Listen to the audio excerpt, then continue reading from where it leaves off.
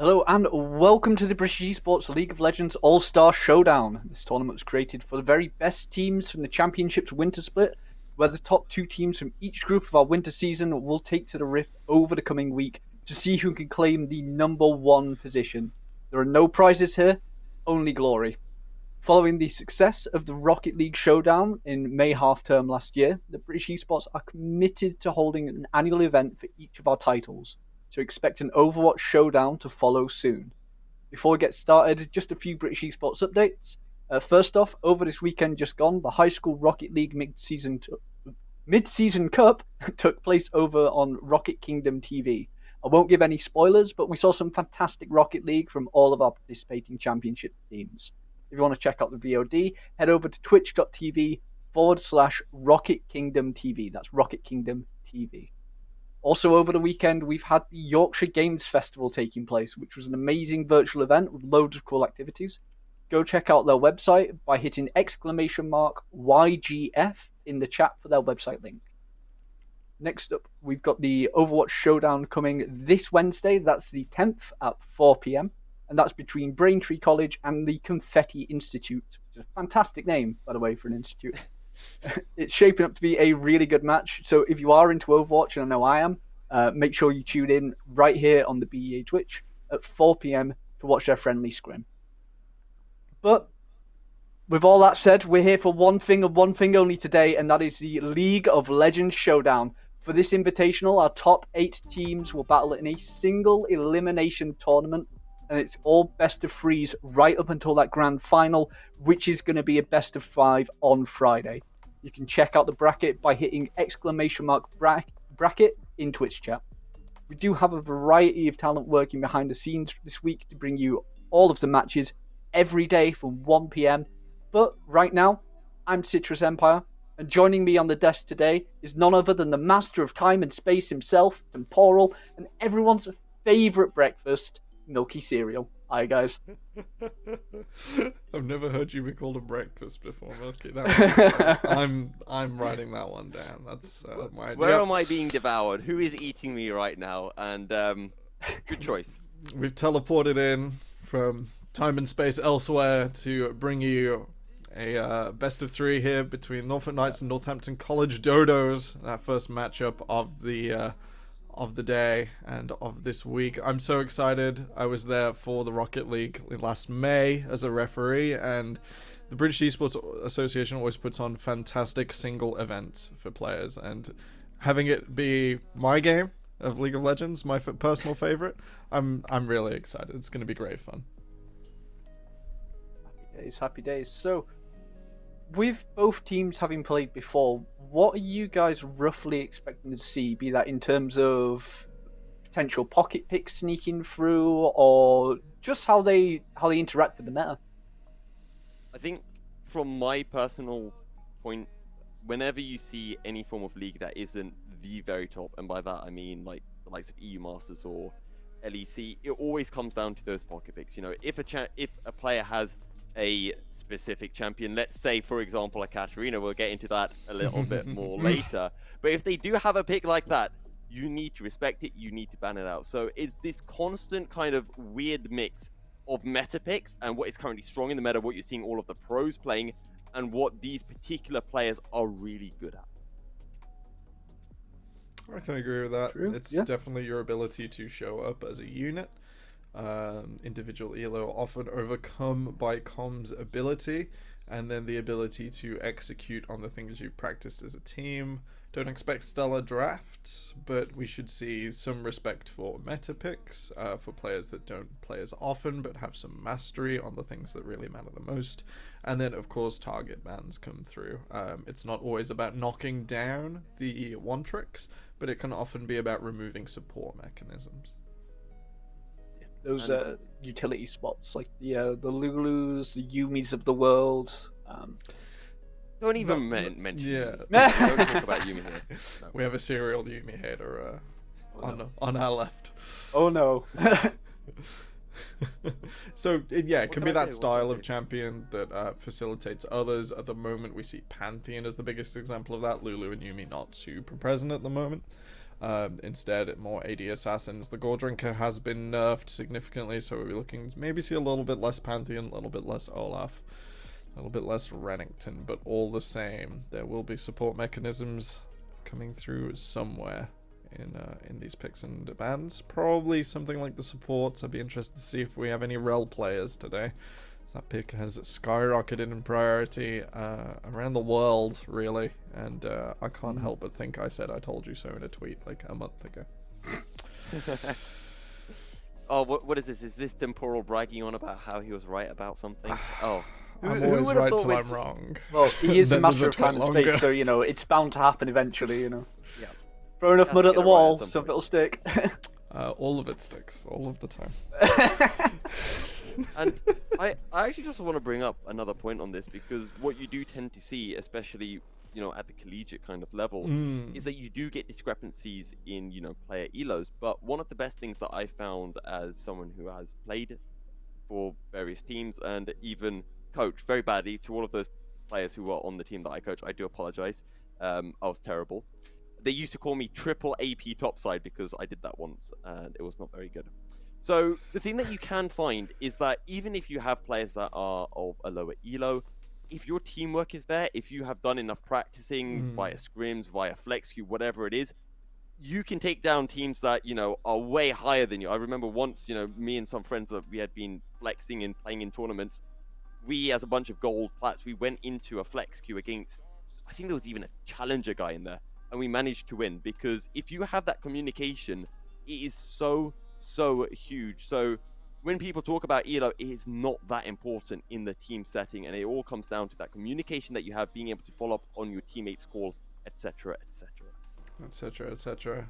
You bring up a good point about elo discrepancy. I never quite peaked at challenger, but after playing against Impaler and Vedius all those years ago, I don't want to say I gave them a run for their money, but we weren't pushovers all those years ago in university and sort of collegiate leagues, and it is about how you work as a team. You highlighted Flex Q Clash now as well, a key time to gain experience and push yourself forwards in what is the most pivotal dynamic in League of Legends. Being able to work coherently as a team, as a unit, similar to most other sports. If that comm structure is there, you are hugely advantaged, and if you don't, it is pretty obvious from the outside, and within it causes a lot of struggles, it causes strife between players, and it can get quite difficult quite quickly. And having that skill set and that knowledge in place, being able to work through it, is absolutely key at this level.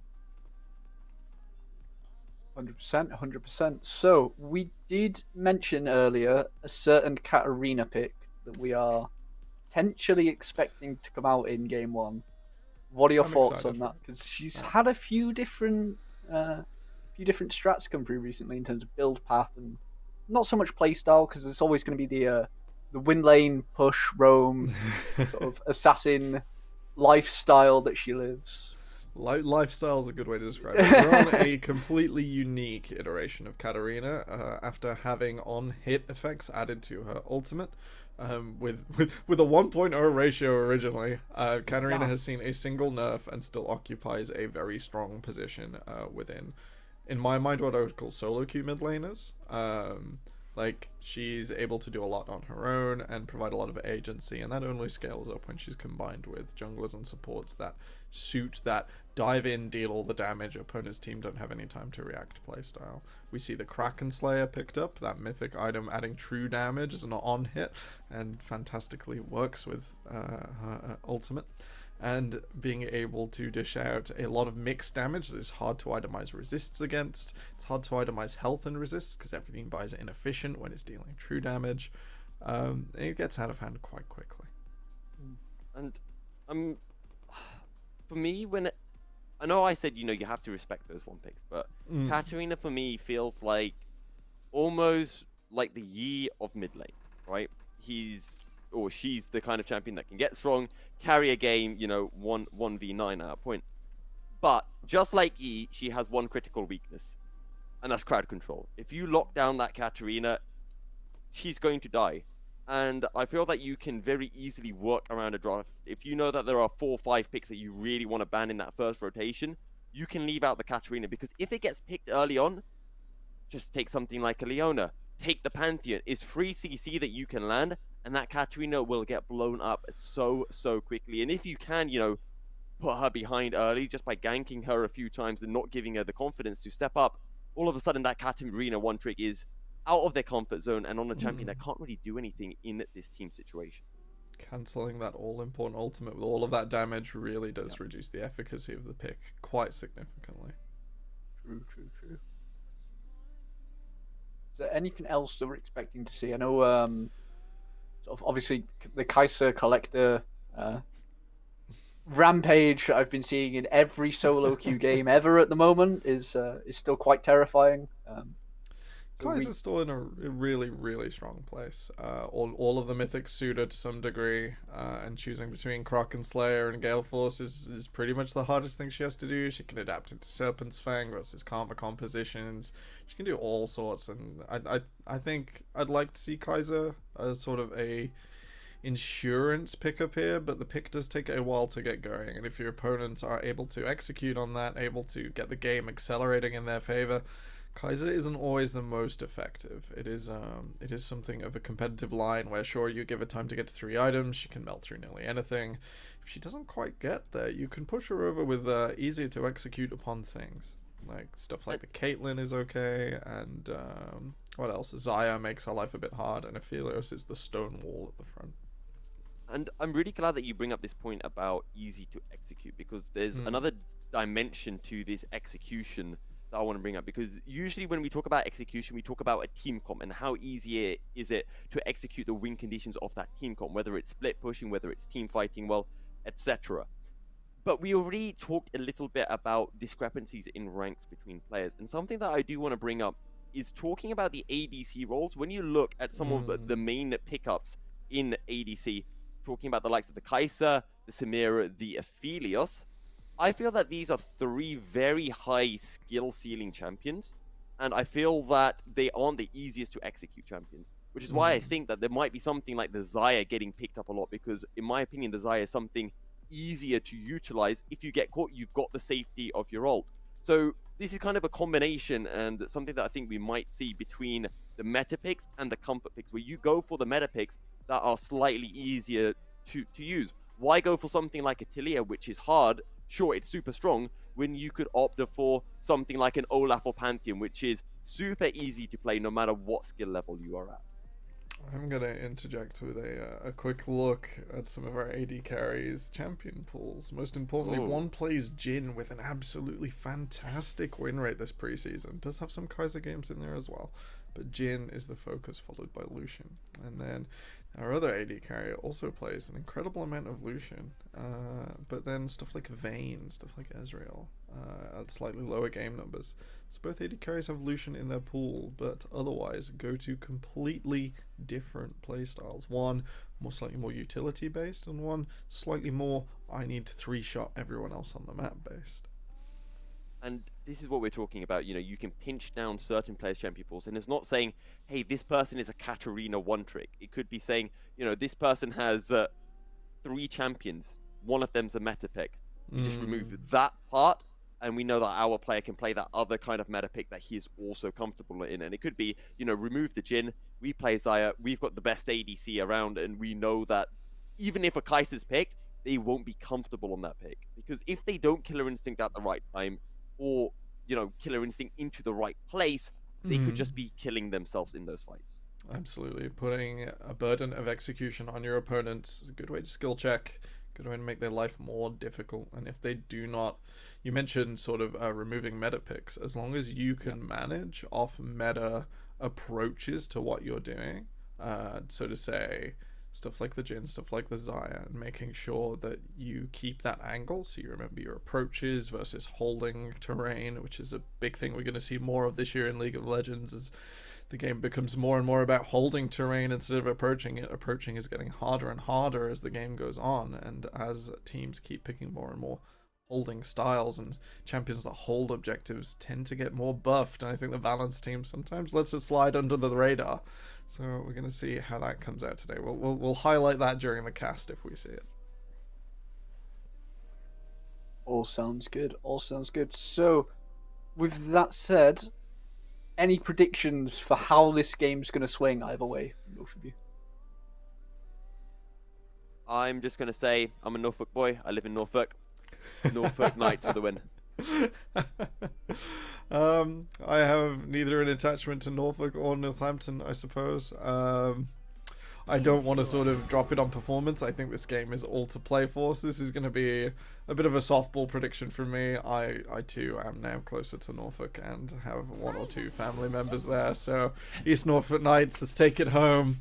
The Dodos are extinct for a reason, and even though both of the logos look really cool, I really like that shield. Well, we'll see whether Norfolk Knights can bring out some shields to their play. Likes of the Leona, the Locket of the Iron Solari. We'll see what comes through. Vayne and Darius being banned from the side of East Norfolk Knights, and Northampton, the college, banning away the Lulu, and that Katarina one-trick pick that we were talking. Katarina one-trick pick. Indeed, that comes away on R2. Archibald's Vayne is gone as well. That is his favorite thing to play aside the Lucian. LeBlanc taken away as well. So lots of target bans pointing towards the supporting Otter here. Cyber gonna have to try and play something else, try and rely on the strength of R4 in draft, which is oh so useful for picking up those neutralizing picks in mid lane. Kaiser on B1. This is what we mentioned, Milky. This is what we like to see. You know, we were casting some LCK challenges earlier. Kaiser B1 pretty much every single game is where the meta is, and we're going to be expecting a full-on tank support to be pairing up with it. Absolutely, we're looking for things like the Leona and the Nautilus, in my opinion. Nautilus Kaiser, the biggest kill lane on the patch, able to everything that beats Nautilus Kaiser has to be oh so specialized and oh so difficult. Nautilus Kaiser can just railroad through nearly everything at the moment, and it really looks good. Braum Corki, so we're already heading down the things these players like to do. Corki not seeing much competitive success on the patch, does like the new Leandri's Torment, but hasn't translated well to the year 2021 just in general. Not like to stack his Triforce and other things previously, and just isn't able to do that with the way Mythic items have locked us out of certain build paths. Braum could be useful here.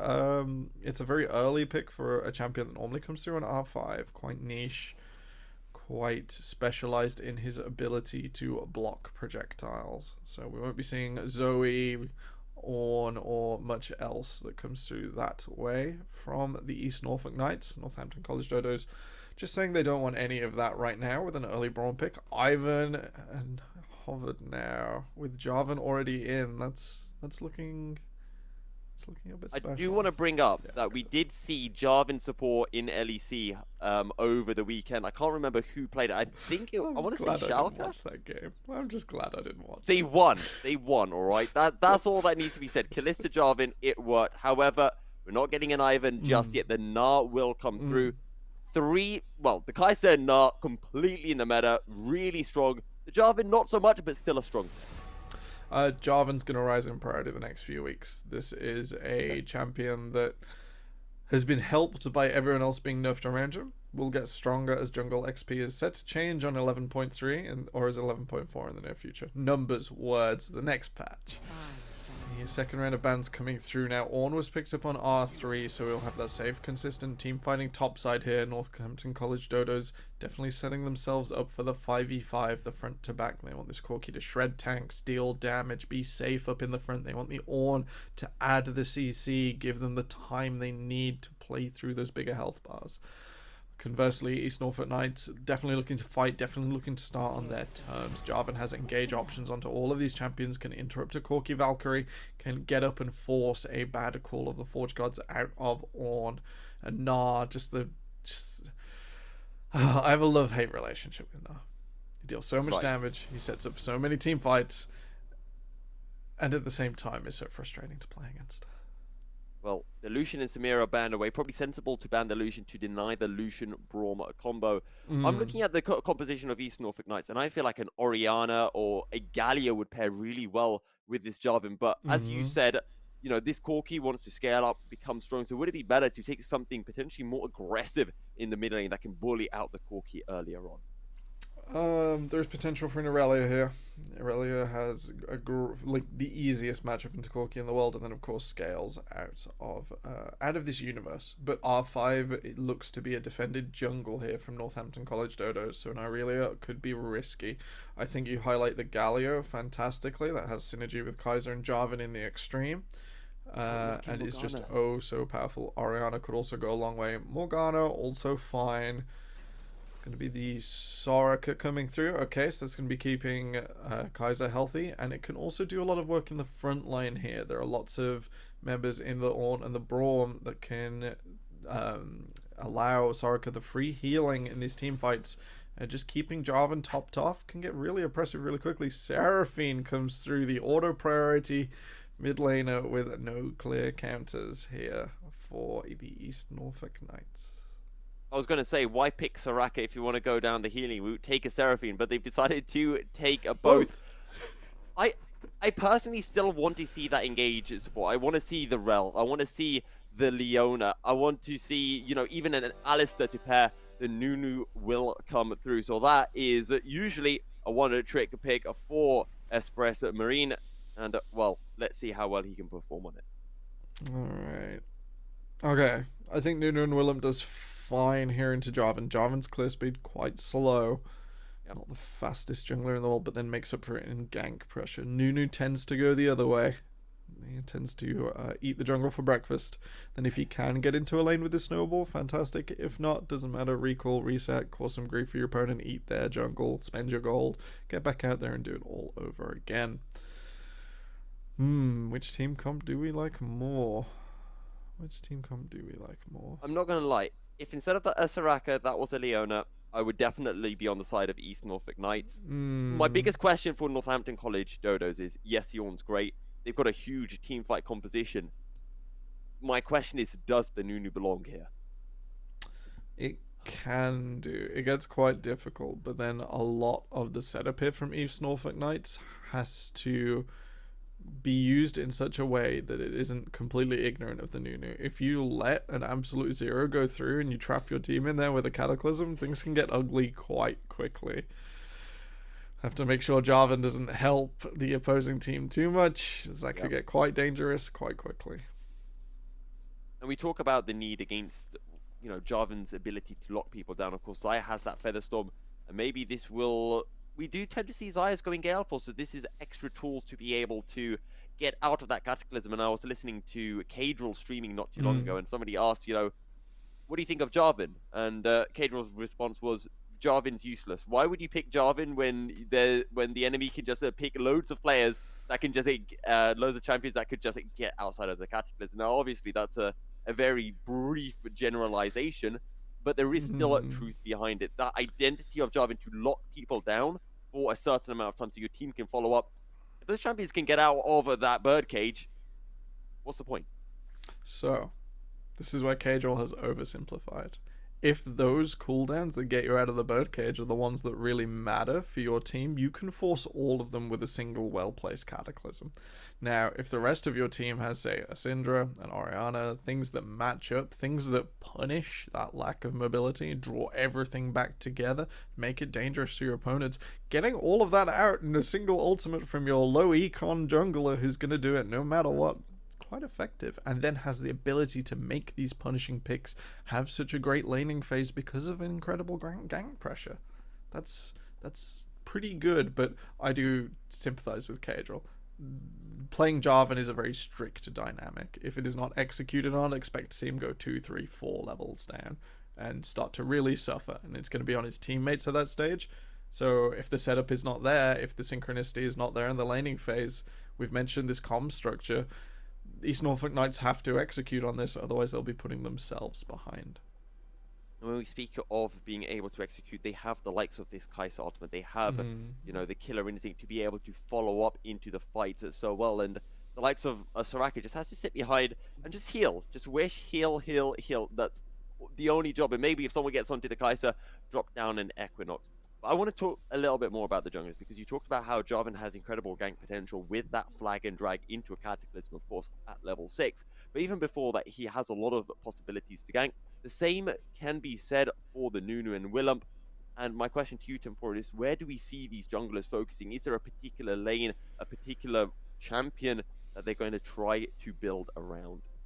For me, this game, break any solo lane, and we're looking good. I think the duo lane doesn't get impacted too much.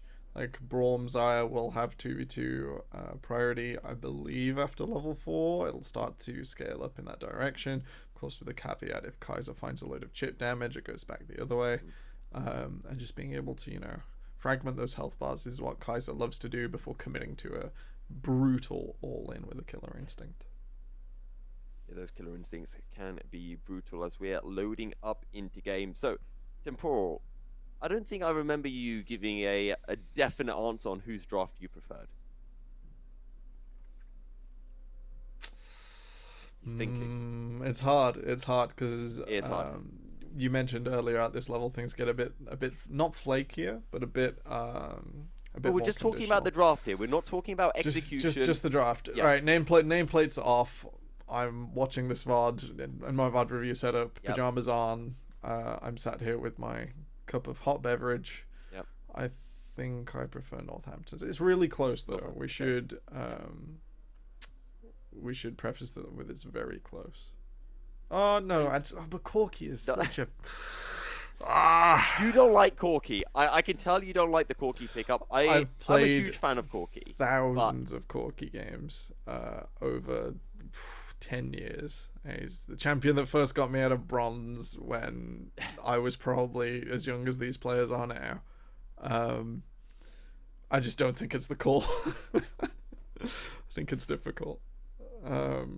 Yeah, Norfolk, sure. Norfolk, it has less holes in it, as long as they execute on the Kaiser. My main problem with the Norfolk draft is that the Kaiser can be punished here, but you know what? I think it's going to be fine. I think they're getting away with it. I think... Well, let's see, because we talked about the Corky not being, the most meta pick.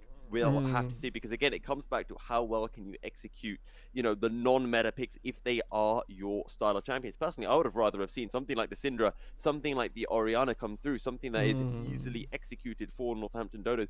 We've got the Ornn in as well, and I do want to talk about the Ornn, because Ornn is a pickup that, was terrifying people back in Season 10, the Paladin, Assassin, Mage, Bruiser, blah, blah, blah, blah, blah. I don't know, ask Ellis for the full list. Where does it currently sit in this meta? I think Ornn just does fantastically. I think I don't know. I'm not expecting to see the Gnar sort of run it over. Might cause it a bit of grief. And yeah, as we go into game, I'd like to highlight our Twitch chat predictions. I think we have the oh so popular recently channel point predictions on, and oh yes, I haven't got the percentages, but I do have the raw numbers handed to us by production. 4,000 points have been put towards the East Norfolk Knights, and only a few hundred here for the Northampton College Dodos. So if the Northampton College Dodos do win out, that is a large amount of hydrates you can redeem, I guess. Yeah. So, well, I mean, it's one of those things, isn't it, standard? When you bet on something that is likely to happen, you won't tend to see a big reward. High risk, high reward, low risk, low reward. That's how things are shaping up. And East Norfolk Knights in the group stages, they did look very strong. And I guess, just like she says, as a quote, nobody expects the banana. Soraka out in game 1. Soraka out in game 1, indeed. I'm not sure how this is going to go. I presume it's something East Norfolk Knights play with pretty regularly, so it shouldn't be too much of a trouble for them here. Jungle is starting on opposite sides on the map, suits them. I wouldn't like to see cross split jungle coming out here. Don't think the teams will have practiced it quite enough. It is one of the things teams of this level sort of have on their lists, but it's not the first priority. So the bot lane is neutralized. Nunu with the level 2 gank. Yeah, Nunu coming through in the mid lane straight away. And Nicholas being forced to flash. That's a summoner spell down for the East Norfolk Knights mid laner. Indeed, indeed. That's not something you want to lose on this mid lane as early as possible. Instead, that will be pretty much until just after level 6s come through for the Seraphine. Well, she'll have to be worried about Nunu returning and causing more mischief with this snowball. I'm going to call it mischief. I think Nunu's very frustrating to play against. Very, let's call it mischievous. Mischievous. That's the word I'll use today. Okay, Twisted Ascendant. Helping push up in this bottom lane. That is the second star call to land. Archibald's going to be suffering if those continue. You tend to have to play away from the wave as well. That does allow Soraka to push up and gain priority for you down here. If she manages to hit the wave and yourself. Here comes Ice Steel Brothers. Nicholas not worried about the flash now. Istvan is going to have to get out of dodge. Valkyrie's a long cooldown. Flag and Drag Istvan goes in and he's going to go right on into the snowball. Flasher forward. There's the auto. First blood. It goes the way of Livewire and Northampton College Dodos. Nicholas on the run. But the Dodos are most certainly not. The phosphor bomb. Almost enough to take down Nicholas. He survives on just a few HP. Just a few left in the tank. Ice Steel Brothers, unfortunately, if it looks too good to be true, if Istvan is kiting to one side of the map instead of the infrastructure, there's probably a Nunu waiting. And Livewire manages to pick that one up. We'll get a gold lead for his trouble. And that is the start of Nunu snowballing out of control, I guess, in this game. Now Nunu looking to the mid lane again. High Note will connect onto Istvan. And Nunu's just walking through the mid lane. He just doesn't care. He's just saying, Nicholas, I'm around here. Just turning up. That's all. The problem with Java not grabbing a Rift Scuttler there is that Livewire realizes, oh, hey, I can do this one. And then if I turbo straight down to the other one, I can reach it before Ice Steel Brothers will be back off the podium. And it manages to pick up both here. That will be a large XP lead as well. For this Nunu. To the bottom side as well. He's got the snowball primed and rolling. Maybe he doesn't. By the way, Ascendant being run down. That's the root from the concussive blows. Livewire gets the second kill. Livewire showing exactly why he picked this Nunu up. Absolutely. Aokiji, with fantastic timing, realizes the snowball has gone, or it is called, and manages to set up the concussive blows instead to make sure that gank was a success. That is 2 lanes now with a small lead here for Northampton College Dodo. So, can you see those channel points flying backwards, Milky? I think I can. They probably are. I'll have to be honest. I don't have the Twitch chat open. But I would assume that to be the case right now. But still early stages in the game. Maybe too soon just yet. Maybe too soon. Yeah. But soon it won't be too soon. Twisted Ascendant clearing out vision for Steel Brothers to just path in without getting spotted. Drake is up, but for now I don't think we're going to see either teams posturing towards it. I don't think either team needs to turbo Cloud Dragon here. Both would rather scale and wait, as that does favour the top side of the map here for Northampton College Dodos and the bottom side for East Norfolk Knights. Don't think anyone is in a rush just yet. Instead, wait for your opponent to make the first move, set up your vision the way you want. East Norfolk Knights have done this best in the bottom side at the moment. The bot side is completely clear. And just hold on and wait for your opponent to make a slightly iffy rotation. That would be my recommendation. Currently 2 kills to 0 for those tuning in. This is the first quarterfinals of the British Esports Association League of Legends All Star Showdown. And Livewire has been ganking, and he's ganking some more. Oh, that is a good on-call under tower. Livewire forced to flash, will take another tower shot to the face. Those low, not enough to see any kills are coming through. Unfortunate interaction there. Seraphine's E, which slows and roots if it hits twice, is cast twice by Nicholas. So you'd expect it to root, but Nunu's passive means he doesn't get slowed on the first impact. And that just means he powers straight through. Nicholas caught out there. Doesn't burn, does end up burning the flash again. And it's looking rough for the Seraphine. She's under a lot of pressure here in the middle. It doesn't look like Ice Steel Brothers will be in a position to relieve it anytime soon. And Temporal, I want to talk about something. I want to talk about runes, because I know you like runes. You're a smart guy, so you can explain to me. So Livewire has gone for Phase Rush, and I understand that Phase Rush is generally a very good item for junglers. It lets you move faster, which is never a bad thing. But we talk about Northampton College Dodos having this big team fight composition. I personally think that having something like an Aftershock would have given those extra stats that could be so crucial in any upcoming team fights. On the Nunu? On the Nunu, yes. Well, but then he doesn't get to get up and throw snowballs at people's faces. I think Aftershock is pretty niche here on the Nunu.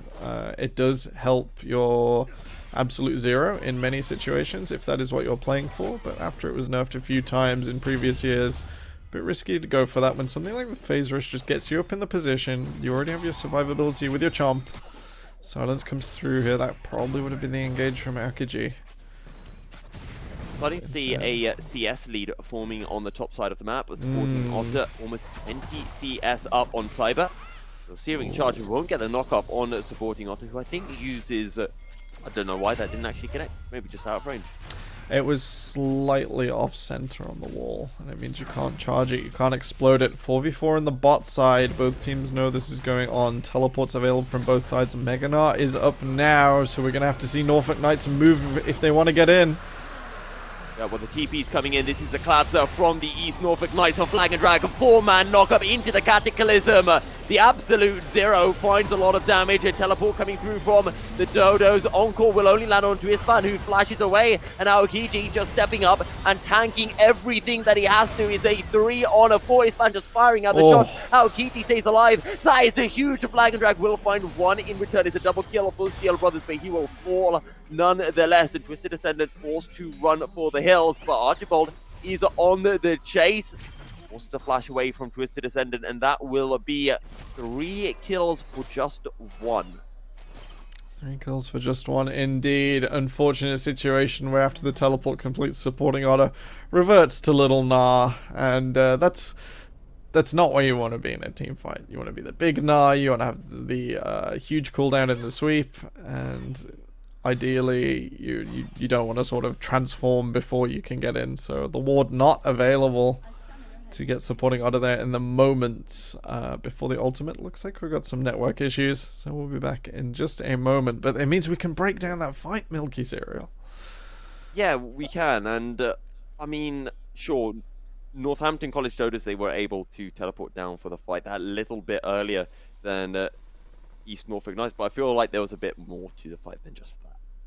There were moments where the Norfolk Knights could have continued through, but then the Encore was thrown into the entrance near middle and caught out 2 members of Northampton College, but the rest of East Norfolk Knights were behind the other members of Northampton College. The split wasn't there. I'd have preferred to have seen all of the AoE go into the center so that Norfolk Knights could continue to push forwards rather than splitting their attention and making it more difficult, overtaxing the Soraka at a stage where she hasn't got everything maxed up yet.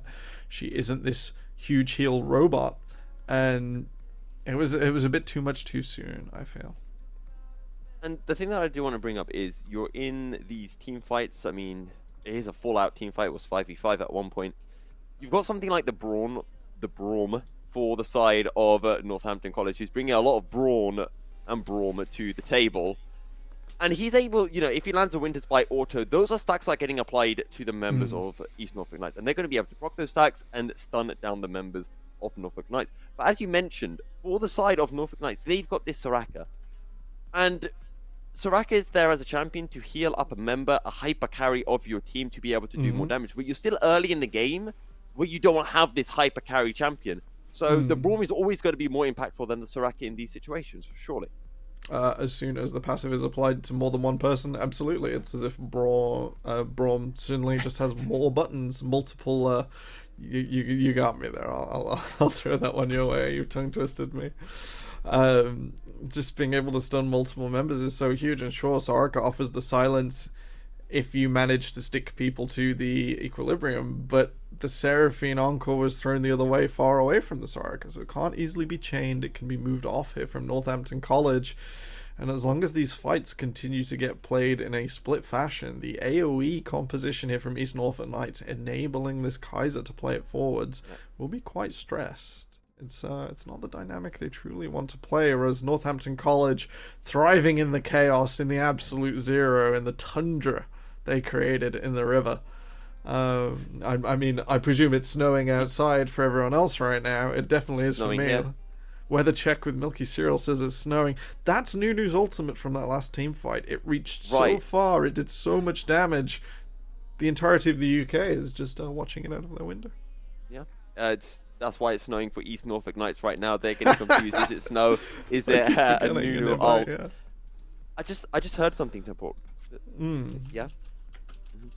Apparently, 20 million Twitch chat point things have gone the way of Northampton College Dodos. They think that fight was, damning. They think it was the way forwards. Okay, Exactly. That's, yeah. I mean, But with that- if you can flip flop, I suppose why not? You can flip flop, why not? Either way, we're back into game. It's currently a nearly 2k gold advantage for Northampton College Dodos, who have that first Drake on the side. And kind of going back to that fight, I want to talk about damage dealers, because you look over to the side of East Norfolk Knights, and they've only got the Kaiser, whereas we saw from Northampton College Dodos, Isfan was able to put out damage, and the focus from East Norfolk Knights, I feel incorrectly, went on to Isfan first. He was able to survive, and this meant that Archibald on the side was continuously able to throw out the feathers uncontested. Yeah, I think because they didn't find any particular member in the AoE did not come through, it was a bit more difficult for them to sort of really push forwards at all. Livewire will pick up the Herald here. The package from Istvan just means that East Norfolk Knights know to not contest. It's looking a bit too dangerous for them here at this moment.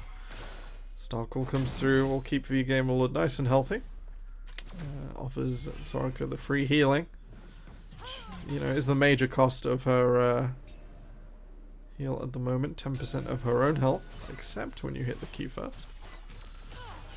Vision contested here with Ice Steel Brothers nearby. This is pretty risky for Northampton College Dodos. They don't necessarily need to contest this. They'll get away with it this time, though.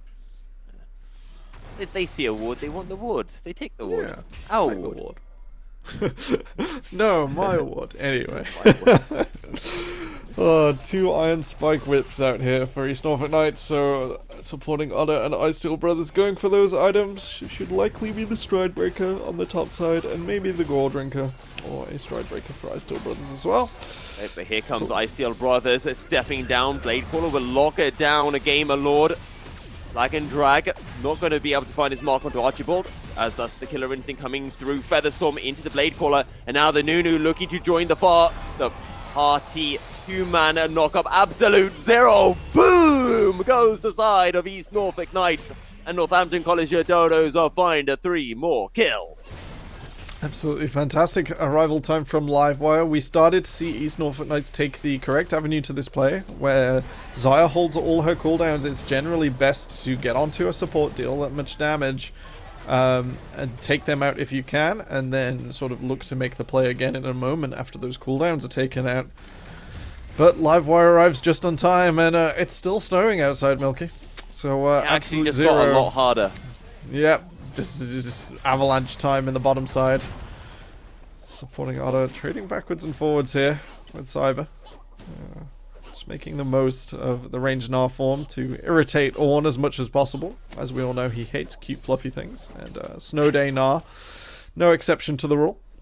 Cute, adorable, and wearing appropriate clothing for the weather. Exactly. That's why supporting Otter is doing so well for East Norfolk Knights. He's got the snow. He's got the snow suit on. He's ready for the winter that Livewire is bringing. For the night is dark and full of terrors. I suppose if anyone's new to League, we should clarify that the cosmetics don't give buffs based on their appearance. But it's hang on. If your skin has sunglasses, it protects you from Leona. One less damage. One less damage. All right. Or one more damage to Zyra. Yes. So as well. yeah, the plant champions. Except our one or two funny jokes. They are just appropriate for the weather going on outside, and we hope everything is going okay with hopefully your lunchtime from learning from home. I think that's the state schools are in right now. I'm not kept up with developments. Can't say I have either, as Nicholas are throwing out some orders, but beautifully sidestepped by Isfan. That one, sadly, he is unable to sidestep. Now, Northampton Dodos are 9 kills to 2. They have a 4k goal lead. There is a Drake coming up. And I have a Indeed. feeling that East Norfolk Knights want to contest this, but I don't think that is a smart decision. With 2 mythics coming through on the top side, supporting Otta's teleport just about done. I think as soon as that's neutralized, we could see the contest. Alright, nice adaptation from Nicholas. Has realized that when Nunu is coming forwards with that snowball and can't be slowed, better to speed yourself up and evade rather than hit the invulnerable to slows Nunu. Yeah, I think, you know what, Milky? I think East Norfolk Knights are taking your call here. I think they're gonna let this one go. They're gonna see what the soul is, and they're gonna make a later decision. Will be the Infernal Souls, adding that much damage. Now, when it comes to coming in later, once the soul has already been chosen, which is the 3rd dragon, this will now be only Infernal Dragons until any particular team has 4, and then they get the soul buff, and Elder Dragon is dropped onto the map. At this stage, if East Norfolk Knights swing back in as best they can, and they succeed, there is potential to get 4 Infernal Dragons, which is 40% bonus ability power and attack damage. That's an incredibly strong thing to wish for. So things aren't all over yet for them. If they swing back in, there is huge potential here. Package comes on through. I think Istvan's just going to disengage, but I Still Brothers is forcing. Oh. This is a really nice turnaround. The Cataclysm comes, and that's the encore. And in almost Glacial Fissure denying the absolute 0. Either way, it is a 1-for-1 so far. Nicholas just trying to poke out damage, but Northampton Dodo's turning up, and they're just going to steal out the entire jungle from I Steel Brothers. I think in a rush to make the Dodos extinct there on the top side, Norfolk Knights overcommit a little, and sure, they do catch out Istvan, and that will be a lot of gold going over to I Steel Brothers. They maybe commit a little too hard where they don't need to, and now Nicholas. He has a flash. It is predicted. The concussive blows are stacked, and Livewire is onto a killing spree. Killing spree indeed, picking up back-to-back-to-back takedowns here on this Nunu. And they're just going to have such a good time in the next few minutes. Archibald a little close under the tower. Can't fight back till that one's gone. And the health bar nearly already completely gone. The feathers will fly, but supporting Otter. Just going to have a good time. He gets the shutdown. Beautiful hop over the feathers to prevent the Blade Caller from being able to lock him down. And Archibald's flash, I don't think it was up. I think it's still on cooldown. As Istvan has been caught. Flag and drag flashed away by Istvan. That's the Catherine Rain. A lot of damage. Gamer Lord almost died. Forced to use the heal. Livewire was on the way down, ready to save his team, but a little bit too late to the party. Yeah, when it comes to getting picked out like this in the sides, we've seen it from both teams now. You're just going to take a breath. Try and think about what your opponent's team composition's trying to do, what your opponents are actually doing, the difference between. Just try and do the best you can on the sides. We'll probably be seeing both teams chill out just a little bit now, but I suppose Nunu doesn't mind less people being on the map from either team. It means they're less likely to contest his Herald, which he wants all to himself.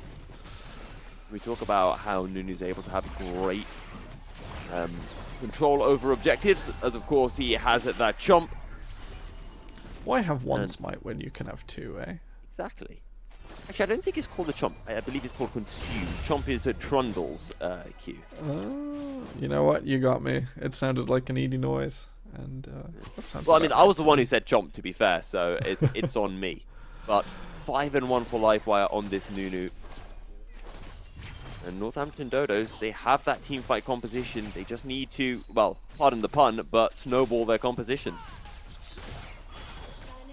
Indeed, indeed.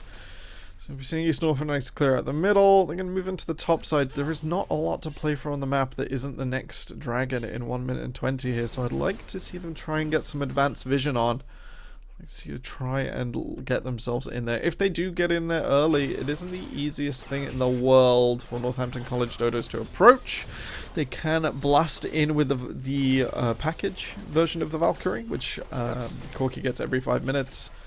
Or is it 6 or 7 minutes? It should be up, if not immediately for Dragon Spawn, not long afterwards. So the Dodos don't mind coming in a little late to this one, if they can approach with that. Setting themselves up, the Ornhorn, the Call of the Forge Gods, also a pretty good approaching ability. But on the converse side, Norfolk Knights do want everyone in one funnel. They want all of this AoE to land. They want to echo the encore all the way through the team fight and catch all 5 members and make it span like half the map. Yeah, that is their ideal situation. And it looks like College Dodos know this is going on and they're just going to clear out the vision in the pit. Looks like we're resetting right now, so we're a little late. They won't quite make Dragon spawn, but I think they know East Norfolk Knights won't be running on there with the greatest haste. They'll be a little bit nervous just in case there's anyone lurking nearby or if it's a trap. So it looks like it will be a fight in the next clarify few for those seconds. who are less familiar with how Seraphine works, the more of her allied champions her ult, the Encore passes through, the further it travels. And if it goes through her entire team, it travels a long distance. In fact, it might go all the way from Norfolk Knights to Northampton Dodos IRL. Breaker down, there comes the package. Isfan over the wall, he will get obliterated. That is a 4-man call of the Forge God. That's the Encore coming through, flag and drag onto Archibald, but Archibald gets locked down, flashes out of the Cataclysm and able to find a 1.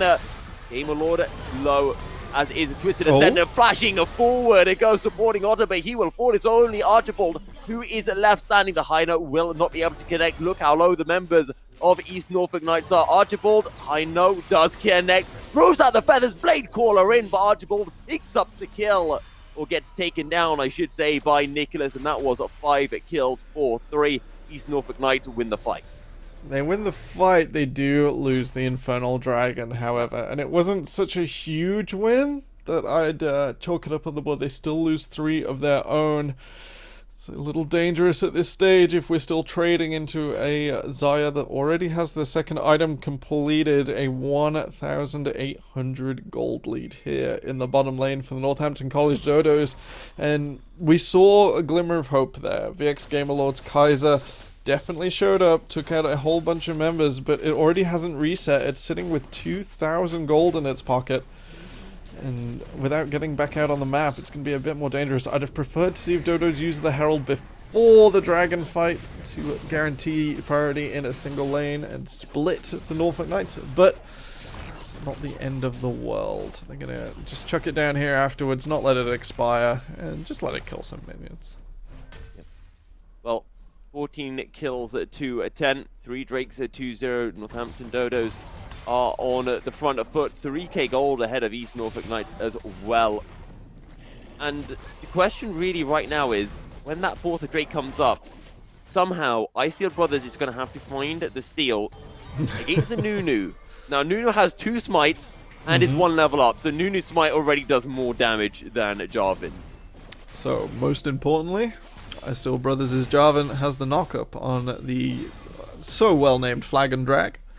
And when you are knocked up, it is the one time in League of Legends where you cannot use a summoner spell. You cannot flash, you cannot smite, most importantly. So as long as it is Q smite though, here can't you? You can cleanse and then you can use it. Oh no, sorry, you can't cleanse. You can Q. You could previously QSS and then flash or use a cooldown. However, that was removed with the Season 11 item changes. There is currently no way to contest a knockup. Oh. I hear Yasuo players laughing. Yep, in the background. They're enjoying it. What can I say? Yeah, there was a version of Tenacity, the CC reducing ability that reduced knockups as well. So in return, the ability to QSS them was removed.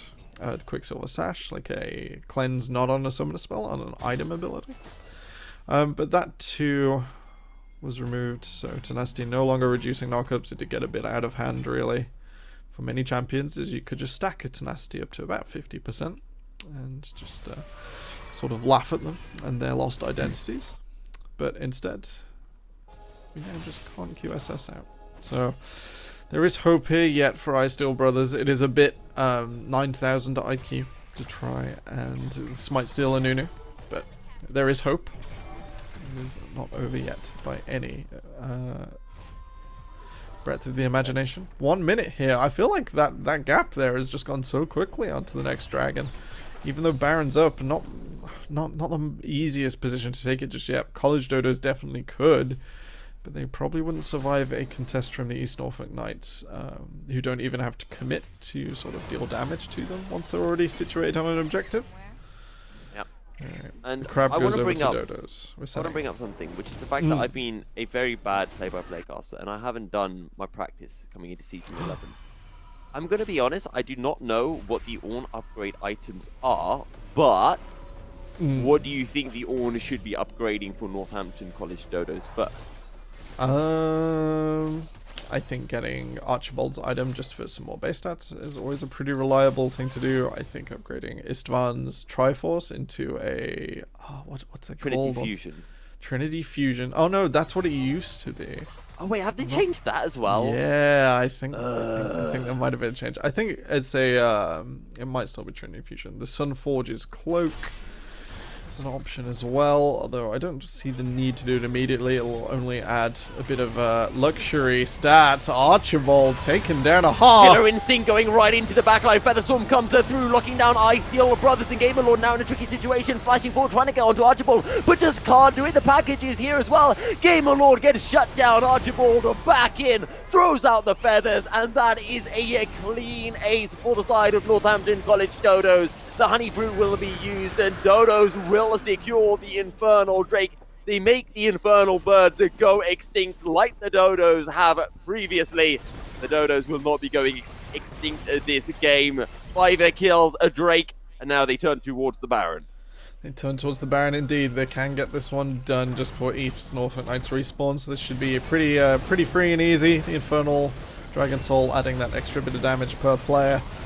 And I want to highlight in that last fight, Twisted Ascendant was really unfortunate and got caught in the middle of the choke. And when that happens to Osarika, they can't get the wish off, they can't defend themselves. All of those cooldowns that were protecting Gamelord, protecting Nicholas, just go missing. And in that case, what was already a close fight becomes incredibly difficult to play out. And all the Dodos had to do was play it forwards. Archibald, even though they're missing most of their health bar, they just fire away in the backline. If you go uncontested, it's really difficult to deal with these really scaled up marksmen in Corky and Zaya. And now we get to talk about something else. Synergy. You look at Northampton College Dodos, they've got this brilliant, front to back team fight. It doesn't matter, you throw people at them, they will fight you off. You've got the Braum to peel for the likes of the Corky and the Zaya. You look over to East Norfolk Knights, Soraka wants to be healing the hyper carry, but she can't do that when a Kaiser ults into the backline, which is what a Kaiser should be doing, and there's no other hyper carry really for Twisted Ascendant to be healing up, and I feel like this lack of synergy is compromising East Norfolk Knights. It could definitely be the angle where they go for healing the Gnar and sort of pushing through the front, but you're right, it's not working out here, is it?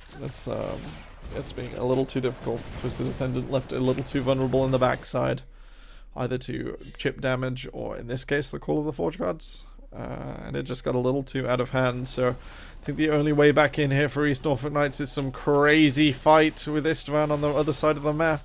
And they're going to have to do something really exciting to try and get through all of these defensive cooldowns that the Dodos have built into their team composition. The Valkyrie, the Feathers Fly from Archibald, Aokiji's wall. I don't remember what Braum's wall is called. Oh my gosh, that's a fast one. Unbreakable. Unbreakable. There we go. It never breaks. It only gets damage. Only gets damage. Can't go down. Can't go down. Right. Indeed. And if East Norfolk Knights or any East Norfolk Knights fans thought that Northampton Dodos were doing damage before, well, with an Infernal Soul, they're going to be doing more. And with Istvan dropping down the missile barrage, each one of them, especially the big one, is going to hurt a lot. Indeed, those red tickers under Istvan's health bar denoting the bigger missiles that he can use in his current arsenal. So if one of those is the rightmost, it is very dangerous. Very dangerous indeed to be a East Norfolk Knight on the map. Alright, we're dealing with the Baron minions from East Norfolk Knights' perspective quite effectively. Only losing T2, which is completely fine. Baron minions do chew through those quite quickly. I also want to mention something else as well, which is the fact that in these fights I have not seen Ice Steel Brothers getting on to Archibald. He's not been able to lock him down as Nicholas running for the hills as Livewire overstretched. The Encore does not connect onto anyone, but the root will come through and Nicholas will secure the kill. Flag and drag. That's the Featherstorm, and now Archibald gets locked down. Blade Caller locking down Ice Steel Brothers. Call of the Forge God. That's the shutdown. Going the way of Gamerlord, now looking for Aokiji, and the high note will pick up one more. Supporting order, buying as much time as possible. Cyber surely will get taken down, will drop the hammer, but it will not be enough. Another shutdown for Gamerlord, and this time Norfolk Knights get a 4-4-1. What did I say, Temporal? They need to lock down Archibald. This time they do it, and this time they win the fight. It looks for a moment there like Ice Steel Brothers had betrayed his team by locking them all in the Cataclysm for the longest time. And then supporting Otter jumps forwards and smacks 3 members of the Dodos. 3 Dodos into this wall.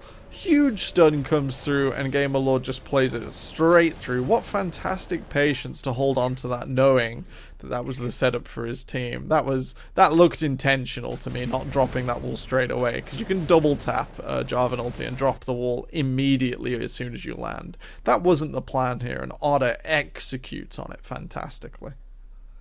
Great communication from Norfolk Knights is what we talked about in the pre-show. The communication between teams. It doesn't matter if you are at slightly lower skill level and you lose, you know, the matchup in the early stage of the game. If you're able to communicate and execute team fights well, it can count for more than one division of ELO discrepancy. And East Norfolk Knights come back into the game. They are 6k goal behind, but they still have to play against the Infernal buff Northampton College Dodos. And the question is, was that a one-off, or can East Norfolk Knights continue to find these fights? Gamerlord currently on 3 items. We're going to find out in about 30 seconds. This Elder Dragon will end the game one way or another, as either we're at the stage. Oh, here comes the package. Isfan knows they have to force the issue. Nicholas has been caught. He's caught and he's blown up. That's the concussive blows. That's the power of having a Braum on the team. And East Norfolk Knights are going to have to try to contest this Elder Drake with just 3 members. Twisted Ascendant died somewhere down the line. So even if they contest this Elder, if they lose 1 member, it's going to be 5 members of the Dodos running in at just a 2 from Northampton Knights. And that is scary He's sight. lining up. He's just on time. Ice Steel Brothers, he goes in. He can't find the steal, and he will die in the process. A worthy effort from Ice Steel Brothers, but sadly, no cigar.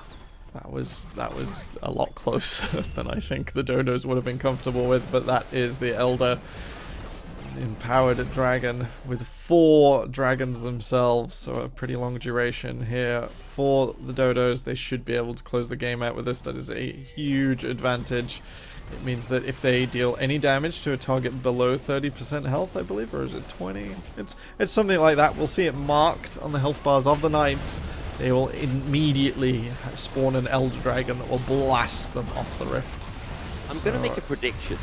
If Corki lands a big one onto Soraka when he has the Infinity Edge purchased, I reckon that combined with the Infernal Soul proc and Elder will one-shot her. Well, one-shot. And then I suppose if there is a Scorch or anything, because you have to reduce them below that health and then deal another tick of damage. And it has to be... oh, okay. Not, I don't think burning passives trigger it. I'm going to have to do a raid check on that one. But yeah, you have to deal some damage again. So the Infernal could be it, but I think we're going to need that to get there. But you reckon Twisted Ascendant is nearly in one-shot range? Yes, I think so. Actually, on a side note, how does the Elder buff proc combine with the Collector, or does it not? Whichever one comes first, but I believe Elder will always be first. I think it so. Is a Technically, higher the Collector passive does nothing. As a result. We shouldn't overvalue the Collector passive. It is by far the weakest part of the item, even though it feels crazy when like an opponent just disappears before their health bar is empty. You're normally overkilling people anyway. It doesn't matter too much oftentimes. You'll have dealt enough. Oh, that is a lot of damage. That was supporting Otter. That wasn't even Twisted Ascendant. Teleport coming in as in comes a Featherstorm Blade, a Caller, and where did the Soraka go? Who said the Dodos are extinct? Because it is the northeastern Norfolk and Knights. Gamerlord will fall as well. And Northampton College Dodos are marching on the base as a fort. Oh, we have the spectator bug. We have the spectator bug. There we go. I thought it was a surrender for a second. Yeah. No, this means the Nexus has exploded. The Nexus has exploded. And the game desynchronized slightly. So it stopped its timeline a little too early. But that is it. Northampton College Dodos pick up game 1. Yep. Convincing fashion, too. That was crazy, really, to say the least. Hi, Citrus. Hi guys, what a game! What a game! What a game indeed. Yeah, the harbinger of chaos, I think, was the level 2 Nunu gank. Really, just sort of gives a little idea of what we might be in for there. Yeah, I mean, absolutely. I just want to point something out. You know, you've got Nicholas. He's this Katarina one-trick player. Why are you putting your Katarina one-trick player onto the likes of a Seraphine? Put him on something aggressive, you know, Syndra, put him on something like an Orianna, Azir, whatever it is, something that can carry these fights forward. Tempora's just like, those champions aren't the same at all. You know what I mean, Temporal, right? You mean stuff like the Echo that can bash a control mage in? You mean things such as a Talon that could roam between lanes or assassinate? Kali, mixed feelings on a Kali at the moment. I think the balance team have done her a little dirty. But you get the idea. That I know what you mean. Engage supports, right? Seraphine only in the support role from now on, okay? No. Seraphine in middle for sure. Just don't knock out Captain Flowers. Yeah. He will come in here with the Skarner and have strong words of you. If we get a Seraphine Skarner in the next game, that is going to be spicy. It is. I do enjoy Seraphine Skarner. It's funny enough, after all the social media memes, it is a pretty decent combination, actually. As everyone rushing forward sort of eats the encore, echoed off their own teammate, and Skarner goes faster, and procs phaserish easier with Seraphine behind it. It's a great time. It's a great time.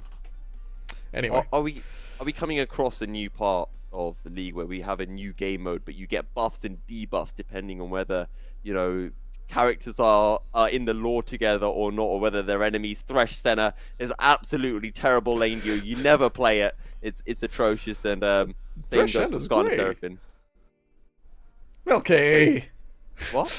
Thresh Senna is very, very strong right now. No, I'm saying because of the lore, because like Thresh like Senna, so it's like debuff. Like it's strong, but it gets debuff. But on the other hand, you've got Senna Lucian, which is weak, but it gets buffed. Oh, yes. I can see where you're going. I can see where you're going with that. Is this not selling? Am I not impressing the dragons with this pitch? I'm not going to invest. Yeah, no. Oh. No.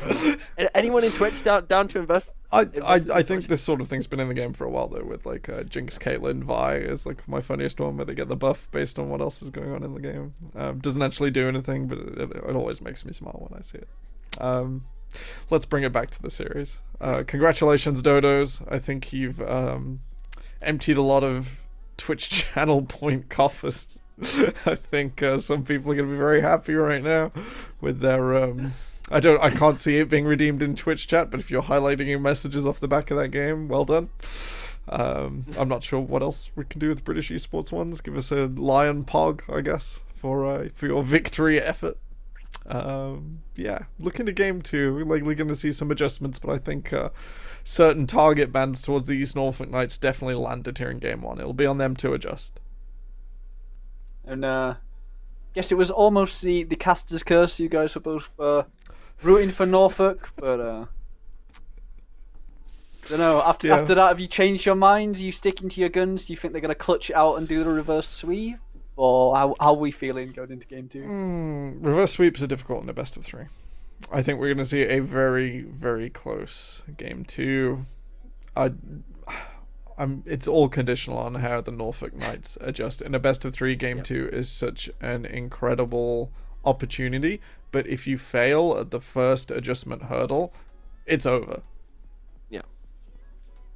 Maybe. I think for East Norfolk Knights, I think they definitely showed promise. I think they can definitely come back in this series, but they need to clean up certain picks, because one of the biggest issues that we saw in that game was the fact that East Norfolk Knights, they consistently thought, hey, look, we can find a gank here, let's do this. But every time they did that, the Nunu was there. There was always a counter gank, and Northampton Dodos always had an answer no matter what Norfolk Knights did.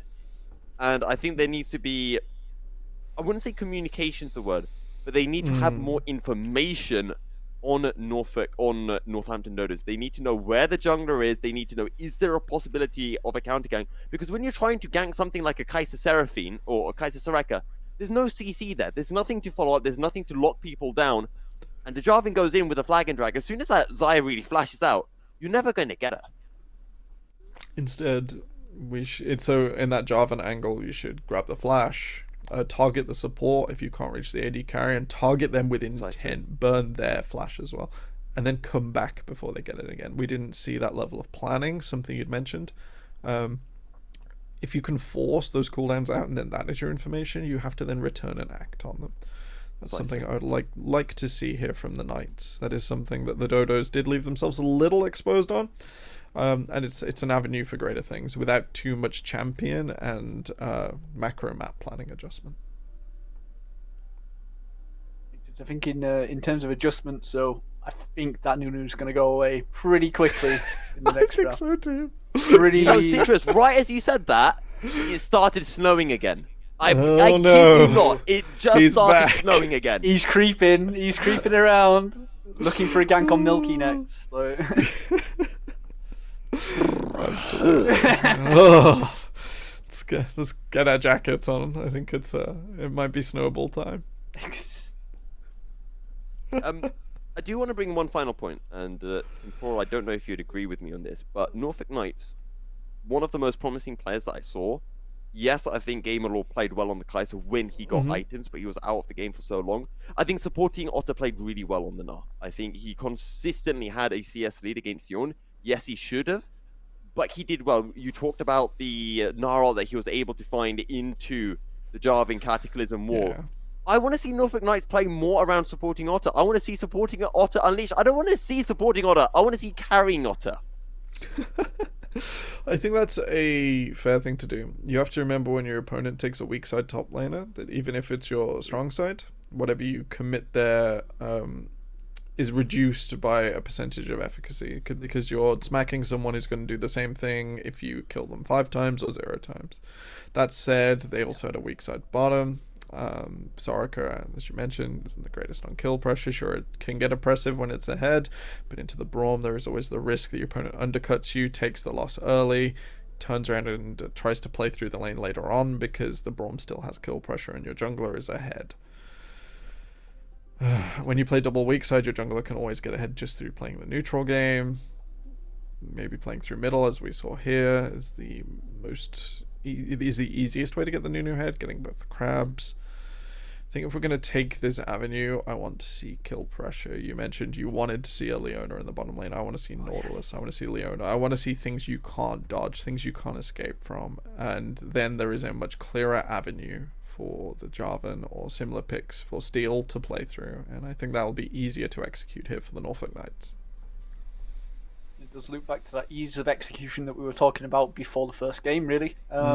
There's more than one layer to it, and I think it's important. You have to start addressing the second one here. It's not just, I can play this champion well, this champion is effective. It's, I need to make this stick against my opponent now. We're not many layers deep, but we're starting to approach the second one. Couldn't agree more. How deep does this go? I believe 10. I have 10 layers written down for my draft mate. It's not how deep is your love, it's how deep is your execution. How deep is your synergy. How deep is Temporal's draft prep and thinking? Is it like a Leona with an Orion? Oh, sorry, God. I want to stop singing, it's terrible, but you get the lyrics, you get the lyrics. I'm like layering down champions that have synergies. Break the karaoke box out. It's lockdown. It's lockdown karaoke time. Please, I really hope no one clipped that, because otherwise I'm never going to have that lived down for I'm going to go back and do that Please, myself. Everyone clip it immediately. I'm glad I didn't try to sing too loudly, that's all I'm going to say. Send it to me on Twitter, I'll make sure he never forgets. I'm misunderstood. I'm just misunderstood, that's what it is. We're going to do LCK karaoke in the future. I believe in it. I believe in it. You haven't heard me sing yet, so you're doing just fine. Okay. Just is fine. It worse than mine, Temporal? Wait till yes. There should be no witnesses. No witnesses at all. The snow is intensifying outside. I notice. I feel Nunu calling back to Summoner's Rift. We'll be getting in for game 2 in the near future. We're just taking a quick minute. Oh, man. Right. Let's nail out the first part of pick ban, I think. Milky, I'm going to be Norfolk Knights. Okay, yeah. You're the Northampton Dodos. Right. I believe this. we're swapping sides. I don't quite remember the tournament rules on this structure. It's either Victor doesn't choose or you swap for sure. Yep. I'm going to go red side. You're on blue side. You start. Okay, cool. So I'm banning. Yep. You've started Okay. pick ban. I can't believe I'm saying this, but Nunu ban first. Yep. Wait, no. You're the Dodos. Oh, yeah, sorry, I'm Dodos. Don't ban Right, your own yes, Nunu. Dodos. I like Nunu. Okay. like We'll start with the Katarina again. So, Katarina, yep, it's fine to get your targets out on B1. You don't have to play chicken with anything now, and I can potentially draft trap myself.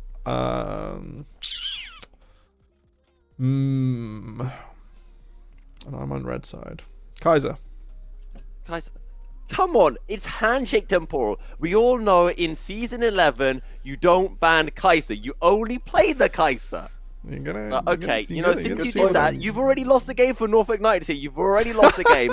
Okay, it's unallowed, but No, I'll go through with it. You got to play to each individual player's strength. Okay, and that's I'm looking at all 5 of their accounts right now and drafting Okay. for them. So I'm gonna there's- ban away there's the people. Nah.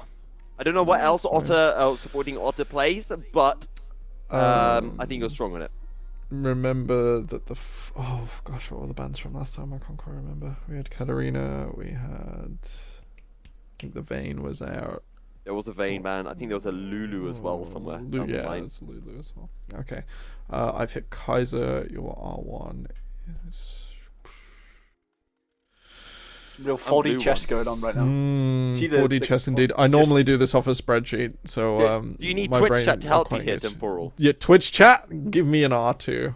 Let's open Twitch chat actually.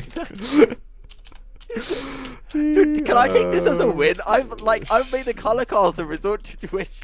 I think it's /popout/chat. It's been a little while since I've done this. No, my R2 Never use doesn't the pop-out matter. chat. So R2 doesn't matter. If you want, you don't have to ban anyone. Give me another champion, I'll take it. I don't want to. The do skipped that. ban, either. ouch. I'm going to hit the Corky. Twitch chat's saying R2. Ivan so far. Seen an Ivan, yes, Ivan was taken out. I'll do Ivan on R2. There Okay. we go. That is Final my ban from first. me, Zaya. That champion is Zaya. not getting through. You do realize that's a counter to Kaiser, right? There's little validity to. Wait, ban hang on. I keep forgetting. I'm Northampton Dodos. I'm not Northampton. Yes. See, okay. So you can see the issues are here with me It's and hard to Temporal do being this- drafted. Temporal doesn't know hard to do what this he all in wants our to like brains. ban, and I can't remember which team I'm drafting for. So It's going well okay. then. It's going better than we could have ever hoped for. yeah. We need to get Pro Draft up. Can we get Pro Draft up on the screen and like show? Yeah, it's very hard in show the the head. draft Go going on, on. like we're not doing this for the teams, I suppose. Just hit the B3. Okay. Who do I want to ban? I'm B3. You've banned away Kaiser. You've banned away Zaya.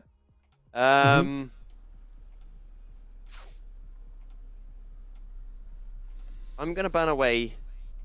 You know what? I'll just ban the Jarvan. Yeah, Jarvan's fine. Yeah. I think I'll Jarvan's fine. Yeah. I think I'll ban Jarvan. I think it's a comfort pick and it's a decent jungler. Take it away. R3 set the tone. Currently, Citrus. Who do you think is winning this draft? We're pretty neutral at the moment because we've not committed our first rounds.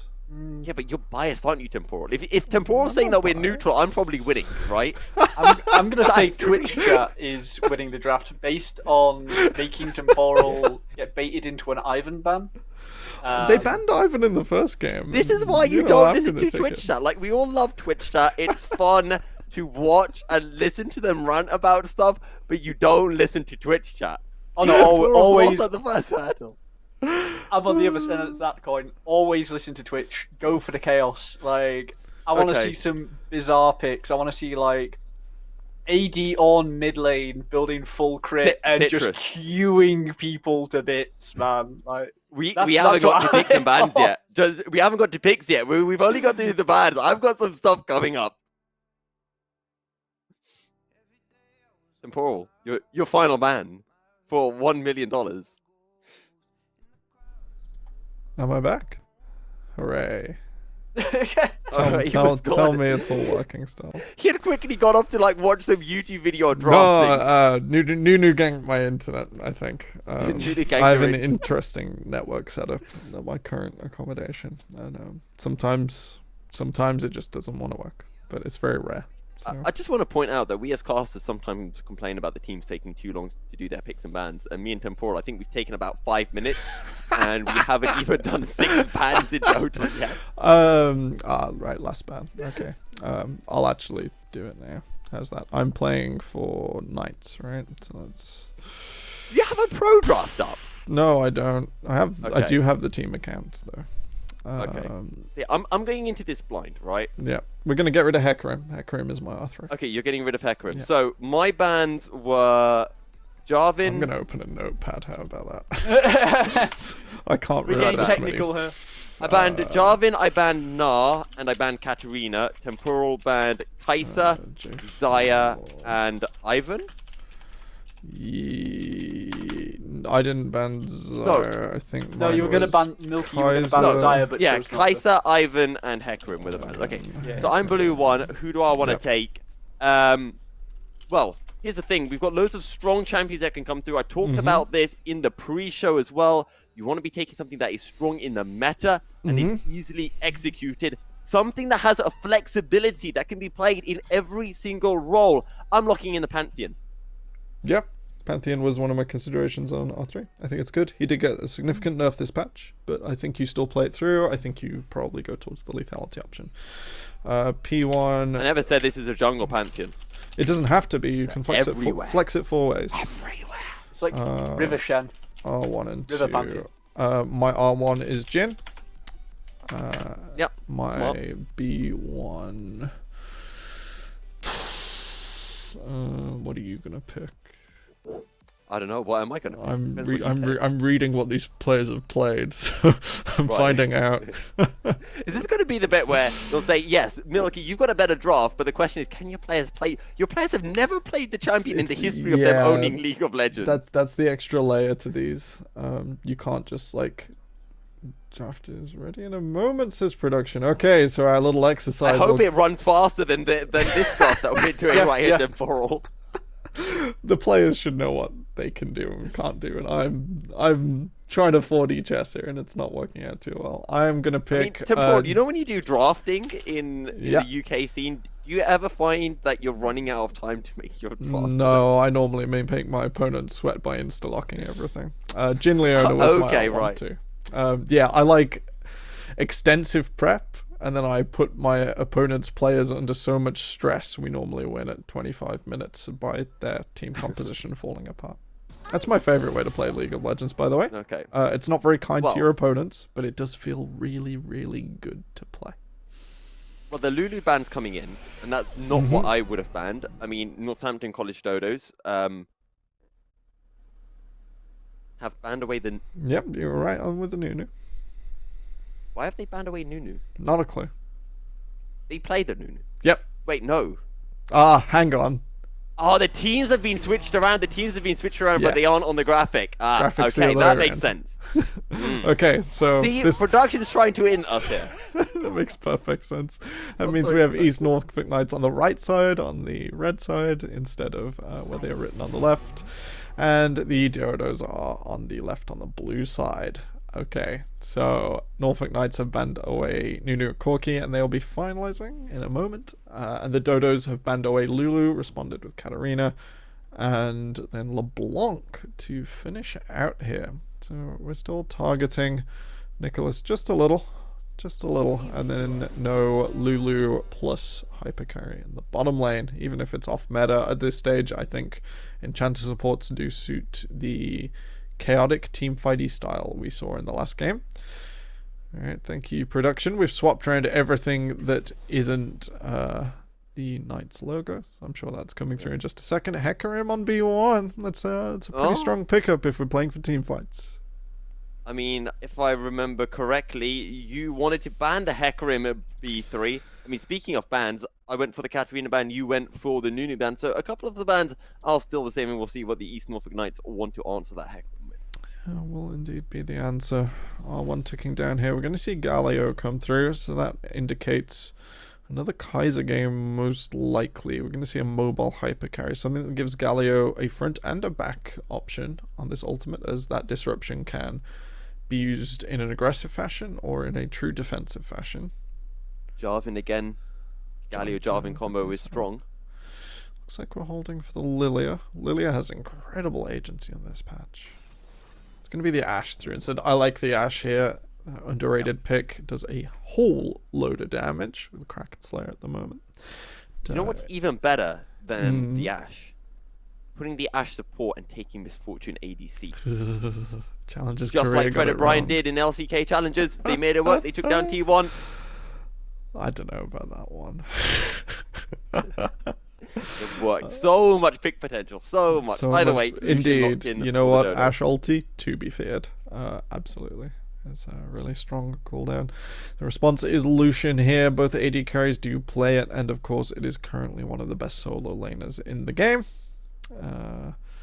We'll be having the Rel join in as well. So if that's a Galio support, he's going to be in a world of hurt with this one. The Rel having so much agency in that bottom lane, and with its own anti-dive, I'm going to call it that, because when someone who wants to dive comes forwards, they're squaring up. They're like, you know what, I'm coming in here, I've got all my cooldowns, I'm very tanky. Rel says thank you, I'll take your armor and your magic resist, and now I'll do what you want to do with all of your statistics and my own aftershock over the top to make me even tankier. They're not picked up. They were hovering over the gangplank. I would have liked to see a gangplank coming in. I actually feel, though, I don't think this is going to be a Lucian solo lane. I think this is for Archibald. I think I may be wrong. Yeah, I think it's most likely for Archibald, but you can always flex it. You can always, just get a little bit loose there in draft and make your opponent maybe question where they want to put their bounds. I'm sorry. That's Shen banned away. Yep. I think there's a reasonably good matchup into the Gnar. I like playing that matchup as Shen. But then again, I love every matchup as Shen. Character is very, very strong indeed. Quinn. Yeah, Quinn's fine. Vayne. It is one of Vayne's losing matchups, incredibly. Wait, really? Yeah, all the Shen has to do is manage the wave properly, take fleet footwork for his keystone, and he has a great time. Absolutely. I was very narrow-minded. I was just thinking, condemn out of the Spirit Refuge, and then you win. GG. If Vayne is walking forwards and contemns what's the name for taunt? Shadow Step or something? Shadow Dash. Or Shadow Dash. Yeah, something like that. Dash, yeah. If those cooldowns come out pre-taunt, Vayne can't walk up anymore, which is a bit of a struggle. Fair enough. Orianna taken away here. I'm not sure about banning this on red side. It is normally something blue has to do to damage the R4 position. As a safe control mage now, means you get your defensive pick and a mid lane that will not be punished. That is sort of one of the keystones of League of Legends drafting. R4, just so much power here, and then red 5 is like the ultimate answer to anything. We'll take down, spending their time here, they're not sure what to pick. Pantheon. Lilia. Pantheon could have been fine, very high risk, and I've not played it much on the new patch. The Gordon can have really hurt our Spartan. Instead it will be Lilia to set up for the team fight. Ensure you have the 2 magic damage outputs in Galio and Lilia. This Galio could be in the mid lane, it could be in the support. Ideally you haven't even chosen yet, so you can stick it wherever you like in a minute. And that will be Vel'Koz. Vel'Koz for Istvan in the mid lane. So Vel'Koz into Galio. That is, of course, if it is Galio mid. If it is it Galio might still mid, be Galio support. I would be throwing that Galio support at 9,000 miles an hour now. I don't think he enjoys the lane into Vel'Koz unless you get a lot of jungle support. And Cyber's Ornn coming through will be the pickup here. Another teamfight ultimate. Looks like that Galio is going support. Twisted Descendant hovering a mid lane mage here. Ari has a reasonably good matchup into Vel'Koz. Of course, prioritizing that Horizon focus. specific item that came out this season that deals a lot of extra amplified damage if you CC anyone. Milky Cereal, that's an Aurelion Sol, and I'm very excited. Oh yes, we got an A-Sol coming in. I said I don't want to see Nicholas playing the likes of a Seraphine. I want to see him on something aggressive. And on Aurelion Sol, he can do that. And don't forget, the amount of roam potential that the Space Dragon can bring to the team is fantastic. And I think this gives East Norfolk Knights something very visible, something very executable to play around. Absolutely. And it was a center point of any team that it appears on. The Aurelion Sol received some changes in the preseason, and then his favorite items went away, but then he got some new ones. You can still build Imperial Mandate on Aurelion Sol. It's one of the few, few champions that can still do so. We're not talking about an ALCS again last night. That was a mistake. Thank you, CLG. What happened? An Imperial Mandate Azir. Never again. Never again. Wait, where's that for stats when you ult? Just no comment. I wouldn't understand why you'd have a Imperial Mandate on the Azir, but just, there you go. Yep. It does apply on the autos because I believe they slow very briefly. I mean, did you hear that? Like, you said something so despicable that it caused the Grim Reaper to enter the room momentarily. Notice my tweet from last night pretty much saying the same thing about CLG's chances this split. And TSM's ability to somehow get handed these victories from nowhere. Anyway, the Aurelion Sol. I'd rather not discuss NA. I'd rather discuss British Esports Association. Forget the Americans. Like, league's doomed. Anyway. Yeah. Crossing a line is all I'm going to say. East Norfolk Knights and Northampton Dodos. Who's your money on from this draft? Money on? Norfolk Knights have chosen high execution again. Dodos have shown that it is up to them to do something about it, because the Dodos sort of just playing the neutral game did very well. I think the Dodos are probably going to do just fine. I'm going to go with my favorite little extinct bird. Favorite little extinct. Are there any other extinct birds that you know of? Zillions, but I don't know any names. I had a book on dodos when I was smaller, and I still treasure it. Okay. So you could also say that they are your least favorite extinct birds. Not being able to have one, yeah, I guess. For a second, I looked and I thought it said Northampton College Knights and East Norfolk Dodos. That would have been entertaining. A switch around could be coming in. A bit of a switch around, yeah. I'm excited for this Aurelion Sol. I've seen a bit of the laning phase. There's some popular content creators, the fantastically PG Vixie, who plays a lot of it on Twitch, a lot of Vel'Koz as well. So this is sort of like this is why I thought of that. It's like she plays Ahri, Vel'Koz, and Aurelion Sol, and a bit of quite a lot of Zoe as well. And in this game, we hovered Ahri, we picked Aurelion Sol against Vel'Koz. So we actually wanted Zoe, right? I mean, Zoe's even harder to execute than these two mages, so we're gonna leave that one on the bench for now. For Aurelion Sol to win against a Vel'Koz, I think we're gonna have to see some real shenanigans, and I'm struggling to see how this plays out, because Aurelion Sol has a harder time pushing the wave, but when he does, fantastic. Yeah. Vel'Koz has a really easy time pushing the wave, and then instead of roaming to other lanes, prioritizes grabbing vision and then playing blind spots as the main wave, generating advantage in middle, making the opponent's jungler feel the pressure as soon as Fog of War is entered after the wave is cleared. It's going to be, I think, an interesting fight for first Scuttle Crab, as ideally both of these mid laners can throw some mana at the wave, not all of it. Their cooldowns are quite low, and that should allow them to enter the river. And who does that first is going to be a pretty big question mark for me here. And I want to talk a little bit about the Ashe, because I think most people will talk about Ashe as being, one of the first ADCs that you ever play when you get into League, an easily executable ADC. You throw out some volleys, Rangers focus, you kite a bit, it's quite simple.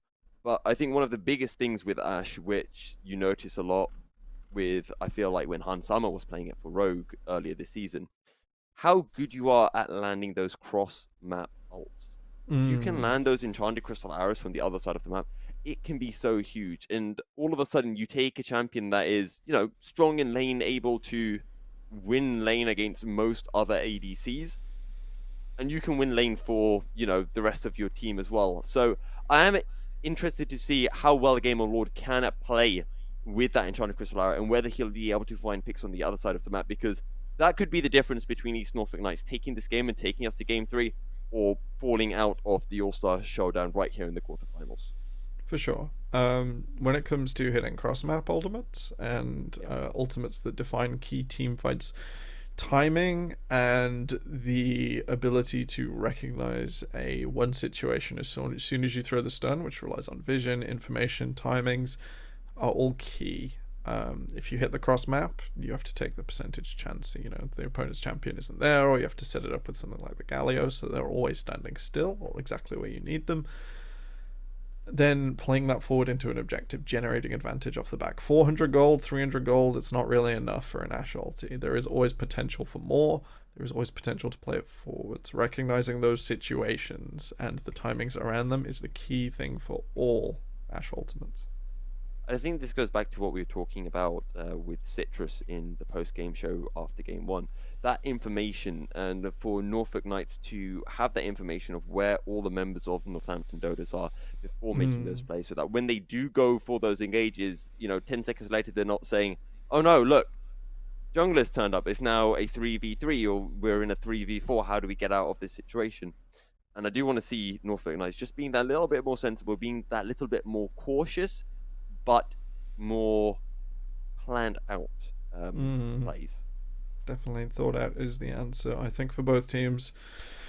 While the Dodos tended to get the places they wanted to go a bit quicker and a bit more on time, there were, it's not ironclad. It's not there is no sort of holes in that armor. I think as long as both teams take a breath, it's game 2 and the pressure is on. But if you let that get to you, there isn't much point in recognizing it.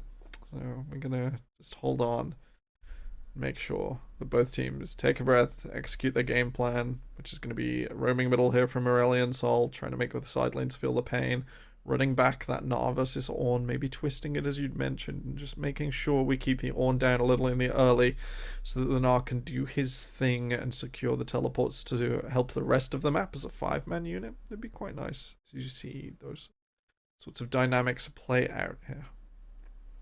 And I mean, Supporting Otter's played this matchup before in Game 1. He was able to come out on a top, and he'll be planning on doing the same thing again. And I did ask, for Norfolk Knights to play more around Supporting Otter, but as you said, you're playing into a weak side top laner. There's no real point, because even if you get ahead, it's not going to make a huge difference unless, that Gnar becomes like 5-0 and has 2 items and nobody else has really completed their first item. Then that's a different scenario. But let Supporting Otter get ahead by himself naturally and have fights where Supporting Otter is this bigger threat on the Gnar than his counterpart on the Ornn.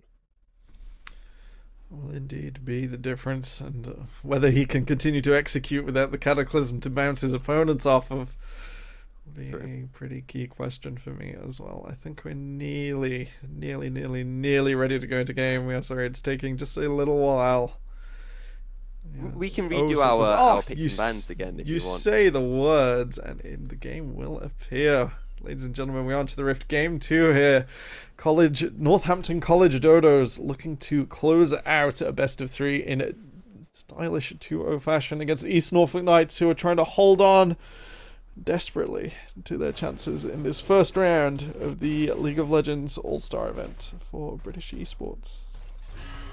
Yep, quarterfinals are here, and straight away Nicholas finding a good trade on to Isfan. And this is the other thing that we can bring up with the ASOL. ASOL is an okay champion, sure, he might not be in the meta, but the thing to remember is that people aren't used to playing against ASOL. They don't know when you can, when you can't trade, so this just mentally is an advantage for Nicholas. He's playing that range absolutely fantastically, and that is a heavy trade in favor of the Aurelion Sol in this early game. I think Istvan not realizing he has to play to his Q cooldown the most when he levels that at level 1. There's the option to go to the W instead, which is more of a carpet, which punishes the Aurelion Sol more on the approach. We'll be looking to play into that, but not having it at level 1 just opens up so much room for Nicholas to do as he pleases. Trades back over now, hitting some of those long-range lasers that we're going to have to see. I hope you've all been learning your trigonometry at home, So it is the defining factor for the Vel'Koz. Good old Pythagoras theorem can be coming in then. Remember your 3, 4, 5 triangles? I do love some A squared plus B squared equals C squared. That Guaranteed, that's what you have to do when you play Vel'Koz. You have to know, instantly. All your Pythagoras theorem, being able to square root, weird numbers in your head within a moment's notice. But for now, Istvan struggling somewhat and just getting poked out by Nicholas. Although, as we say that, he has just got himself a small CS lead. Not too much happening on the map at the moment. Not too much in the early game. We're going to see the junglers full clearing for the most part. Both do want their level 6. This is a matchup we've cast earlier, actually, Milky, and you'll remember my comments about Hecarim versus Lilia there, but the Hecarim this time carrying the Smite Ignite combination for some added damage. Nicholas takes a trade, does manage to scrape off more of Ivan's health, but started slightly lower himself, so more risk for this Aurelion Sol. Yeah, also remember, Istvan, he's on no mana right now, and Nicholas, who started with those corrupting pots, he's out of corrupting pots, so he's not going to be able to sustain as much as he was previously. So with the red runes, there is hope that his health curves down slightly slower than Vel'Koz's. That's pretty important here. Making sure that he can stay alive and that Vel'Koz can't clear the wave. Hecarim, Livewise Hecarim was hanging around there looking to see if anything was going to happen, but Nicholas getting shoved under his tower. Oh, okay, here we go. Icesteel Brothers getting caught out in the bush. Yeah, Istvan on his way down. The Ignite has been dropped. Icesteel Brothers will get the movement speed buff. One more tick. There it is. Livewire once again securing first blood for the Northampton College Dodos. Fantastic patience on the Ignite to save it till it was just needed. Istvan here picked up against the side. Nicholas's health bar itself is quite low and Livewire is still nearby. Cyber finding the knock-up, flashing forward. I think was Istvan. One more. Can they find it? No, they can't. And Nicholas almost stunning Istvan down under tower. Somehow both of the mid laners escape. Well, undead really. Nicholas actually not even using the flash. He played that very, very aggressively. Very, very calm and collected in the moment. I thought Hecarim Q coming through maybe be enough. Here comes Cyber in the top side. Supporting off is very low. It's so close. They're going to disengage. And the Gnar transformation coming in pretty clutch for supporting Otter. As Nicholas zooms his way back to lane with the Comet of Legend. And he can now look to rotate downwards as well. Maybe find something onto Archibald. That first Drake of the game is the Infernal and has spawned. Indeed it is. So we'll be seeing another Infernal Soul coming through. Bit of variety in this best of 3. Important to notice that the Comet of Legend is, like Vel'Koz, is Aurelion Sol's best tool for roaming. And then when you use it to get back to lane, I believe it is nearly a minute's cooldown. So combined with the Hawk Shot, I'd like to try and see VX Game Lord and Twisted Ended set up for that, but Livewire maybe realizing that without it the soul can't come down. He's charging. Oh, flash forward with the Pheromone. See it crash down. Twisted Ascendant will find a 3-mana taunt, but it is not enough, and that is the second kill of the game going the way of the Dodos.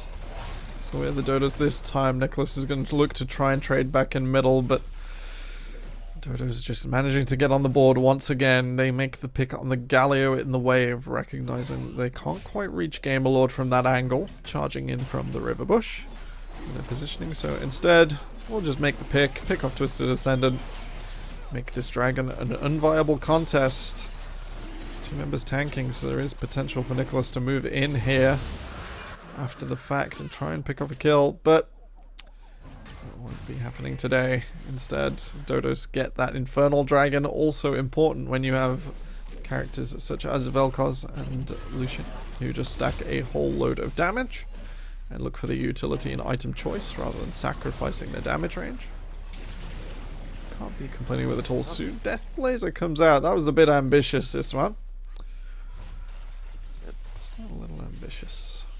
Mind you, lull state for now. There is the Herald to contest, but won't be too worried. Icesteel Brothers is forcing a little too hard here, and Livewire is starting to come up on the side. taking so much damage. And as you mentioned, Livewire is here. He does have the onslaught of shadows and will go in a CC'd and a put to sleep. Voice of Light under tower, and China Crystal Arrow skims past the members of the Northampton College Dodos as here comes the rest of the Norfolk Knights into the rescue. Knights in shining armor, and 3 kills go the way of the Norfolk Knights. I don't know about Winter Wonder Gnar, but that was your Gnar in shining armor as he teleports into the mid lane and just peels away Dodo's last chance at getting anything out of that fight. Livewire goes a little too deep, maybe feeling a bit of sympathy with Malrong earlier, famous Korean jungler, who suffered a similar fate under mid tower when he decided to dive a little too deep with the onslaught of shadows.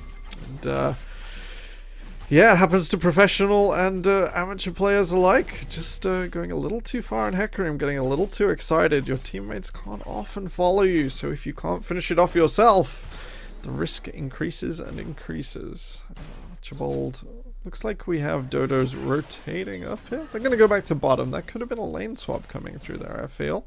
When you've got Lucian, it's best to accelerate as fast as you can and try and keep that tempo going, as he does tend to fall off and become a bit of a ice skater who tickles his opponents rather than dealing loads of damage after the Navore. Quick blades, which should be coming through on 3 or 4. Stunned down.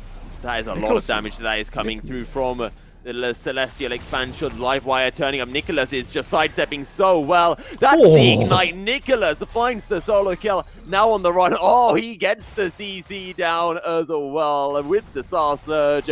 Beautifully played by the East Norfolk Knights mid laner. So, even with the onslaught of shadows missing, that was a 2v1. That was fantastic movement from Nicholas. Backwards and forwards, in and out. It's what you've got to do against Vel'Koz's laser.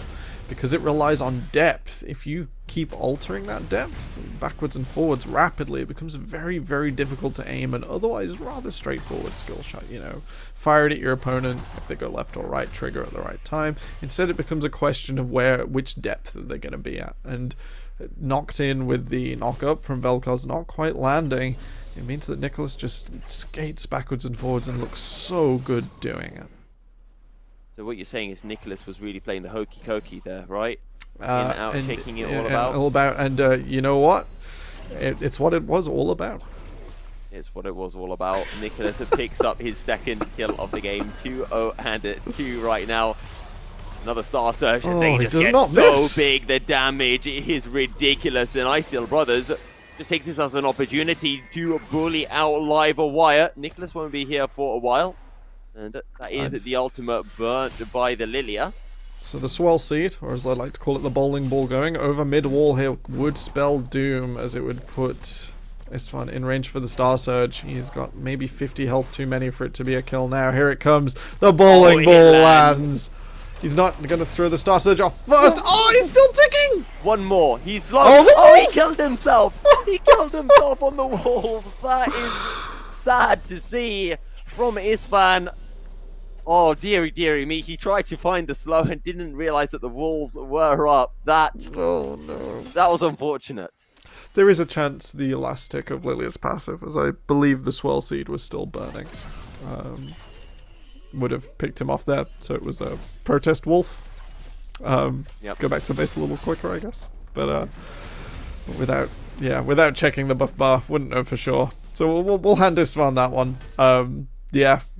Fantastic work from Nicholas, holding on to that cooldown for the longest amount of time before committing to his opponent.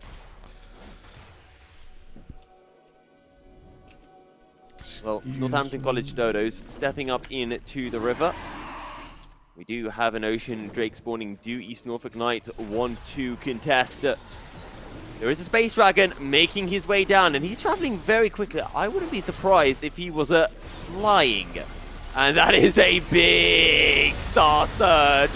It'll stun down the members of the Dodos. 1 kill goes to the Norfolk Knights. The culling coming through. Steel Brothers are taking a lot of damage.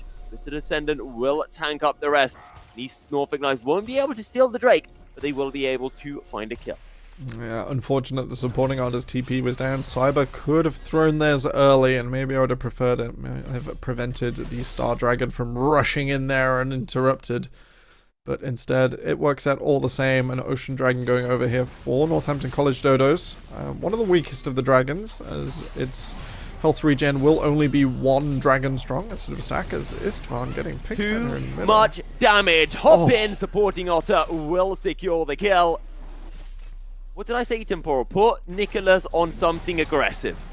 Something aggressive indeed. I'm not even sure I would... Twisted Ascendant taking down a solo. Winds of War coming through. That's the Torn onto our Kiji. Twisted Ascendant running for the hills as a VX Gamerlord having to fight this 1v2. There is absolutely nothing that Galio can do. Attractive Repel. Archibald picks up the kill. Seal Brothers and Nicholas are here to join the party, but a little bit too late. You have to feel Swell Seed will connect.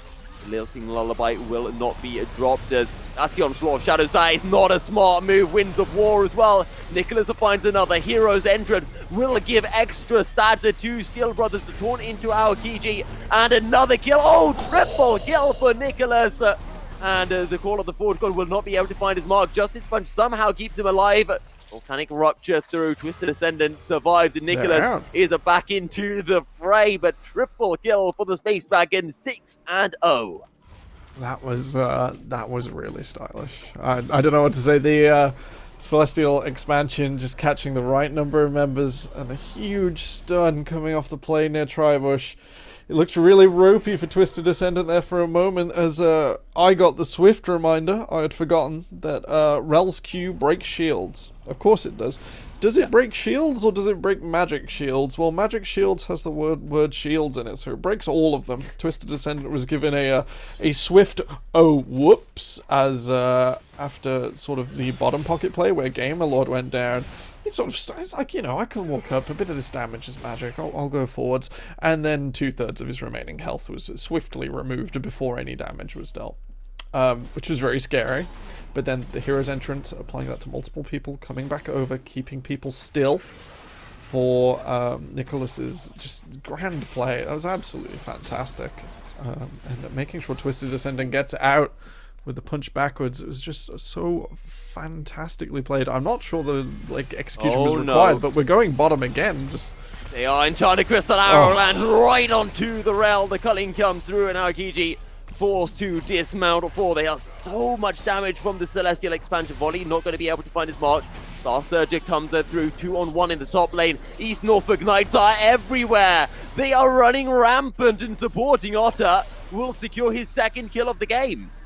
I can't argue with it at all. The supporting Otter is gonna put everyone in his backpack and support them the good old-fashioned way, which is I'll do all the damage. Just get in, friends. 6-0 Nicholas would like to disagree with you. I mean, we'll see. Nicholas will need setup as the game goes on. Aurelion Sol can only either set up or deal all the damage. It's very hard for him to do both. Space Dragons need no setup.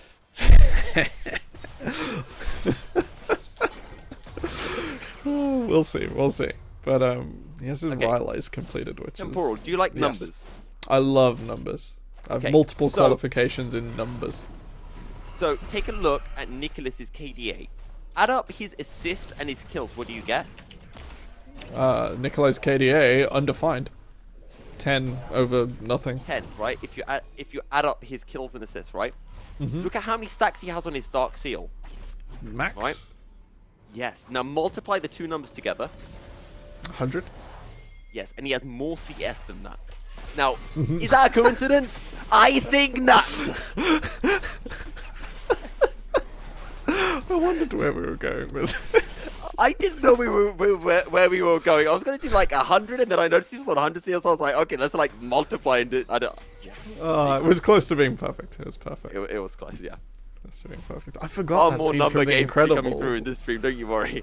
Yeah, that's an Incredibles reference. That is. Oh. Yes, I'm glad you realised. Thank you. I thought about The Incredibles too earlier. I realised I hadn't watched it since it came out, and I missed the cinema I haven't again. seen Incredibles 2. Yeah. So I went to see it on release day. It was a lot of fun. Run is fun. Run. Well, here comes in live wire. That's the death ray coming through. Steel Brothers will fall. Teleport in from supporting Otter. Forced to crunch his way out to safety. CC down onto Livewire. That's the setup that you were talking about. Johnny Crystal Nicholas will be able to survive. The turnaround for East Norfolk Knights, and the Celestial expansion will shred through Northampton College Dodo. Cyber joining the fray, but he is just going to have to run for the hills. East Norfolk Knights get 3 for the price of 1. It's not a bad deal at all. I think we'd all do that at the supermarket. 3 for 1. All starts off with, unfortunately, the Knights jungler getting picked out here. Ice Steel Brothers going a little too deep. But instead, some patience from Nicholas and a fantastic hero's entrance into Idol of Durand. Taunt does give it Twisted Ascendant such a fantastic way to let his team play through and pick off members of Dodos as they come forwards. That was just so much damage, and a fantastic Enchanted Crystal Arrow as well. We've mentioned now how you need to hit the timing with that, how you need to be patient but also committal when the moment demands it. We saw a pretty good one in Tribush to set up that last play that got Nicholas so many kills and assists, and once again it's there defensively this time. Another Cyber? Oh dear, Cyber is disconnected, I believe. This is a bit unfortunate. They're going all in on him as he's just AI walking back to lane. I mean, they may not know this, depending on how many times they've played. There comes the pause. I was wondering if they were out of pause time or something. That's a bit sad. Well, not the most sportsmanlike from supporting Otter and Steel Brothers, but if you can't know, then you know that Ornn is there in the lane. Maybe hang on. Benefit of the doubt aside, you see an Ornn standing still in lane. You know they're AFK. He might be waiting 2 gold to buy his item. Nobody stands still while they're waiting. Rule 1 of League. Rule 1 is never chase Singe. Rule 1 is don't play Teemo. Yeah, I mentioned don't play Teemo. Always be moving. Rule 4. There we go. Okay. I like your rules. I've only heard the first one before. I made them up just now. I mean, they're pretty good universal rules for League of Legends, let's be honest. Yeah, okay. It's a bit of a shame that network connectivity issues causing us a bit of grief, but I'm sure everyone across the UK who is stuck at home on the internet all the time can empathise there. It sucks a little, but not a whole lot we can do, says Caster, who recently disconnected in between games. Thank God. Okay. Looking back at the map. We have got a minute left for Baron. Neither team has a fantastic take. Nicholas will take some chip damage from the laser, and Ice Steel Brothers will get onto Livewire here. The Sleepy's coming through. There's so much damage with the blooming blows. He misses the flash. Onslaught of Shadows in. And the bowling ball does something, but not quite enough. Steel Brothers right into the waiting hands of Isfan. He's staying alive for so long, surely not. Will he be able to sidestep? He does! Flash forward, Isfan can't fight. He gets slowed down by the boomerang blade. Shut down onto Nicholas. Archibald will fall. The hop forward supporting Otter is the new carry. He is 7-0. Hopping forward, crunching forward, searing charge from Cyber. Will keep... I thought that would almost connect onto the hitbox of Aokiji, but it did not. Twisted Ascendant is here. Livewire is here as well. Winds of War will stop the back of Aokiji. In they go. Aokiji, can he go in? The answer is no, and he's just standing there as a mascot. But sadly, not a very useful mascot at this stage. Alright, huge shutdown here. Nicholas unfortunately falling, going a little too deep after Ice Steel Brothers has a hasty exit from the fight. But it's not the end of the world here for the Knights. They're just going to fall short on grabbing that inhibitor tower. That's a real shame. Getting that objective back over would have been fantastic for them. Instead, they'll have to deal with some tower damage in mid, and almost the same. They nearly catch 3 towers, but don't quite get any of them. Not quite, and hopefully that will not be the story of this game for any East Norfolk Knights fans. Hopefully this will not be an almost victory. They will be able to take us to Game 3. Celestial expansion, a flash forward, and Nicholas picks up the kill. That's what you like to see. Just clean Aurelian soul play. Knows when he can take the advantage, and Istvan unfortunately gets a little checked. And will fall short here. It reminds me of like hip checks in hockey. It's like I'm going to throw more sports analogies out there, as I imagine we have a wide variety of audience, maybe parents watching today. Hello to anyone who is new to League of Legends or British Esports Association. We hope you're enjoying your stay. let us know in Twitch chat. I hope you're enjoying as well, but can we go back to what is a hip check? Hip check. So, hip check in ice hockey is if your opponent is like running around, they're focused on the ball, they're not focused on their own stance. They're liable to just go on. Yeah, they're liable to be surprised by just turning your hip in, just doing a bit of a tackle, and that really can win someone or put them off balance. It can really, it's the reminder like, hey, you weren't looking at your posture and you weren't looking at me, and I'm here to sort of upset the tempo of your play. It's just the ability to push the advantage forward like that in mid lane is someone who's really paying attention. So well done, Nicholas. That was really quite fantastic. Well, good stuff from Nicholas. Sadly, he does have that one death down, and there's a bit of a competition between supporting Otter and Nicholas on who can have the most kills. Currently, they're on 8 and 7. And actually, right now, Nicholas has been involved in 15 of the 19 kills for his team, which is pretty impressive. Pretty impressive indeed.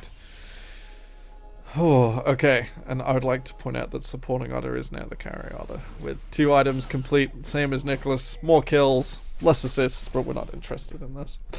This Gnar is well and truly. I'm just going to say, is what I said. I said I don't want to see supporting Otter, I want to see carrying Otter, and carrying Otter is delivering.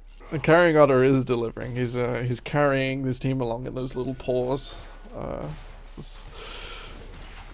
Like, I don't know, Otter's paws are just so tiny. I'm not over it, Milky.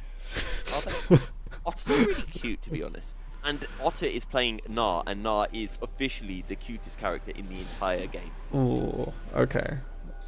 I'll concede on that one, on the ability to not remember another cute character off the top of my head. Some people say, like, Yumi, but Mini Gnar is just too cute. As Drake has been secured, as has a live wire over the wall. So supporting Otter, 3-man ultimate. Here's entrance coming through as well. The full collapse from East Norfolk Knights. And they go in, and they will slaughter the Dodos where they stand. 2 kills coming in for the Norfolk Knights, and supporting Otter not done yet. He steps forward, and Ice Steel Brothers will eat the Plasma Fission. Norfolk Knights will just push through in the bottom lane. What fantastic, like, proactive play there from supporting Otter. Realizes that the Dodos might have stuck around a little too long and just flashes forwards, pops the blast cone. That is so much distance that the Dodos were not expecting, and just throws 3 people into a wall. That's more than enough time for the rest of the Dodos to catch up, push it forwards, and they get even more out of what should have been Dragon Fight. He will be able to run. Thorn will come in, supporting Otter in behind. Call of the Forge God will not come through. Disintegration Ray. Nicholas stays alive as Gamerlord just throwing out the autos into Isfan. And finally, supporting Otter will get taken down. Voice of Light buying time. 3-mana Torn, not enough in East Norfolk Knights. Well, they give away 2 members for just 1. Potentially a little bit overzealous.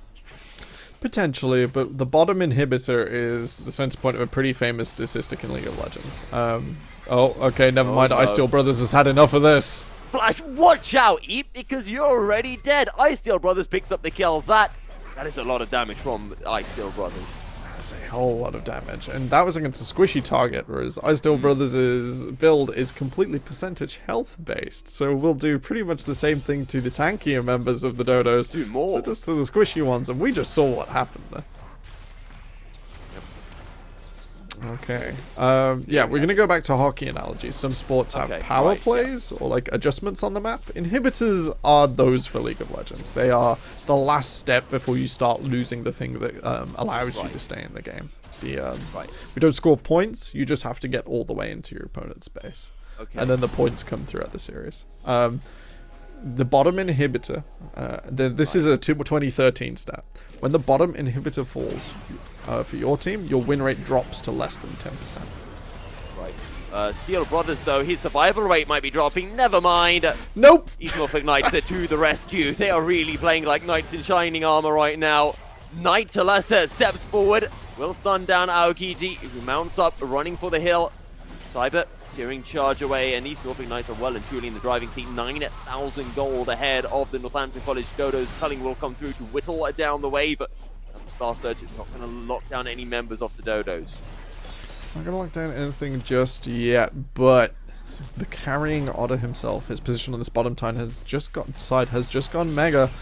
Can look for something here. There is so much infrastructure, so much terrain to give the Gnar that extra utility on his ultimate, that extended stun. Should be looking for the wall here ideally, but not going to go for it without the support of their jungler, Ice Steel Brothers. They're going to hold on and wait. And just trying to defend right now. They do have wave clear, courtesy of Isvan and Archibald. These Norfolk Knights just going to be pushing in the top and the mid tiers. Break up in 1 minute 30, and it would be the third Cloud Drake for East Norfolk Knights. That's going to be a lot of cooldown, 30% extra spell costs. As Archibald has been spotted, Voice of Light not going to take him down, and Nicholas might have just run himself down into the meat grinder. Hero's entrance comes through. It's now a 2-on-5. Nicholas and Twisted Ascendant on the run. Nicholas taken down low, but will not fall. The Torn in onto Livewire. The turnaround comes through. Enchanted Crystal Arrow snipes the Livewire down where he stands. A 2 for East Norfolk Knights, and they continue to push up forward. The Flasher, the Torn comes in. Archibald with the QSS stays alive. The volley's being a throw from Gamerlord.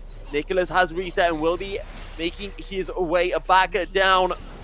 These Norfolk Knights crash in on the mid lane inhibitor tower. They will secure the inhibitor as well. And the base of the Dodos is being destroyed as we speak. Justice punch in. They'll find the Taunt onto Cyber. The Rangers focus will take down Isfan. And that is another kill. Another 2 kill going the way of Dodos. They'll take the final inhibitor for good measure as they crash in on to the 2 Nexus towers. Just 2 remain. Narol coming through, supporting Otter. Does he have support? The answer is no, because he's going to fall where he stands. Just the Nexus remaining. Gamerlord trying his best to dish out the autos. There may be a chance here for the Dodos to keep this game going. Gamerlord still throwing the autos. Nicholas in.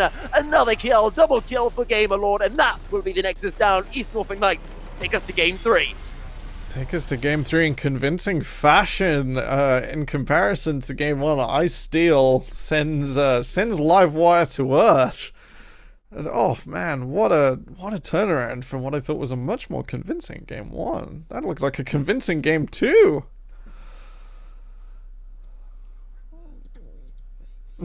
Game 3, guys.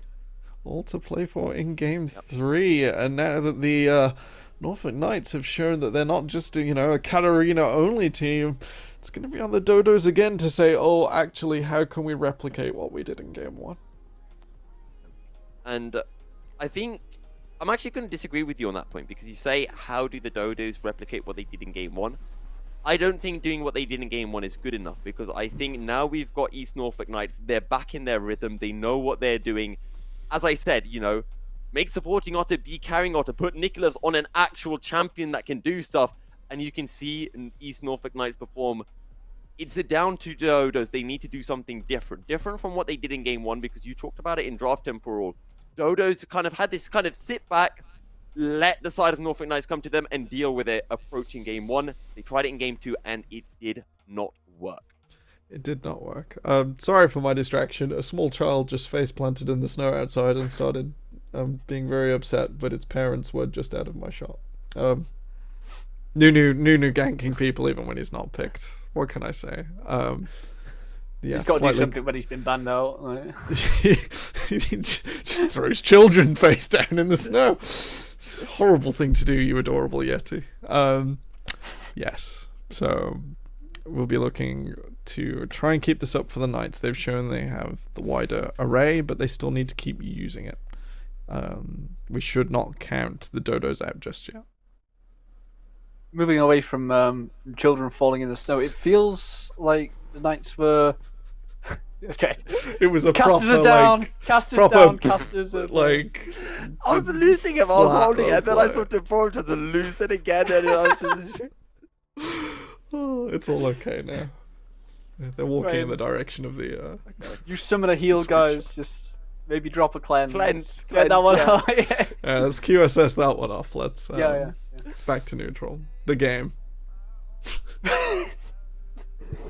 No, it's it feels like the Knights were more proactive that time around, especially compared to their game 1, where I think, the yeah. things that they were trying weren't quite going right. They were sitting back just a little bit. What do you guys make of that? move us Um, slightly along. I mean, temporal, if you've got a point, you can go. Otherwise, I have something that I would like to bring up. But I can go after you. I think temporal's just Yeah, kind he's of either died. doing his like. Is it okay? So He's just Zonya'd. He's just Zonya'd. Someone Mannequin. like paint some gold over him. Production maybe.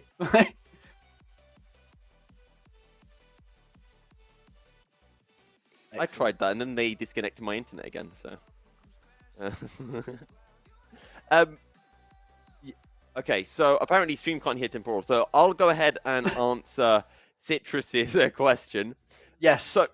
So the thing that we were discussing was, looking at the side of East Norfolk Knights. Actually, what was your question against Citrus? It's the difference I remember between my proactivity on the map compared to what they were doing in game 1 and how they switched it up in game 2 and what worked, what didn't work, what could they maybe look to improve on or double down on. Yeah. If there was anything that you really sort of just picked out the ether. So the point that I'll bring up, and I'm sure Temporal will expand on it if he agrees with me. He'll probably disagree with me. I think the key difference between game 1 and game 2 is I'm going to go back to Nicholas. He's on this Aurelian Soul, and you can say, yes, in game 1, East Norfolk Knights weren't proactive. But that's because they were on the Seraphine. In game 2, he's on something like the Aurelian Soul, where he's bullying out the Velcos, and he's creating this priority. We saw him make that 1v2 play. He put Norfolk Knights in a situation where they can start to play around objectives, where they can make things happen. And as a result, you started seeing supporting Otter. What he was able to do in game 1, this time actually enabled him to pop off a lot more. And then they could carry that advantage down to the bottom side. Game 1, you saw Gamerlord on the Kai'Sa. Kai'Sa went behind, can't do much. Sure, he wasn't ahead on the Ashe, but it doesn't matter. He throws out an Enchanted Crystal Arrow. That is a huge amount of utility. And for me, that's what East Norfolk Knights need to do. They need to take something like this Ashe, something that has utility, and play around their solo laners.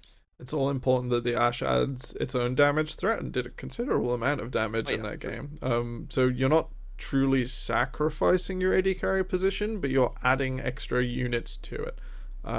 And you're right, that is a big thing, and Norfolk Knights definitely played through it in a fantastic way. You hinted on the Seraphine versus the Aurelian Soul. The characters do very similar things, but Seraphine does it in a straight line, like a channel. And if you catch all of your opponents in that, great, but we saw that all the Dodos had to do was split into 2 units, throw all of Seraphine's cooldowns at one, Kai'Sa at the other one, and then suddenly your priorities are split. Instead, the Aurelian Soul commands a zone around itself, including me punching my microphone. Commands a zone around itself rather than a zone sort of in a channel. Despite the ultimate is to set you up at your orbit, not where your opponents are. And in this case, that allowed Nicholas to focus on himself, play around the 2v1, and other fantastic highlight reel moments from that game by focusing on himself and moving himself relative to others, rather than trying to aim all of Seraphine's damage and ultimate and utility down a straight line and line up around everyone else. It's instead him moving around other things rather than trying to find the angle that he can't find and his team can't quite follow up on and not being able to execute. We discussed a little bit about the East Norfolk Knights there. What do the Dodos do to get back into their game 1 form? I feel like they slipped a little bit. They didn't quite completely drop the ball because it wasn't a runaway game, I'd say. Not by any stretch of the imagination. Certainly not into complete Fiesta territories.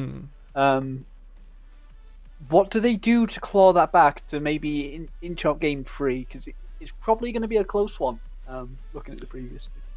I suspect it will be a close one. I think we're going to see slight other draft adaptations. You don't necessarily need to ban your opponent's picks again. If you're the Knights, you want to keep the Dodos off the Nunu. If you're the Dodos, you want to try and get your jungler on something speedier. That was a big part of the first game.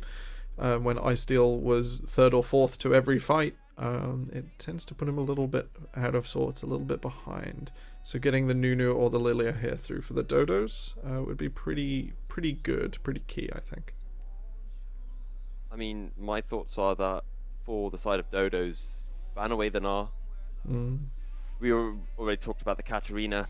personally, I think the Gnar, the Aurelion Sol are much more important bans. If, and I say this with a big if the side of Dodos are confident that now they know how to play the Aurelion Sol, let it through. But if you have to pick between Aurelion Sol and Katarina, I would personally say ban the Aurelion Sol, let the Katarina through, and play something that can somewhat counter the Katarina. Even if you have to play something safe, like an Orianna, just sit back, farm for ages, and then take something with heavy CC, like a Leona and Jarvan, well, maybe not a Jarvan, but a Leona that can lock down that Katarina and punish it, go for that. But I think the Gnar and the Asol are huge, huge must bans for the side of Dodos.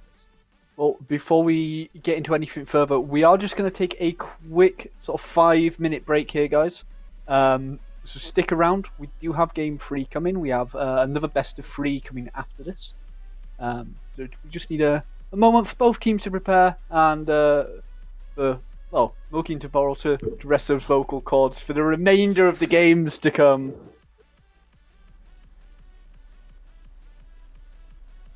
So, yeah, sweet.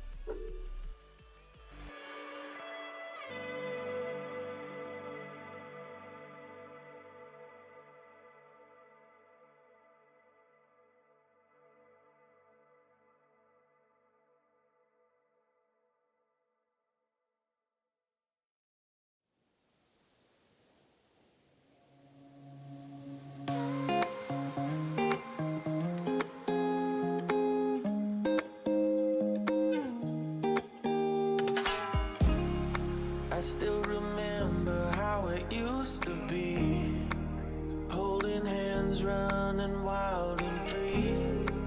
Crossed our hearts, said we never let go.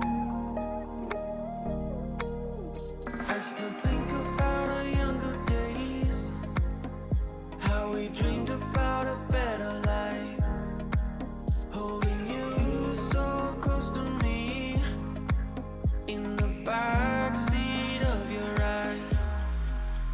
We fell apart, thought we lost everything, just lost in our memories. And I sure hope you do remember me like I remember you.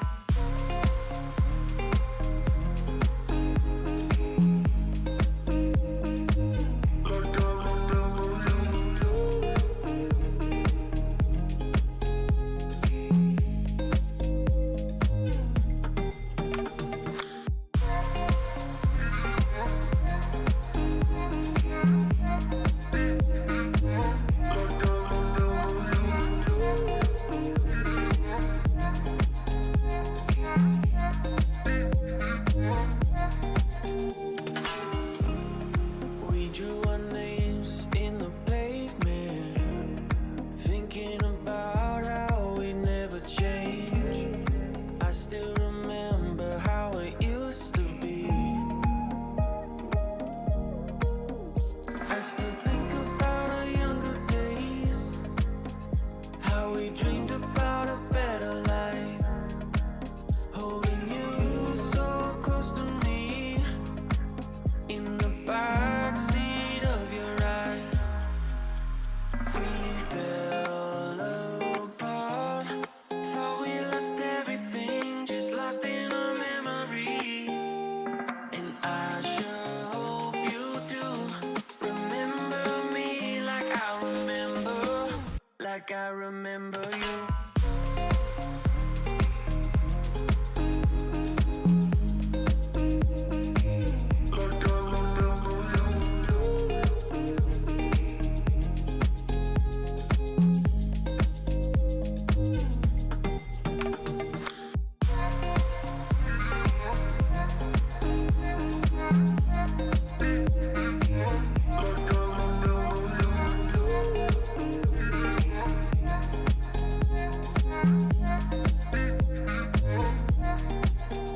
We fell apart, thought we lost everything, just lost in our memories. And I sure hope you do remember me like I remember you.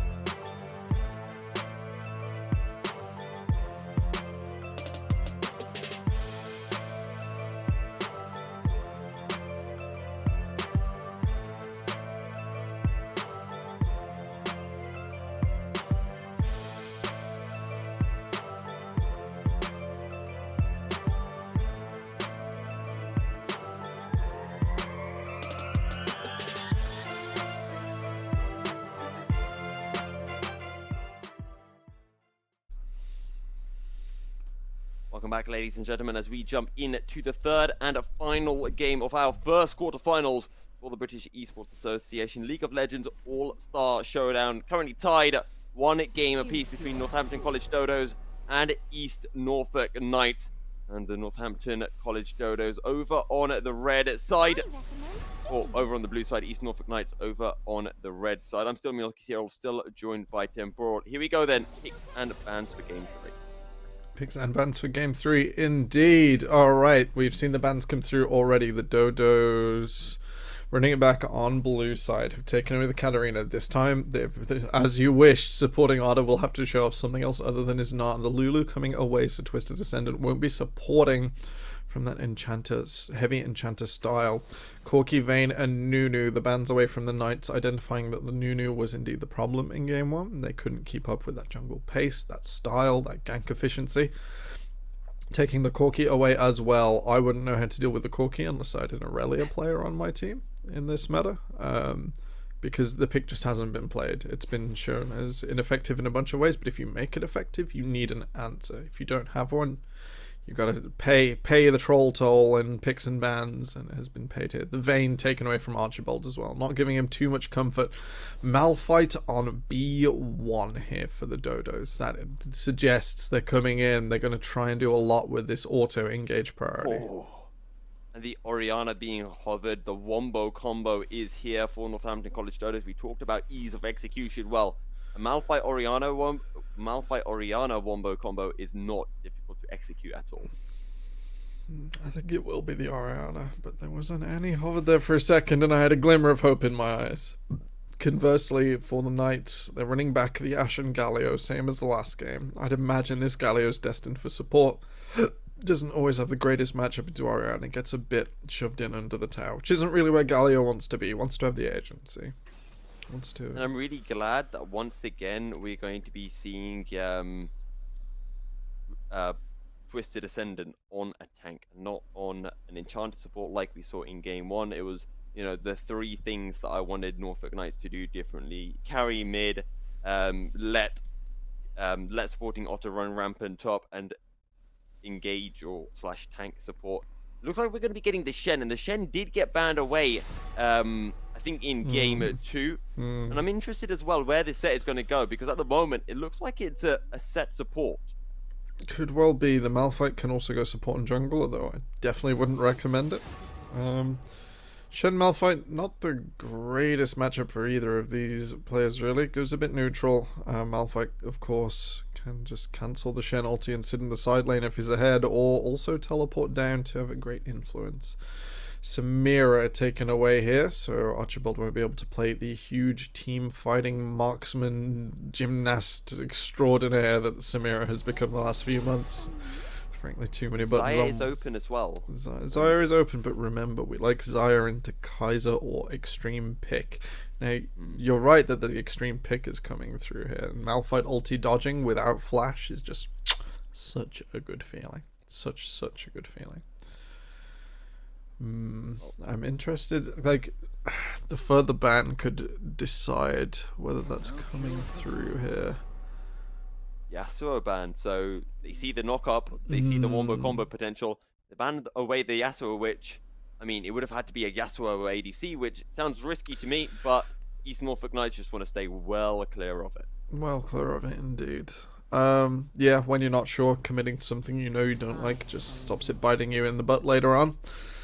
And Anivia taken away here. Anivia could have potentially been a huge round out here on R4, as it would have made Set's job really hard. Zoe Hover, I'm not sure I like the Zoe into the Oriana. That is so difficult to play. I know it's difficult to play, and I know it's not great in the matchup, but I like it in the context of this pick composition that East Norfolk Knights have available to them. We saw it hovered in game 2, but it comes down to, as you mentioned, will Nicholas be able to make the Zoe perform in the matchup first before he has a chance to really pick anyone else off?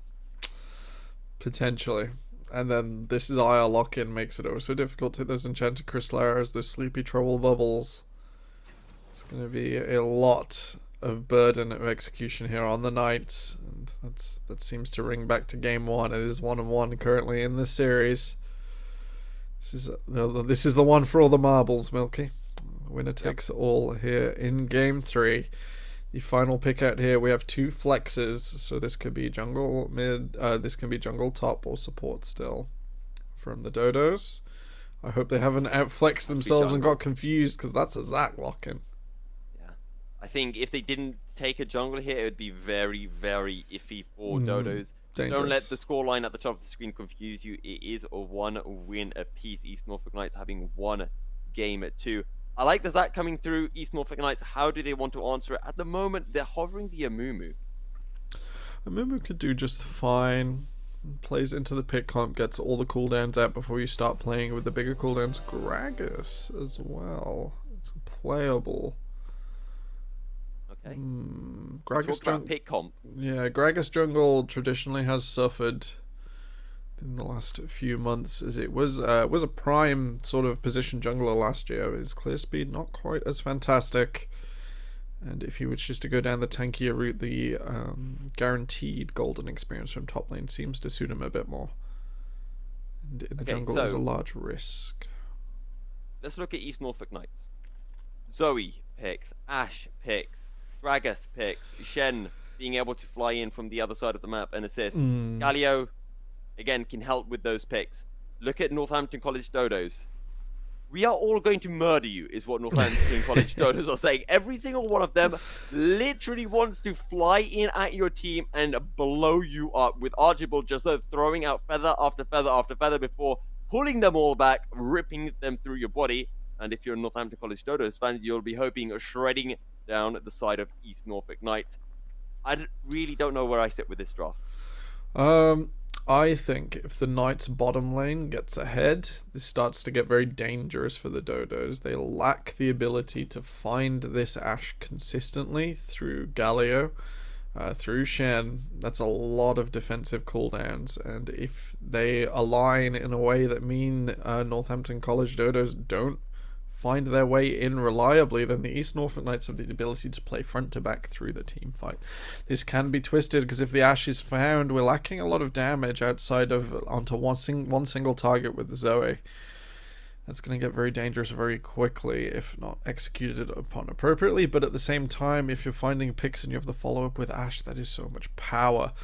Conversely, the Dodos do have the Zaya, but we've got a lot of tanky members. Zaya on her own, not normally picked so much this patches, even though she is quite strong, she's not much of a tank shredder. I do side with you somewhat, and thinking that this bot lane is going to be a huge influence, but I think it's going to come down to that mid lane again, personally. I'm interested to see what Nicholas can find, because if he can, and again, it comes down to whether he can get ahead. If he gets ahead, it will be such a huge influence across the rest of the map. If he doesn't get ahead, I don't think that will necessarily cause Norfolk Knights to lose. And then I think it'll come down to, as you mentioned, that bot lane matchup. But I have a feeling that if Nicholas can get ahead, it'll be a similar situation as to what we saw in Game 2, where he was able to kind of take that advantage in mid lane on the Aurelion Sol all across the map. All across the map, indeed. Will be dangerous. Will be dangerous. Risky, some could say.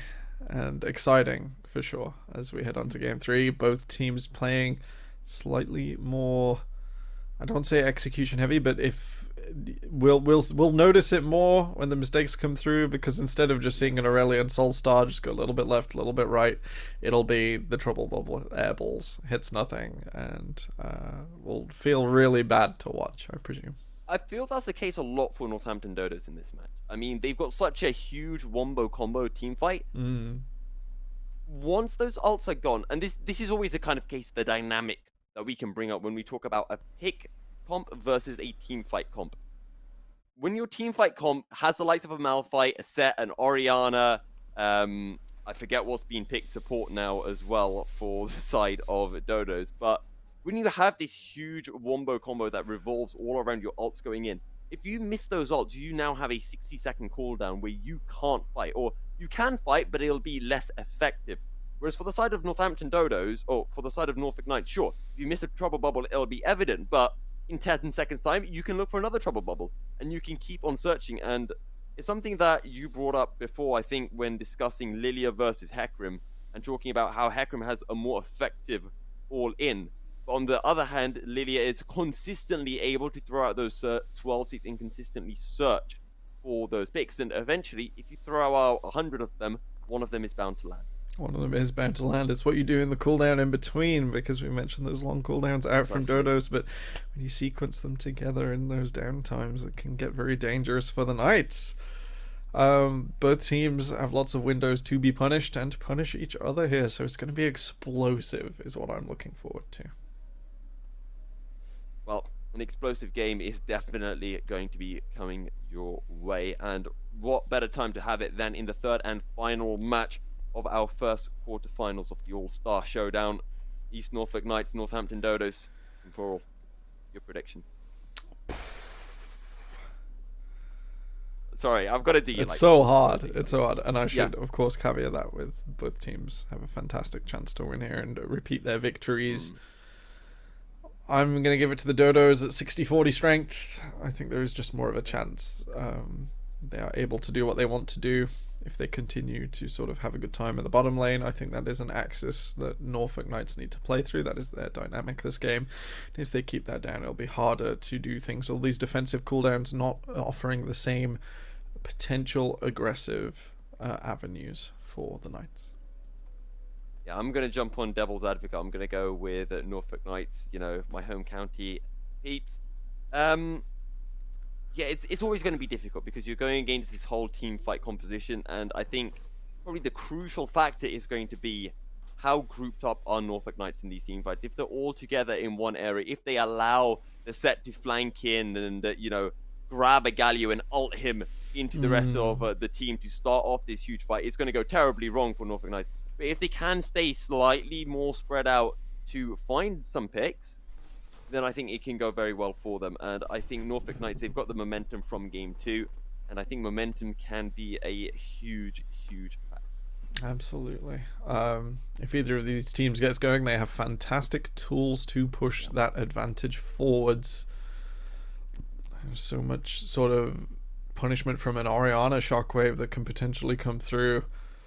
So much work to be done from a Set that punishes a bad position or too many defensive cooldowns, clumping members, and then a Gragas to potentially anti-synergize your own team. There's so much backwards and forwards on both sides, and it's very exciting to see what's going to happen, because we never know which team will maybe mis-execute or maybe miss a key cooldown. Like, I won't play Gragas in ranked or competitive ever because I just don't want to touch an explosive cask.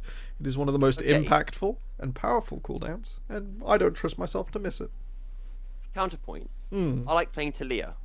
But Yeah. I can't land a seismic shove, right? I mean, I think that goes to say, right, you can't land a seismic shove, let alone landing a seismic shove and using my unraveled earth at the same time. But if you have something like, let's say, an Ashe or a Zoe to stun someone first, Yeah, or maybe. even, I think the other thing is with Gragas when you compare it to, as we're seeing Nicholas already getting some poke through. But I think the key thing when you compare something like the Gragas to something like the Talia, you've got that body time. You can body slam into explosive cost. You can set yourself up for it rather than it having to be, you don't have to throw that ult as your initiation. Initiation, indeed. We're just gonna run it back to us for a second. We're having some technical difficulties, so I'm gonna get that sorted out. But, We'll hey, it wouldn't be a best of 3 without a challenge, eh, Milky? Oh yeah, of course. Precisely so, and I think the top lane of Northampton Dodos will be hoping not to be having any disconnects. We saw that in game 2. I think it was already at a point where it was looking rather futile for the Dodos, but it'll be still something that they weren't most pleased with. Most pleased with, indeed. So, we do see jungle camp spawning. We're about to get underway. And, oh, I've just been sent the predictions from chat. And you know what? Oh. They look a little more balanced than the first one. With 60% of all votes, the East Norfolk Knights command a lead in the predictions. And with 40% of all votes, Northampton College Dodos. So 60-40, but in the other direction from how you predict. Yeah, so we'll see who's got it, Twitch chat. We'll see who's got it. We'll both be right if it's close. It's Nicholas pushing up here. Just trade with Istvan, who has gone with the cleanse this game. Has opted out of most of combat or lane fixing teleport ability in return to just get out of the sleepy trouble bubble time. He's paying for it at the moment, though. Seeing trades coming through across the map. Nothing too heavy. Both junglers starting on the bottom side of the map, and maybe we could see some ganks towards the top lane after those clears have been completed. Absolutely.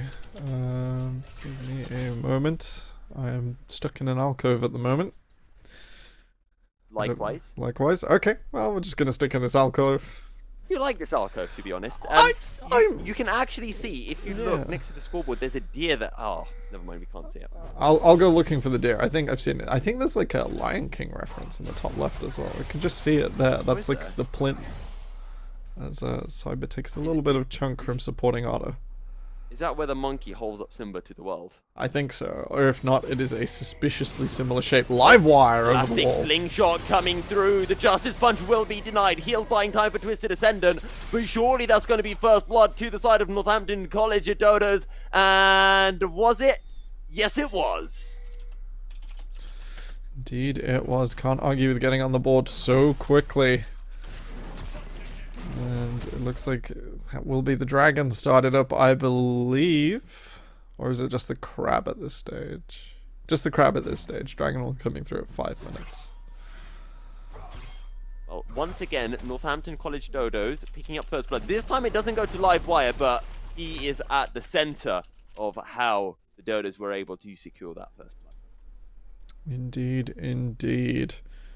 Do apologize for some technical difficulties. We are still getting there. Supporting Otto, I think a reasonably good time in this top side. You kind of want to shove the Malphite under at this stage and let your Gragas have a bit more freedom in the jungle and be able to pick up the crab soon, hopefully. We'll drop us a penguin. Why not? I was just going to say, supporting Otto, keeping it somewhat even against Cyber, and you mentioned how this would be a much more even matchup than the Gnar Ornn matchup from games 1 and 2. Indeed, indeed. Okay, Nicholas gets the shove on middle though. We'll be able to move around here. We'll go looking for Livewire and see where he started in his jungle. Yeah, and that's a good sleepy trouble bubble coming through. All Star will follow. Also, just notice as well that Isfan opted for the cleanse option. So that's some extra survivability and escapability that he has against the Zoe and even the likes of the Ashe. Even the likes of the Ashe, indeed, won't be any Enchanted Crystal Arrows picking out this mid laner. Archibald foregoing that and trusting in his ultimate to get him away. And as you say that, we go to a black screen. So, we could try to predict what's happening. I heard a sleepy trouble I bubble. heard a trouble bubble too. That one picks out Aokiji. And that will be... No summoners... Oh, Nicholas is flash burned at this early stage. That's pretty risky for the Zoe here. Yeah, and that's good from Twisted Descendant to be able to pick up that flash. And now, we just need to be seeing Steel Brothers looking towards the bottom side of the map and searching to find a pick now on that... Ooh. Exactly the same gank again. Stand United will come through. Will it be enough? No, it will not. The Haymaker secures a double kill for Aokiji. Fantastic positioning from Aokiji there to just clip the true damage. Otherwise, I feel like the shield from supporting Arda would have come through, would have landed, and would have saved the Gamer Lord's life. So, doing just enough there to get the job done. Congratulations, Livewire. That's that gank path clearly worked, so why not run it back if your opponents haven't warded it out? And that will be the dragon started up here by the Dodos. They look to take an early lead in Game 3. And it's one of those things, and you have to do this when you play against the likes of a Zac and a Kane. You have to ward that other part, as here comes the Zac again, Livewire slingshotting forward. And Steel Brothers just forced to run for the hills as Dodos are getting complete control over the bottom side of the map. Indeed. Let me get that. I think, yep, so Dragon's been done. Yeah. And that means they get the control of the bot side. I would like to see Livewire run back into his jungle here. He's got to run up onto that level 6 nice and quickly now. Otherwise, he will fall behind against Steel Brothers, who has managed to keep farming throughout. Currently with a small CS lead, even if he hasn't got any kills or assists just yet.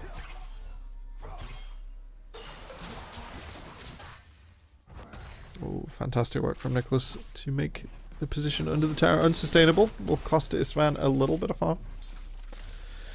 Just keeping him on his toes. Right, in the next few minutes we do have to see a Herald contest. This has to come through once Livewire's cleared his bottom jungle, probably reset, and gone through his top jungle. It could also come with the possibility of a lane swap, as Cyber doesn't quite add a lot to a dragon take at this stage. Is tanky with a double ruby crystal start, but is not a huge threat himself yet. Supporting Otter looking to force the issue.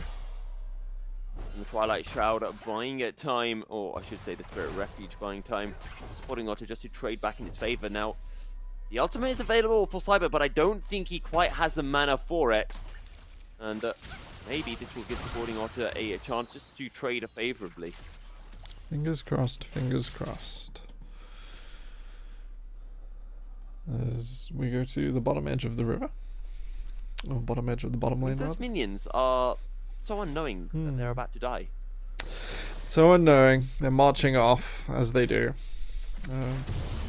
I saw a stat quite a while ago about the number of minions that had ever been spawned. And it is a terrifyingly colossal amount. I believe nearly the entire history of the League servers. Yeah, in the history of League of Legends, because there's only been so many different times that minions have spawned in, and then it's always been 30 seconds. There's only been 2 or 3 patterns, so it's quite easy to draw an algorithm. And then if you know the number of games ever played, that's right, games do.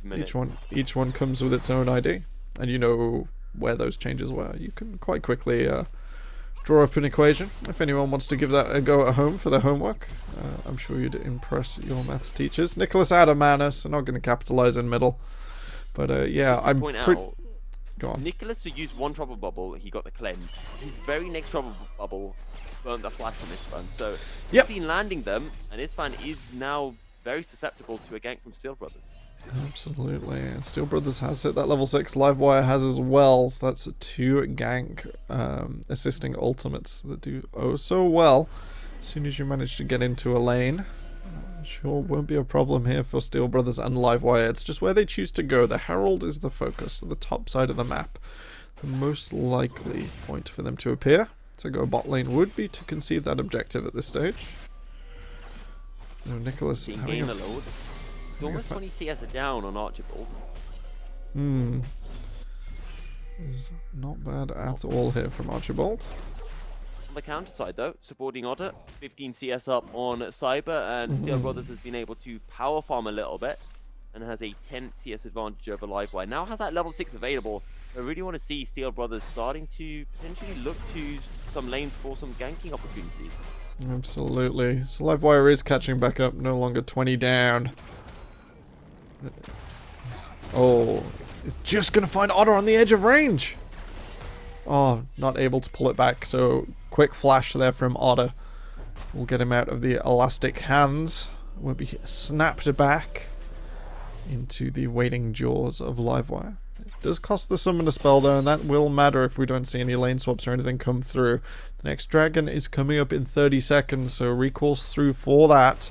Stan United is available. Cyber's teleport also there to add the unstoppable force. It looks like I'm going to gain a little bit of vision, and then the Knight's going to recall one last time before finding the objective. Brothers trying to steal away some camps from Livewire, but Livewire shows up, and now there is no CS discrepancy between the two junglers. It's pretty much dead on even. Same cannot be said for the gold in the game. 1.5k advantage to the Northampton College Dodos. Northampton College Dodos do have that lead, however, at this stage it is still on a knife's edge. It's all conditional. Enchanted Crystal Arrow, can they follow up? The volley comes through, tanked up by Livewire. Flash up forward with the face of Breaker. Stand United coming through. Nicholas able to flash over the wall as Steel Brothers joins into the party. And that's going to be Spirit supporting Otter going over, trying to get onto Archibald. Will he be able to do so? One order, there it comes in. Gimel Order trying desperately to kite back, but unable to do so as Cyber ulting forward and able to pick up the kill. Twisted Ascendant showing up as well. Haymaker coming through, Aokiji taken down low. That's going to be the shield buying time, but one goes to supporting Otter. Make that a second. Shockwaver comes through, not going to be able to find his mark. Winds of War, the Zakwa will get taken down, and this fan shows up. There's the empowered auto. East Norfolk Knights secure 4 kills for 1.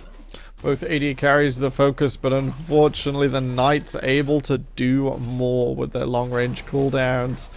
Unfortunately, Aokiji not tanky enough at this stage, and once he folds, the rest of the unit near red buff follow for sure.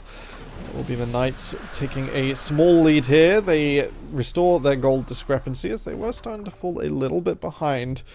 But with the dragon and a bunch of takedowns coming through, an Ocean Soul on the map would be a quick soul, as each team has 1 dragon. So 3 more to go at least each, if anyone is to get the soul. And we'll be moving back over to the Herald side of the map in the next few minutes. Fingers crossed.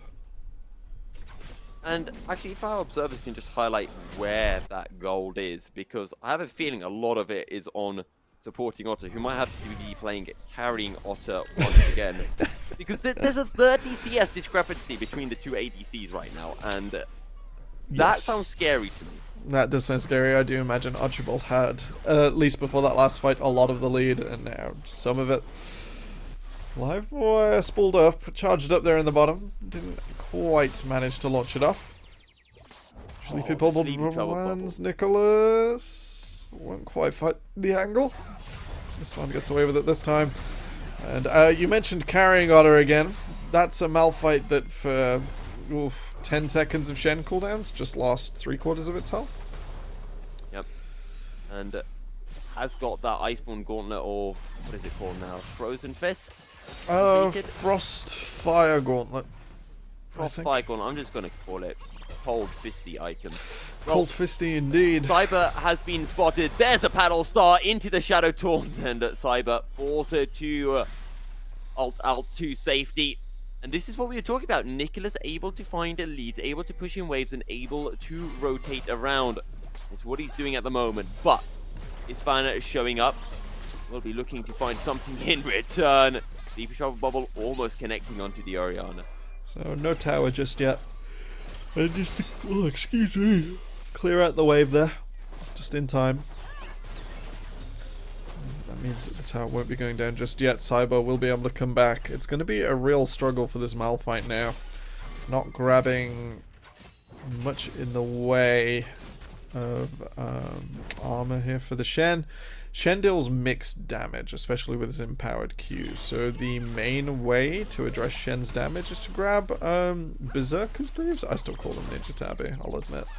Early on, as all of that split damage just comes from autos. Oh my gosh, nice. it's Well, is that auto enough? I think he's it ticking is. down. He's got the kill as well. It's Nicholas is playing this matchup well. You said it is a difficult matchup, but Nicholas is pulling it off. He is pulling it off. Unfortunately, Isfan not able to stay up on the wave, is maybe feeling the nerves against a Zoe, a champion you probably don't see played a lot in solo queue right now.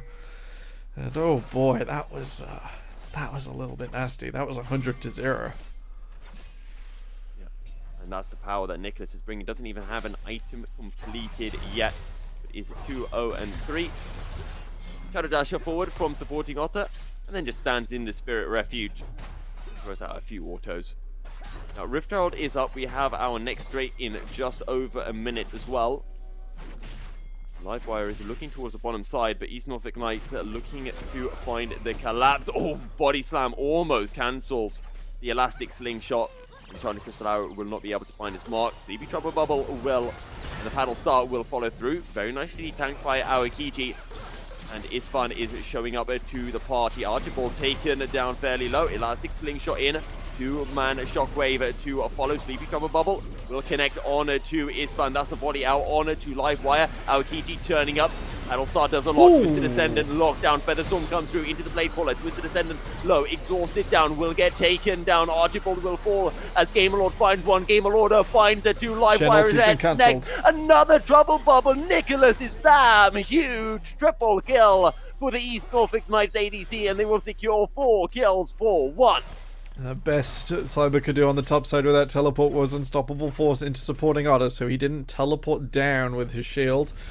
Instead, it just seemed like it was enough on its own. Ice Steel Brothers falls as well in the late stage. So that is, I believe that was advantage for Dodos, but it's really hard to know. Wait, no, that was advantage for Norfolk Knights. Yeah, they got 4 kills for 1. It was, okay, yes, Twisted Ascendant didn't go down on the backside, so they only lost Steel Brothers, and they managed to turn the fight. Shockwave only manages to hit 2 members. I'm just starting to get confused. That fight went for so long, Milky. Yeah, and I really wish we could get a replay, because Nicholas landed about 3 Trouble Bubbles in that fight. The lad is playing out of his mind. Out of his mind for sure. That was, yes. I think because it was so long and everyone sort of got picked off one by one, I'm starting to get confused about who got trouble bubbled, because it just seemed like everyone, and you definitely can't hit your own teammates with that. It's just starting to blow my mind a little that the CC chain just keeps going for so long. And this is why I want to go back to that point. Don't put Nicholas on Seraphine. Put him on something that he can carry with, because he is playing so well right now. I think we'd have maybe seen the Seraphine carry it a little harder in the first game if the Nunu hadn't been keeping it down. So I'm gonna give praise to the Dodos for that angle.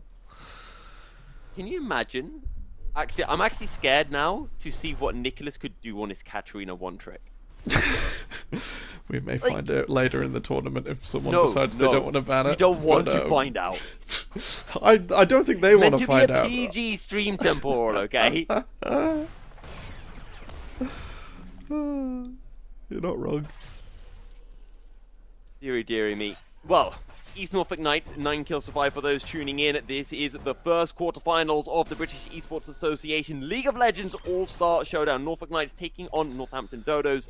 The Dodos were able to secure game 1 in a fairly convincing fashion after Livewire absolutely smurfing on the Nunu. But since that point, Nunu has been banned, and the Dodos have been getting ever closer to extinction.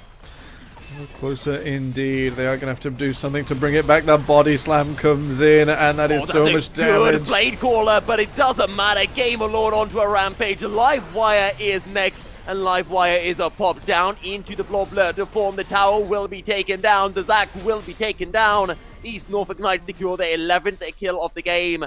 And guess what? There is a beautiful Ocean Drake right next to them.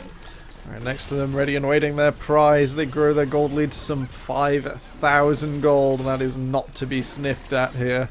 Nicholas just keeps finding these angles, and If Archibald can't survive through, it's going to get a little riskier every time this happens for the Dodos until they're not going to be able to fight back in the near future.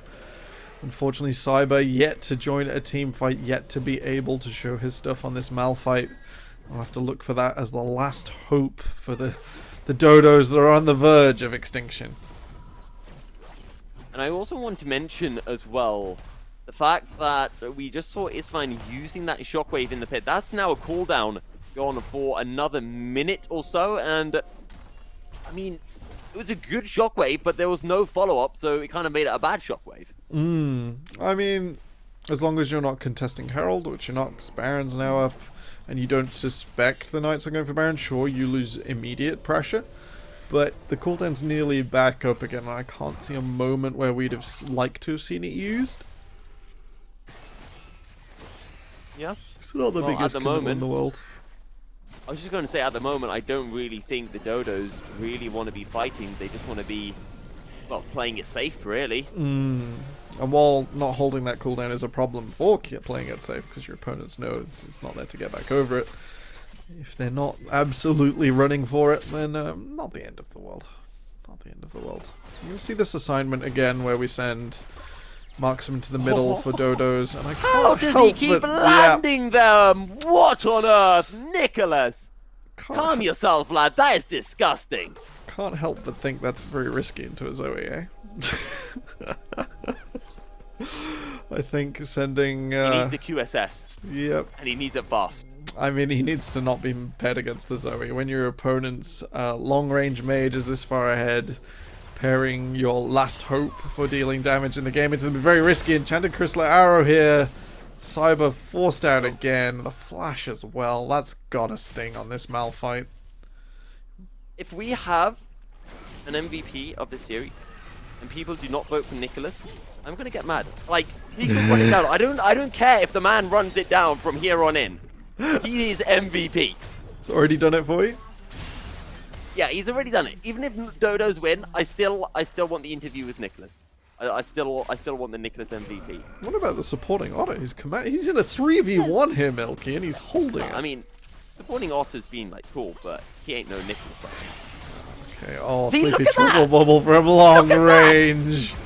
The taunt will bring them back coming in. through is now a 2v3, but when your two are Nicholas and supporting Otter, it might as well be a 5v3. They're going to retreat for now as a top lane outer turret, or top lane inner turret, I should say, has been secured by the Norfolk Knights. Has been secured indeed. Supporting Otter will carry on in this bottom side. We'll just be looking for the rotation now. The defensive stand united as we play this one backwards. No shockwave available, so the Knights are not super worried just yet. They want to try and get in under this tower. Nicholas is going to look for the bubble through the terrain, and he finds Istvan. He lands the paddle star despite getting face breakered down by Aokiji, who is trying everything he can. Another trouble one. Bubble coming through. This isn't trouble bubble. We need another word. These are disaster bubbles being thrown out by Nicholas. Absolutely. They cause disaster wherever they go. I'm reminded of another caster intro over the weekend. It's, what is it? Prepare for trouble, but instead of make it double today, Milky Cereal, we're making it bubble. Oh god. I've got no comment for that. No comment for that. Unite the world under my awful puns. And we're blasting off again. I mean, I don't mind. Pokemon reference is good, but I'm no, sorry, it wasn't that good. It wasn't good. We're gonna put that one down and leave it where I found it. In the garbage?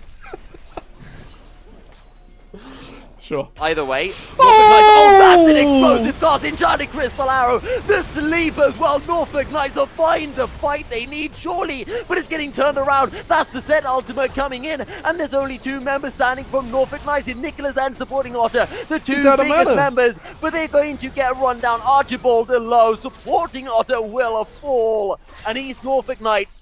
That's what happens when you try to team fight with a pick composition against a team fight composition. A little too excited there, and Ice Steel Brothers just hits the button a little too quickly, not realizing Nicholas was very low on mana, not able to follow up. The Gamer Lord was in a vulnerable position. And since Livewire can play it through with all of this tenacity now, I imagine his secondary runes include the Legend Tenacity and the Mercury's Tread, so he's going to be sitting at nearly 50% reduction on all of these crowd control abilities. It's just such a risk to try and commit afterwards. Even though Nicholas finds the bubble, it's not enough. You have to do this at the pace of your team. How did that land? Two bits of infrastructure, so it goes through the next wall as well. The trouble bubble can never stop inside a wall. Fair. I thought it had already gone through one wall, and I thought it was going to come to an end. But it can go on that through, note, let's stop making jokes. Let's start taking this seriously, because we are getting to the climax of this game. And Northampton College Dodos have shown why, with the composition that they have drafted, even if they get behind, they can still win fights. Absolutely. When the heat was on, they hit the buttons. The Zaya here from Archibald just goes so long. The chem tank out of Aokiji offers so much in the way of utility, and the Showstopper did so much work last fight. Most importantly, if Archibald reaches 3 items, that Infinity Edge comes through. He's going to start dealing a lot of damage to any squishies he can get his hands on. And Ice Steel Brothers here has gone for a very squishy mage build on this Gragas. That can be a real risk in the next few minutes, as Archibald will tear through him oh so quickly. Twisted Descendant, also not the tankiest member, only having, you know, what a support can buy in that Iron Solari. Nicholas fishing for the pick here. Livewire will just dance away. He's not so worried. The bubble doesn't last very long on him anyway, so he's not too worried. Now, the question that I want to direct to you, Temporal, is for East Norfolk Knights. What do they need to do to be able to come back from that misplay and continue to snowball their lead and secure the game? And what do Dodos need to do to be able to continue to find these kind of fights where they can come out on top? We're starting to see this now from the Knights. You need to choke out vision around a major objective, play it slow, and play to your bubbles. If you hit Livewire with a bubble, you might as well have hit no one. We've got to wait for an angle onto Archibald, onto Istvan, take away those major cooldowns. This is a teleport away from supporting Otter at a time when I maybe think he should be here. Elastic Slingshot coming through. That's going to be the taunt from Twisted Ascendant, buying a time. Is supporting Otter. Livewire taken down solo. Steel Brothers will respawn. Won't be able to find the kill. Hero's Entrance coming in. And the Enchanted Crystal Arrow locks it down the set. Justice Punch on to Cyber. Over the wall goes Nicholas. That is a big shockwave. Not quite enough to take down Gamerlord. And the Zac will respawn. Justice Punch instantly cleansed by Istvan. But it doesn't matter. Supporting Otter able to find the kill. As Livewire able to take down Gamerlord before falling himself. We see 4 kills coming through for just 2. That last takedown onto Gamerlord matters a lot. It means that the Baron cannot be completed in time. Zoe doesn't add a lot of consistent damage here to the objective, and even with a 25 stack Magi, there is only so much you can do when you have a single damaging ability, which is Zoe's main problem. I say problem, let's call it a design feature, as only her passive empowered orders and Q actually deal any direct damage. That means it is sometimes a bit of a struggle to do major objectives without consistent damage. Aokiji is going to run up here. He's just going to double check Baron Vision as best he can. I think he's going to leave it there, knowing that if anyone saw him, they are on their way. Cyber's been planted back in this top side. His teleport is ready, and that highlights that the Dodos are going to be going for the Dragon next. They're not going to try and force the issue with this Baron. They're not going to get picked off over on that top side. I want to bring up a question back to Temporal. That last fight, East Norfolk Knights won the fight in terms of numbers v numbers. But considering the situation that we find ourselves in, with Northampton College Dodos being behind East Norfolk Knights, is that a fight that Dodos can consider a good fight? Close enough. They just have to... Anything that isn't a wipe is okay at this stage. We just need more gold for their carries. Noticeably, Archibald now has the Infinity Edge after that last fight. He will start to deal an incredible amount of damage with that completed. Livewire is starting to get tankier. Needs maybe another item. I don't think I'd recommend a Force of Nature this time around, but something like the Stone Plate maybe. Warmogs is an option here. Needs to start to get out of range of Ash. Start to get out of range of Nicholas. As even if they take a few paddle stars, they're going to start to be dropping in health. Nicholas is fishing. Aokiji. the primary target. The The arrow goes Sleepy Trouble wide. Bubble connects, but the Enchanted Crystal Arrow will not. Explosive Cask, Aokiji taken down low. Haymaker buying her time. Teleport coming through. Into the backline goes a Twisted Ascendant. Winds of War not going to be enough to find the kill. Blade Caller locks down Twisted Ascendant. Another Sleepy Trouble Bubble lands right onto Cyber, who gets taken down lower than ever, but no kills for East Norfolk Knights. Oh. That is a huge Battlestar Archibald and Ispan are practically out of this fight right now, and that's going to allow East Norfolk Knights to push it through in the mid lane. They're going to secure the inhibitor tower, and that will be the first time the base has been cracked open in the game. The inhibitor next on the list. No kills are coming through, but East Norfolk Knights finding the damage courtesy of Nicholas and Steel Brothers. Finding it indeed. Steel Brothers doing so much damage with that explosive cask onto Aokiji, and that breaks the front line of the Dodos wide open. Nicholas plays it away from the rest of his team, looking for these long angles, and finds them onto Archibald, onto Istvan, and that means that they have to be pushed away to the top side, and it just opens up the base. I really like playing away from your teammate with the Zoe, and we found Twisted Descendant in no man's land. They'll drop the taunt and will be able to escape. Dodo's playing it sensibly, not chasing. One final thing that I want to bring up to kind of set up what I feel might be one of the last team fights that we will be seeing is East Norfolk Knights. We talked about how they have something like the Shen. This is a champion that can split push so well and join the fight on an instant's notice. Why are East Norfolk Knights grouping up as 5? Surely they should be playing the 1-4 split push using not just the teleport, but the Stand United that is available for supporting Otter. So, in the optimal situation they do, but when Cyber is so far behind, even cancelling the Stand United coming through is a victory condition here for this Malphite. So if Cyber isn't grouped as well, there is a serious risk that supporting Otter can't actually leave the side lane he gets assigned in. He has to play to Fog of War so fantastically, and if he's not able to be confident doing that, attacking the wave, moving away from the Malphite, and then setting up in Fog of War, then sometimes it is just safer to be grouped. If Gamerlord does not go down here, between them and Nicholas there is so much pick potential, so as long as you aren't bleeding too much advantage, it's not the end of the world to be all grouped up here. That said, supporting Otter has ran off to the other side. Cyber could look for the engage here. This could be the time. As soon as they see him on the minion wave in this bottom wave, I'd like to see Dodos push the button. They've got to make something happen. And supporting Otter just like that is now in the side lane, playing the 1-4 for the Norfolk Knights. And who will be able to match the Shen? He's 3-1. 2 items are completed. Void Staff actually completed as well right now from Mr. Nicholas. Another Trouble Bubble coming through, supporting Otter, not going to be able to land the Shadow Dash. That's the Sleepy Trouble Bubble. That's the damage. Live wire down into the Bloblet form. East Norfolk Knights crash in, and Nicholas will be legendary. That is going to be the unstoppable force coming in onto 3, but as you mentioned, it just does no damage. Into the backline goes Aokiji, but he's just going to get run down. He can't do anything at all. Another kill going the way of Norfolk Knights. Now they're just looking to run it down. Cyber under tower. East Norfolk Knights will find another flashing out of the shockwave. Goes Nicholas. He lands the paddle star. He gets the electrocute Brock off. Oh. One more. He's not going to get it. Ispan lands the command attack.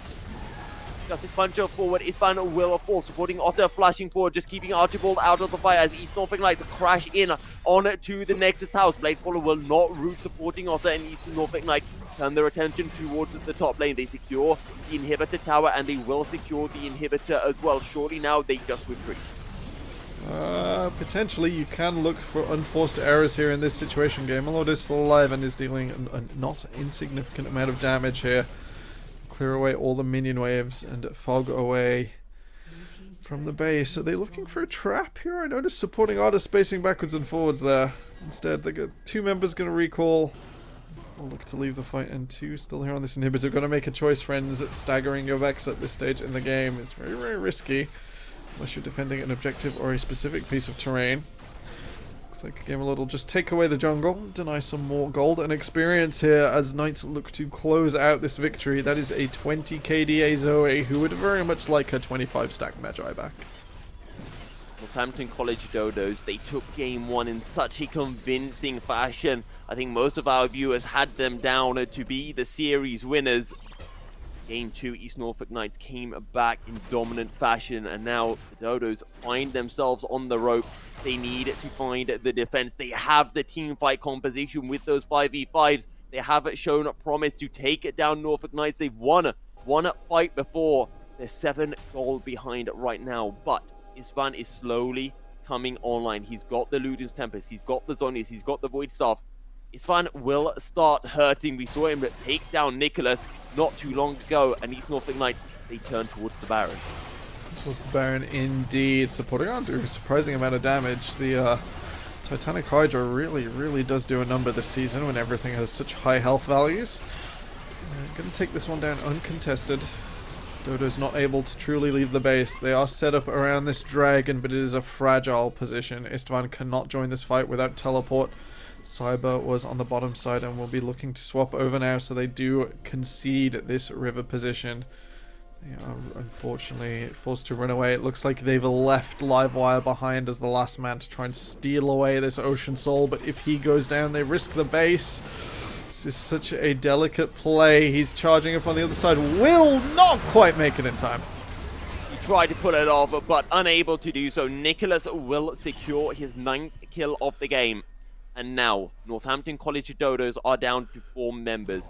Not just down to 4 members, but they have to play against 5 of Norfolk Knights.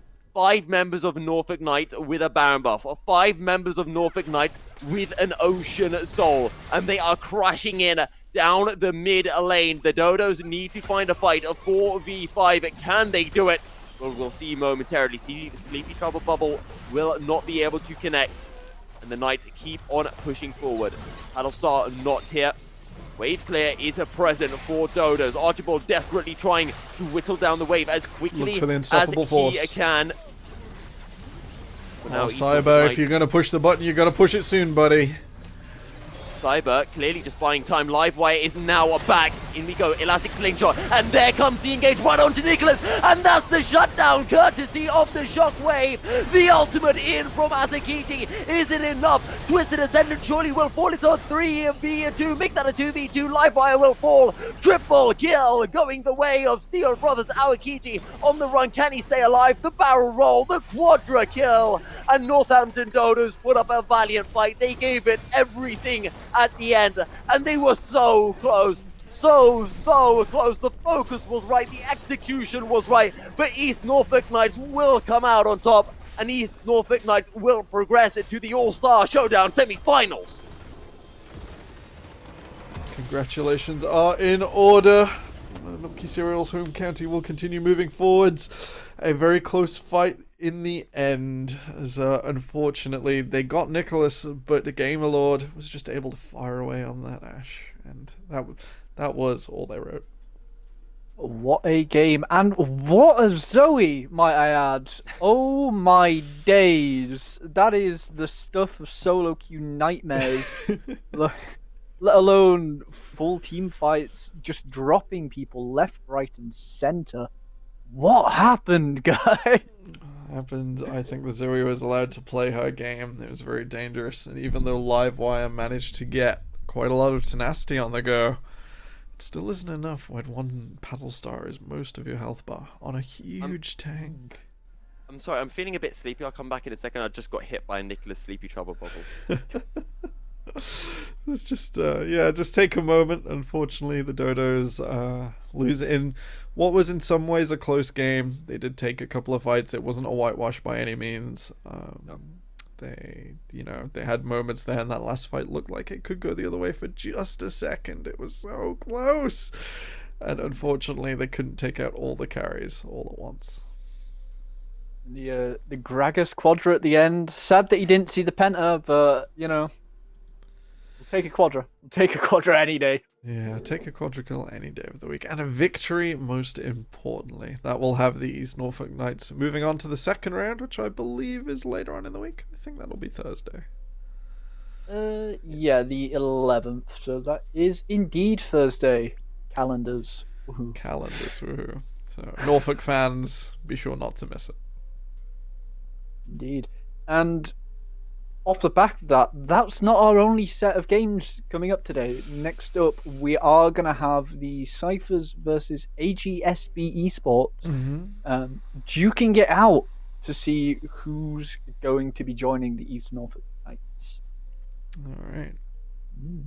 Should We're be heading good. into that game shortly. I just want to bring up one quick point from Norfolk Knights and for their final game. They look good. Their top side looks great. They need to work on their bottom side, because if on Thursday the team that they go up against hard focuses on that bottom lane, it is a huge chink in the armor.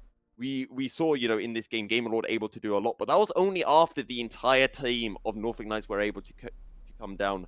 And I feel that the bottom side of Norfolk Knights is not self-sufficient at this point, and they need to work together as a duo just to improve that synergy, to be able to survive the lanes better and not get what are quite large CS disadvantages. I think that's a reasonable concern to have. Yeah, well, it makes sense, certainly. I'd be also, as a jungle main, I'd be looking to just hard camp their bot if I was playing against them. Yeah. We know their mid laner's just gonna. Oh, maybe the Pantheon, maybe. But we know that mid lane's gonna do their thing. We know the top lane is just gonna sit tight, play safe. Do the top lane 4D chess over 10 CS kind of trades, handshakes. So if I was going against him, I would just bring my tents. Is what I would do. Well, you saw that in this game. You literally saw the Zac camping on the bottom side, and it was a bit of an inexperience coming through from Gamerlord and Twisted Ascendant. Whenever you're playing against the likes of a Zac and Kane that can get through that wall, you always need to ward behind the wall itself.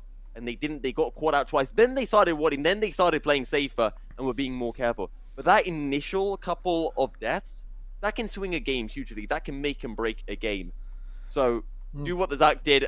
Focus on that bot lane. I mean, hopefully, VX Gamerlord and Twisted Ascendant will have that all ironed out and won't be making those mistakes. But if they do, in the semi-finals, well, whoever they're up against will be far more punishing than the Northampton Dodos, possibly. Potentially. As you're right, the damage was done by that stage. They started to adapt properly. You got to get in there before that becomes the case. Otherwise, a Zoe that can sort of exploit that angle that you're not familiar with, or a Zac that exploits that wall you're not defending over, has already earned its value. True. I think anyone going into semi-finals against him is going to have their eye on making sure that we never see that Katarina. And just getting rid of the Zoe as well. These huge assassins coming out in mid. Hopefully we'll see some sort of counter to that coming up. I think the issue is, and I mean, Temporal, give me your thoughts on this as well. I think we've got to a stage where we talked about Nicholas. Oh, he's this one trick Katarina, but he has shown in this series that he can play other picks. He can play the Aurelion Sol. That is not a normal champion to see. He can play the Zoe. Yes, we have been seeing Zoe a bit in the meta, but he has shown that he's got a broad pool. And even if you want to ban one or two of his champions, he has something else that you can pull out. And this is where you start to learn that these one-trick players, in quotation marks, aren't just one-trick players. And, well, you can try to ban him out, but you're not going to be able to. Indeed. I think you always have to take the top off. You have to take the Katarina off, but you're right that committing more multiple bans to Nicholas would be risky in a draft strategy, especially when you're showing like deep and more niche picks and stuff like the Zoe and the Aurelion Sol. That's something you'd want to see coming from a mile away, and when you don't, it can start to warp draft out of control. So I don't blame the Dodos for not managing to make it all work this time, but it'll definitely be one for their future opponents to be considering. Well, deep picks, deep drafts. We're going to find out who's coming up against them in the semi-finals, but before we do that, we are going to take a quick break. We'll be back in around 5 minutes or so with yet more League of Legends action. Boil that kettle. Oh yes. Good cuppa. Faint lights in the distance, the thin line that separates your shadows from my soul. As these walls begin to fold, head lost in the silence, cold stars stars illuminate the secrets on your tongue and the poison in my lungs.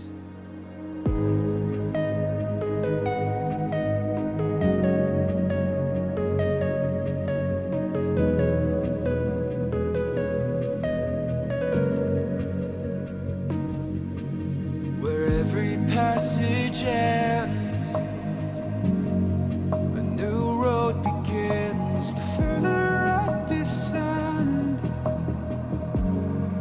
in your labyrinth.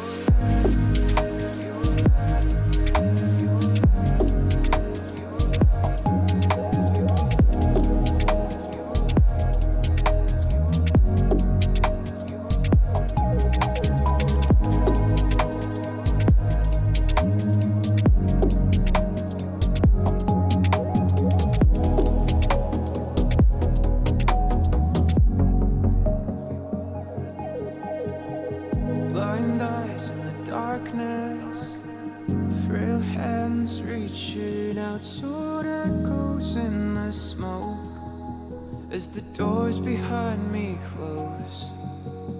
No cure for the madness, each turn tangled in the fear of losing sight of the slowly fading light.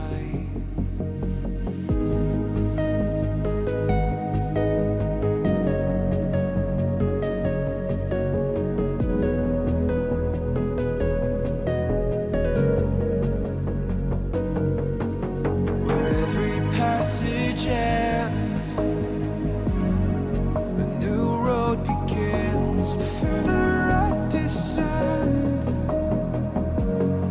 in your labyrinth.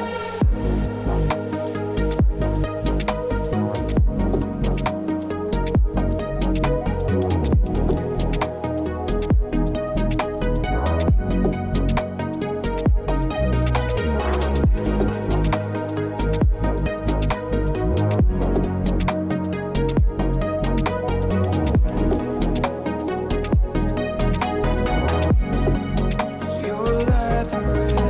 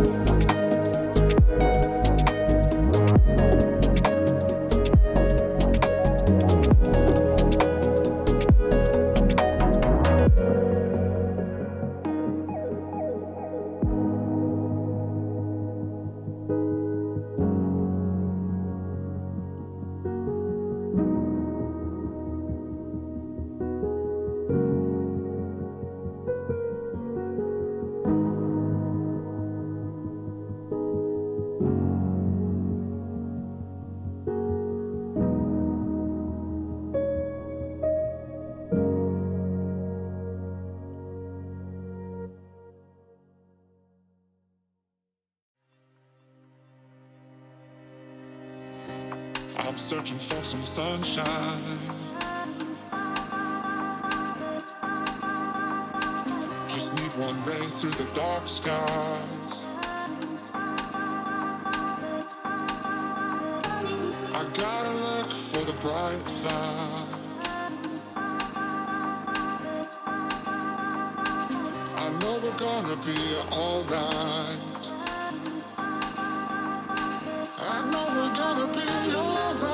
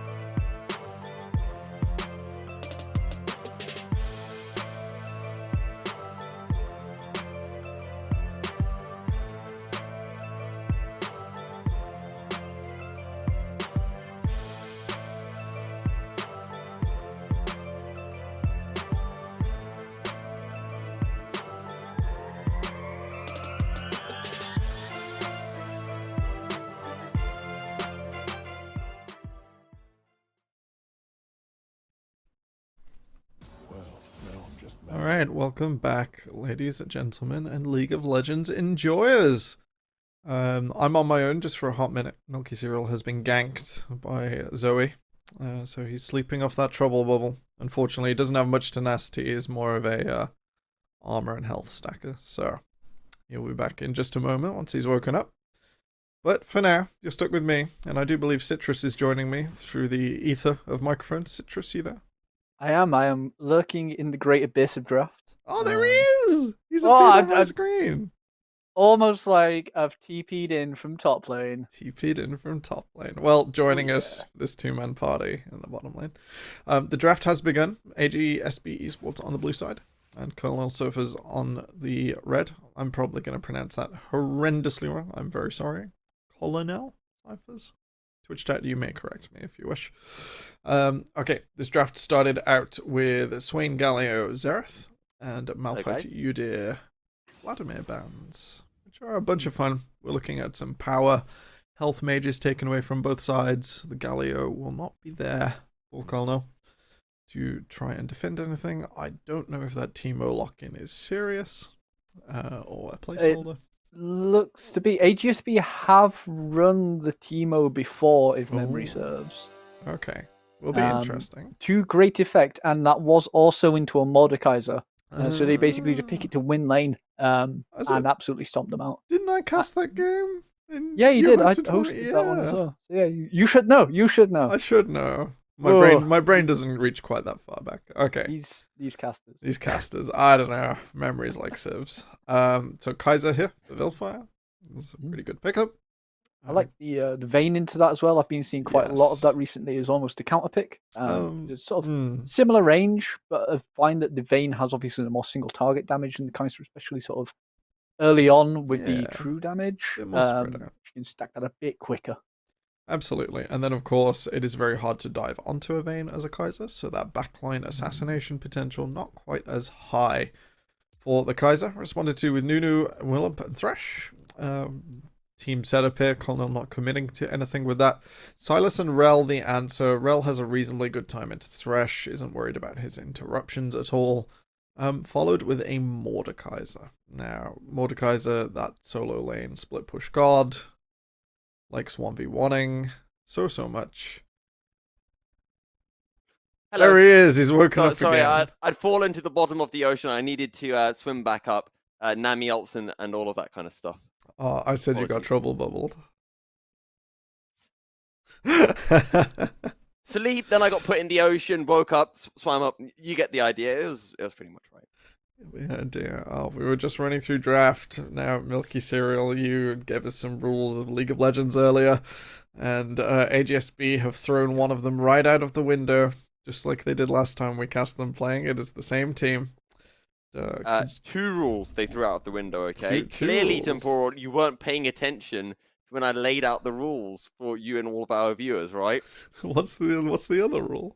Rule 2 was don't pick Teemo. Yeah. Rule 3 was don't pick Teemo. 2 rules broken. Teemo, evil lord of being cute and adorable. The scouts. You take that back, sir. He's so adorable, and I've gained so much elo off of abusing him. Reasonably good counter into the Mordekaiser. Mordekaiser does rely a little on auto attack, stack his passive up, and doesn't always like ranged opponents, although at a moment's notice he can grab them closer and start wailing away. So not the end of the world for Mord or Teemo, but a pretty interesting dynamic there, range versus melee. I feel like in the chat, we shouldn't be having a bet coming through of who's going to win Colonel Cyphers or AGSB Esports. We should be having a bet for... No, I said don't put out the... We should have been having a bet for how many times people are going to die from Teemo shrooms when Teemo is nowhere nearby. Nowhere nearby, indeed. I suppose you can call them mines is the easiest way to explain that. Leaves behind his lovely mushroom plants, and of course when you step on one they explode, loads of poison damage. And a miserable time for all involved, really. Except Teemo. Look, the best way to explain Teemo is it's like your favorite dog, right? You know, you have your dog, you love your dog, but sometimes if you just leave them out on a leash, he'll just go around and he'll leave presents for you all around the place. And then if you step on one, there's going to be an explosion. Are you speaking Nailed from it. experience this week? No, it's not experience. Good. But I feel like that's a good analogy, right? It's a pretty good analogy, I guess. Except instead of slipping and smelling, it just does loads of damage. Yeah. Okay, I think we need to turn away from the body humor. Otherwise, it's just a Please. rabbit hole that we just keep on going down. And I think our viewers will be praying that we stop. I think you're praying that I stop. So, let's talk a little bit about the draft because I saw Teemo, I saw Mordekaiser. I think I saw a Rel You as did. well. You did, B3. But I don't know what else I've seen. Well, I know what else I've seen, but Vladimir I didn't was see any. banned. Kaiser B1, of course. Thresh Nunu R1 R2, Rel R3, Mordekaiser R3. I can't remember further than that. Okay. So, in other words, we have 5 champions taking on 5 champions. We know 3 champions from either side. Oh wait, I could cheat. Oh, did you get a screenshot? Did you take the cheeky No, screenshot? but I was watching production. There was a Vayne Pantheon also for Colonel on red side. Okay. I'm going with Colonel And right now. Colonel, I'm going with them to win. They've got Pantheon. GG. You got Pantheon. See, I'm a Teemo stan, so I'll be going for AGSP in this game. I think it's just the answer. Okay. Can't argue with it at all. No, I'm Silas not gonna argue also with it. came through from AGSP, so pretty odd game for the Silas. He doesn't have many ultimates he can steal, but you can start to get really funky with Inception in Mordekaiser ults, and I'm always here for it. Not the Silas ult, Mordekaiser, Inception, shenanigans. Okay. Wait, Sure. hang on. Mhm. Just remind me, if Silas Mordekaiser ults, Yep. does he go to the same death realm as Mordekaiser or like an Inception level? Depends. Oh, depends. If Silas is altered by Mordekaiser, then steals it and uses it again, you enter Death Realm the second. I'm not really sure what the difference is from Death Realm the So first. that's to if be honest. Mordekaiser ults Silas and then Silas ults Mordekaiser while in that ult. Yes. However, if Okay. Mordekaiser ults someone else, Silas is already loaded with Mordekaiser ult, you can make it a 2v2 in there. And that's a great time. Just like, oh, you thought you were getting away with this. I'm going to ult the lowest impact person on your team and join in so you can't bully this person on your own. Yep, that sounds like a plan. We'll have to see whether that does come through from Minadazaki on the Silas. And we'll see what he can pull out. Game 1 of Colonel Cyphers and AGSB. Going to start momentarily our second quarterfinals of the day. We already saw earlier on Norfolk Knights taking down Northampton Dodos in what was a rather riveting best of 3 series. We'll have to see whether Colonel Cyphers and AGSB can make an even more riveting series for us. Absolutely. I'm hoping to see fireworks. I've already got Teemo. I do love him. I have a love-hate relationship with some things in League. Like, I can't stand Ocean Soul, but at the sight of Teemo, like, I'm so overjoyed. It's a great time. Don't worry. I mean, at least you've come out and you're being honest with everyone about your love for Teemo. We appreciate it. It takes a lot of courage to say that, Temporal, on stream to a lot of viewers. So, I mean, if they weren't blind, they might have a response. So, Teemo's other fantastically frustrating ability that isn't his ultimate. I mean, I could go off with stuff about Toxic Shot and how that makes them toxic and how they'll respond to you, but either way, we are into a game. Okay, let's go with the predictions from Twitch chat. We have 80%, 21,000 points on AGSB Esports to win this one from 15 users, and 20% on the Colonel Cyphers for 5,000 Twitch points and 12 users. So, a lot at stake this time around. Yeah, and I think this means that we've got a lot of closet Teemo lovers around. Of course, that doesn't include you because you are out and open about your love for Teemo. Okay, it's also See, when you told me Pantheon, I thought it was Pantheon jungle, but it's Pantheon mid, and we've got another Nunu coming through, and 100% Nunu win rate today, to be fair, so things are looking good for the Colonel Cyphers. Yeah, they are looking pretty good for Cornell here. I think they have a reasonably good team dynamic. They have just the right amount of magic damage to not make any particular resist worth a lot more than another at the mid stage of the game. Fresh just stepping up here, has found the Kaiser. Fire will get away with it this time. Flay just on time will knock Rel out mid-air. That looked a little bit stylish. I tell you what, the Flay into Rel is almost as disgusting as the Flay into Zenith Blade from Leona. Denying that engage, beautifully done by Ming Bong Gap, I believe that is. Yes. I was reading that, I was just thinking, what is that a reference to? Is it like a mid gap or something? But I have no idea. No idea. Maybe it's like player name gap. That would be really funny. Yeah. It's like, well, this team's got me, and I've got me, and you haven't. That's very sad. Yeah. Silas with the re-engage here on middle without cooldowns. That is a bit risky there. Pantheon takes much of his health bar backwards. Has one more empowered ability on this pattern, though, so should be fine. These death sentences aren't missing. Yeah, maybe we're going to be having a new MVP, and that's the reason why there's a Ming Bong gap. You need to have a Ming Bong on your team because those thresh sentences, they're perfect. So good. Oh, this is disgusting. He's just running down Lucky. That's another auto. Ignite as well. First blood to the cute little critter in the top lane. That is the power of taking area on this Teemo. Every auto attack smacks for that extra amount of damage, and it does scale out of control if you get 3 or 4. You can double up on an auto if you move closer, so area returns to you quicker, and the poison's still on, it will jump back and trigger again. I personally am an electric user on the Teemo. A friend of mine who is a lot better at Teemo than I, and never mind gank in the middle Yoshiyukima. Just get out this time. The shield coming up to block so much damage, but Spess Marine knows that Henry has taken the mickey in this top lane, and he's too cute and adorable not to kill. Yeah, Henry flashes.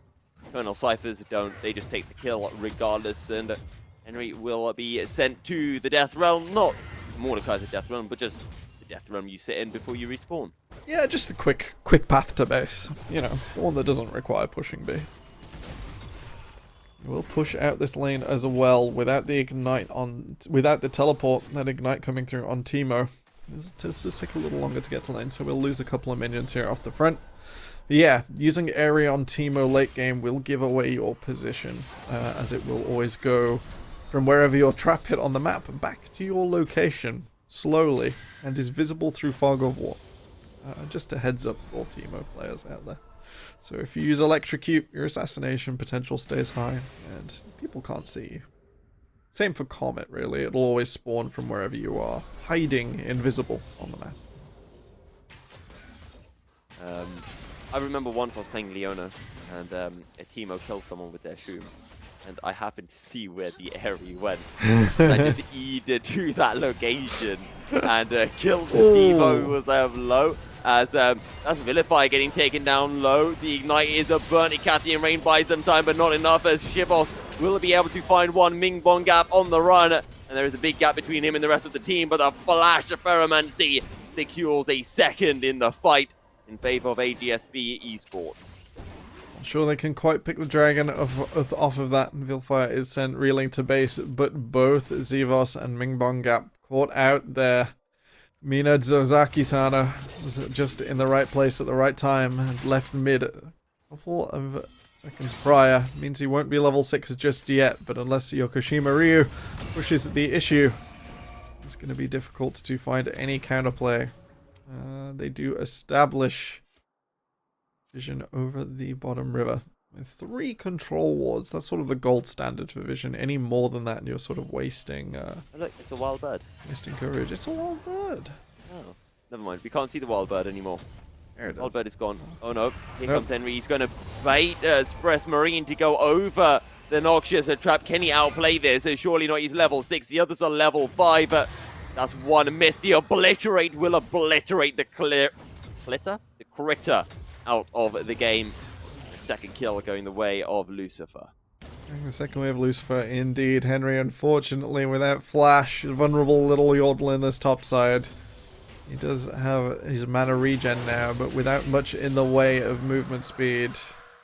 That is the top side getting picked off. But when you commit to top side when Dragon's up, you allow the opposing jungler an opportunity to get in there and take that one for free. And that's what Lemon Curd does. My favorite toast topping is jumping in there and picking up an Infernal Dragon for his team. I could accept you liking Timo. Yes, I'll agree. He's kind of cute, but liking lemon curd and putting it on toast? What is wrong with you? It is glorious. I'm kidding though. Raspberry jam is my favorite. Lemon curd a close second. The tartar the better. The tartar the better. Did you say? Mm-hmm. It's gotta be like, it's gotta make your jaw ache with like how sweet it is. Why do I feel like I'm thinking of lemon curd? Like lemon. Like sweet lemon spread. Lemon curd. Okay, I don't think I've had that. For some reason, I got that like mixed up with like lemon rind, like you know how you Oh, had no, orange rind yeah, to, like no. cakes and stuff. No. I was thinking, what you put like lemon Put that rind on on a toast? Like, toast? what is wrong with you? I was so confused. So No. confused. It should be in like little jars at the supermarket if you get the chance Okay. to go. Seeing as I'll that's the only place stay- we can go at the moment. I'll stay well away from it, and I will stick to butter on my toast and Nutella occasionally. Oh. It's in the same school as Nutella. Very sweet things to put on your breakfast cereal. Or breakfast toast in this case. When people say lemon, I don't think of sweet. And now that you're saying it's sweet lemon, for some reason, I'm just imagining that you have a cheesecake on top of your toast. You know what? You're not a million miles away. Lucifer will eat a noxious trap here, but unfortunately, Space Marine right behind will be pulled away move from the quick. Herald. Oh, Henry, swift feet, and Space Marine's going he's low now. gonna That turn it ignites around. back up.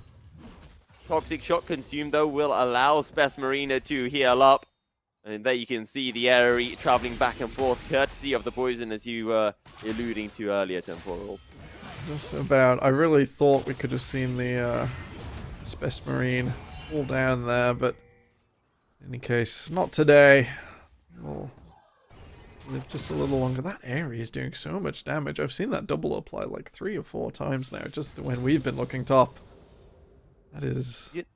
There's something interesting in the trades between Lucifer and Henry, because I feel like every time Henry gets a trade and he like wants to then leave, Lucifer then uses the claw, pulls Henry back in, and Henry's like, all right, I'll auto-attack you 2 more times then. Just about sending a message, yeah. Maybe Henry's trade's extending successfully more, the more Oh, no. Lucifer wants to get out. It's a 2-man gank on the top side now, I think. Oh, never mind, they're just going to look for Rift Herald now. Yeah. The Teemo can survive for a little bit longer. I don't see why you don't Grand Starfall top here, to be honest, and then get the Herald after. I think you're trading away Lucifer's time a little too much, and maybe if you lose that minion wave on top, you can't quite transition this Herald if you wish to turbo it out. Not that I feel Don't you worry. should. It's time for the Ming Bong Gabber to show up. There's the flay. Death sentence. Good flash by Henry as Crest Marine just walks her through a poison dart. Or I say a poison dart, a noxious trap. You know what the best thing about noxious traps are? It's like if you have, it's like if you've got a little friend nearby, they also get to experience the mines as well.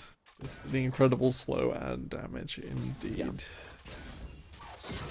Oh, okay. Bit of a lull state now. We have 1 minute 20 seconds. We're going to be setting up onto this dragon from both teams' perspectives. Herald currently held by Space Marine, so we'll be on them to clear their top side base, move into the bottom side, get onto this dragon, and have options for the Herald. You could feed it onto the vein, but at this stage I don't think we're getting it done before resets, so it wouldn't be the end of the world either way. Lemon Curd now. Doing a pretty successful 1v1. Space Marine. What was that?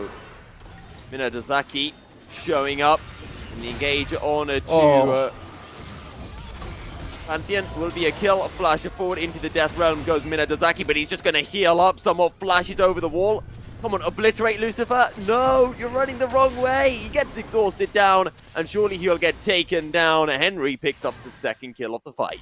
Lemon Curd just showing up huge there. The stun coming through from Dingago Matre.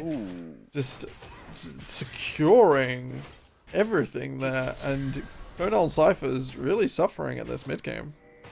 You want to know something that is rather sad? Coral? So Spess Marine is on 58 CS to Lemoncurd's 90. He hasn't upgraded his smite yet. He still has one more to do. Killer Instinct coming through onto Shivos. Kaiser versus Vayne. And Vayne is on the run. Minodozaki is showing up to the fray. The engagement now on to Spess Marine. There is the absolute zero. The turnaround from Konel Cyphers. The box dropped as well. Can they find Ming Bong Gap? No, they cannot. He'll be able to pick up the kill and flashes the mastery as well. Because that is just the support difference right there. AGSB teleported into that and took that fight. And it just seemed a little overeager as Konel are just able to turn it back around just in the nick of time with Grand Starfall and their own teleport in from Lucifer. Just a little bit overzealous there. AGSB have just got to chill out for the next few minutes. They got loads of gold in that last play. They're continuing to get more by battering down on these turret plates. Only the one over for Konel, but on the top side, 3 just for Henry. So we just gotta take a moment, breathe, and that gold. Just have a good time. Best Marine trying to steal they out saw the some gold count effect from the turret. Oh no. Best Marine has been caught. Void Seeker will actually hit a Krog, sadly. Shivos with the Condemn. Onslaught of Shadows flashed away by Spess Marine. Chilling Smite. Still slow, but there is a Lantern to take Spess Marine out to safety. Getting away just in the nick of time. Yeah, betrayed by the turret plates there. When you take one, the gold, quote-unquote, moves through the air towards all who share it. And unfortunately betrayed Nunu being at the Krugs. Sort of thing we got to think about. This game is clearly the game of invisible people having effects on the map running towards them. Like a Vayne. You're a Yumi on a Vayne that has gone invisible. Just gonna see if you throw a prowling projectile. Engage coming through onto Yokishimu. Nice Lantern away. Lucifer into the meat grinder though. Will take a fair amount of damage. Uses the Death Realm to be able to retreat to safety. Okay, just waiting to be able to come out and will return. Absolute zero. This is going to do a lot of damage. Yokoshima blown apart. Ninga will get taken down low. Able to survive. Minodozaki picks up the triple kill. Void Seeker, I think, connected onto the Vayne. There is no Killer Instinct available for Zilfire to follow up. Yeah, I guess Absolute Zero, the choice of ultimate here from Minodozaki, and just does so much damage. They overlap the two, and Spess Marine just keeps on going. Unfortunately, that does end up favoring AGSB for his perspective here. Yeah, fantastic play. They just managed to keep their calm. They get Lemoncurd out from a sticky death sentence situation. Play it forwards, and it is looking promising here for AGSB. They now have a 4,000 gold lead. Gold continues to trade backwards and forwards, however. Lemoncurd still wants to fight this, and Lucifer's actually not heading down here, not trying to help out his jungler. Lemoncurd unable to steal because he's playing it against a Nunu. Floor of Doom will be able to connect. The Teemo Shrooms. Yeah, the Teemo Shrooms are doing their work, slowing down the members of Konel Cyphers. And all 4 members of Konel Cyphers will now have to retreat. And are we potentially going to be seeing a collapse on the bottom side? Because Shiftos is all on their lonesome. Well, they're lonesome indeed. Vayne vulnerable occasionally. Pretty strong in the 1v1 though, so can definitely walk it up on the Kaiser here. Looks to be doing so just now. That ultimate is popped. The crossbow is out. Final hour, and it might be the final hour for Vilfire, but no. Ninga turning up at the perfect moment. The exhaust coming to attract and repel, locking her down. Shivos, all that almost connected. But Ming Bong Gap turns up with the Lantern to safety. Just in time to get their AD carry out of there. They force out the flash from Vilfire. This is the longest cooldown they could have got, the highest prize in this bottom lane. And that will be Vilfire unable to reposition successfully at a moment's notice in the next fight, which could be critical with this Mountain Dragon coming up in 1 minute. The break in 1 minute will be the second break for either AGSB or Konel Cyphers. We have a Rift Herald up as well. Only 2 towers have been secured by AGSB, just the one by Konel Cyphers in the bottom lane. So all 3 lanes have a tower that has been destroyed so far. Indeed.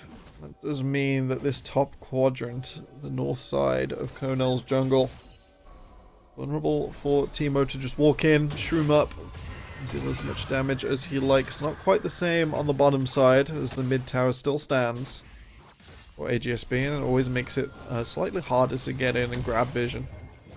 Just offers that extra layer of security. Kurd still trying to contest this. He's 2 levels up on Space Marine, but Nunu just having that chomp, able to get in there and just smite everything slightly higher than everyone else. Oh, that is a lot of damage here from Yokoshima. Yokoshima is fairly strong. He's got the Eclipse completed. Minazaki has the Leandri's Torment, I believe it's called now. Oh, sorry, Leandri's Anguish.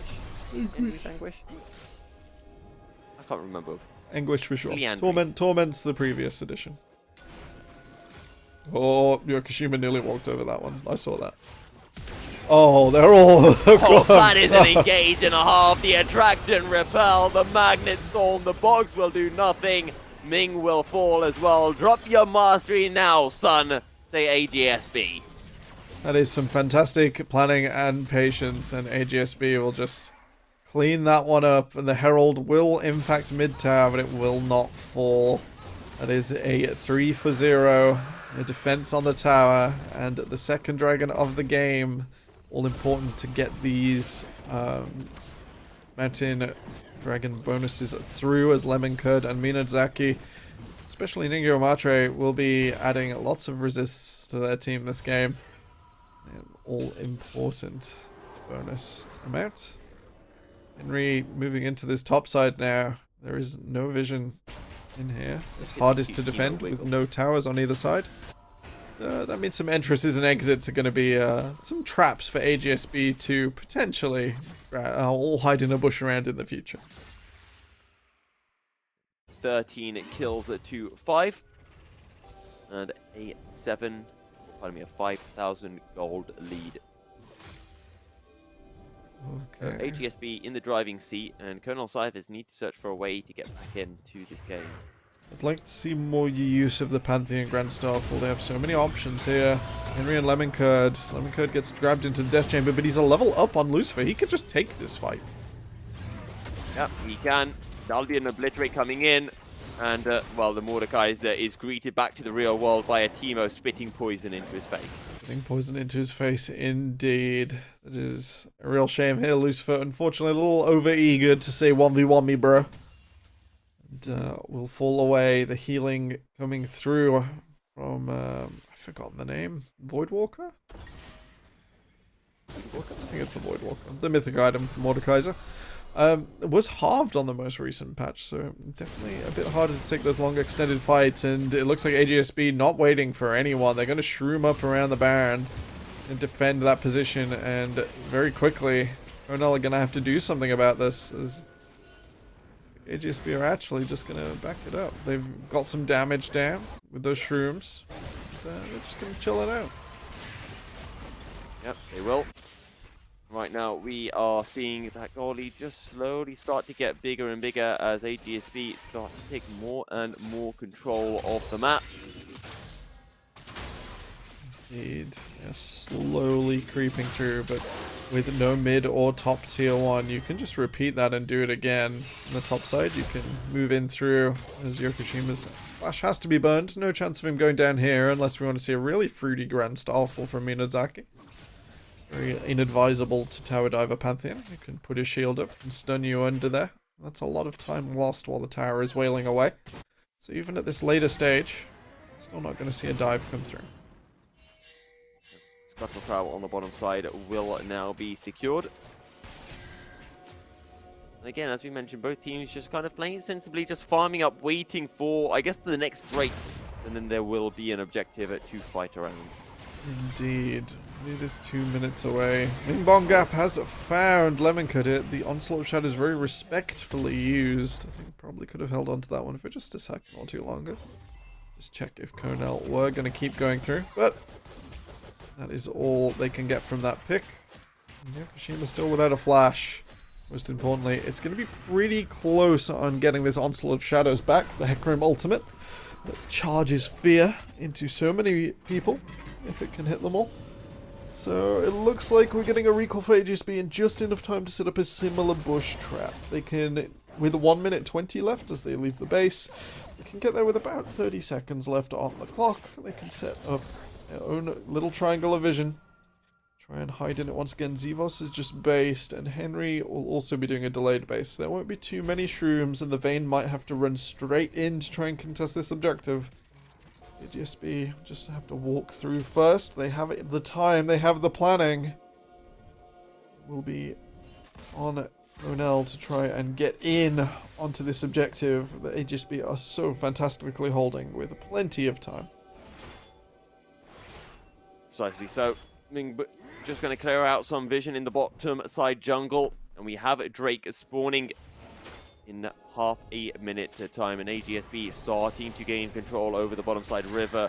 And if actually production can highlight, you can see the vision control that has already been established by AGSB, and it is just completely dark for Conel Cyphers in the river. Indeed, approaching will be a big struggle. They can't see which angle is being held by which people. They are caught out in a large group by Lemon Curd again. It will be disaster. Ningo Matre could be waiting around any of these corners to knock up multiple members. With them still for Vilfire. Too far and far away. And deal so much damage on this Kaiser that now has its Gale Force completed. It's nearly there for its Collector as well. Colonel Cypher is going to try to rush down Baron as AGSB secure another Drake in the game. Yeah, they don't have a slow Baron by any means, but I think AGSB know this is going on. They're running straight over there, making a beeline. It's going to be close. The Baron hits 5,000. 2 they have to commit. Windseeker will come in. There is the engaged Magnet Storm. Killer Instinct in as well. And Conel Cyphers will be ripped to shreds. AGSB say thank you very much for the Baron leash. They only have to do another 3,000 damage. And they wipe Conel Cyphers off the Rift. Lucifer was still on the top side. And whether he should have joined or not, well, that's one thing for the coaches to go over for sure. Absolutely. I want to praise Lemon Curd for the blind ultimate into the pit, leaving no doubt in his mind that he didn't control that objective and could take it away at low health. Yeah, Magnet Storm as well, just doing so much to line up for Minazaki-san and Vilfire to do all of that AoE damage.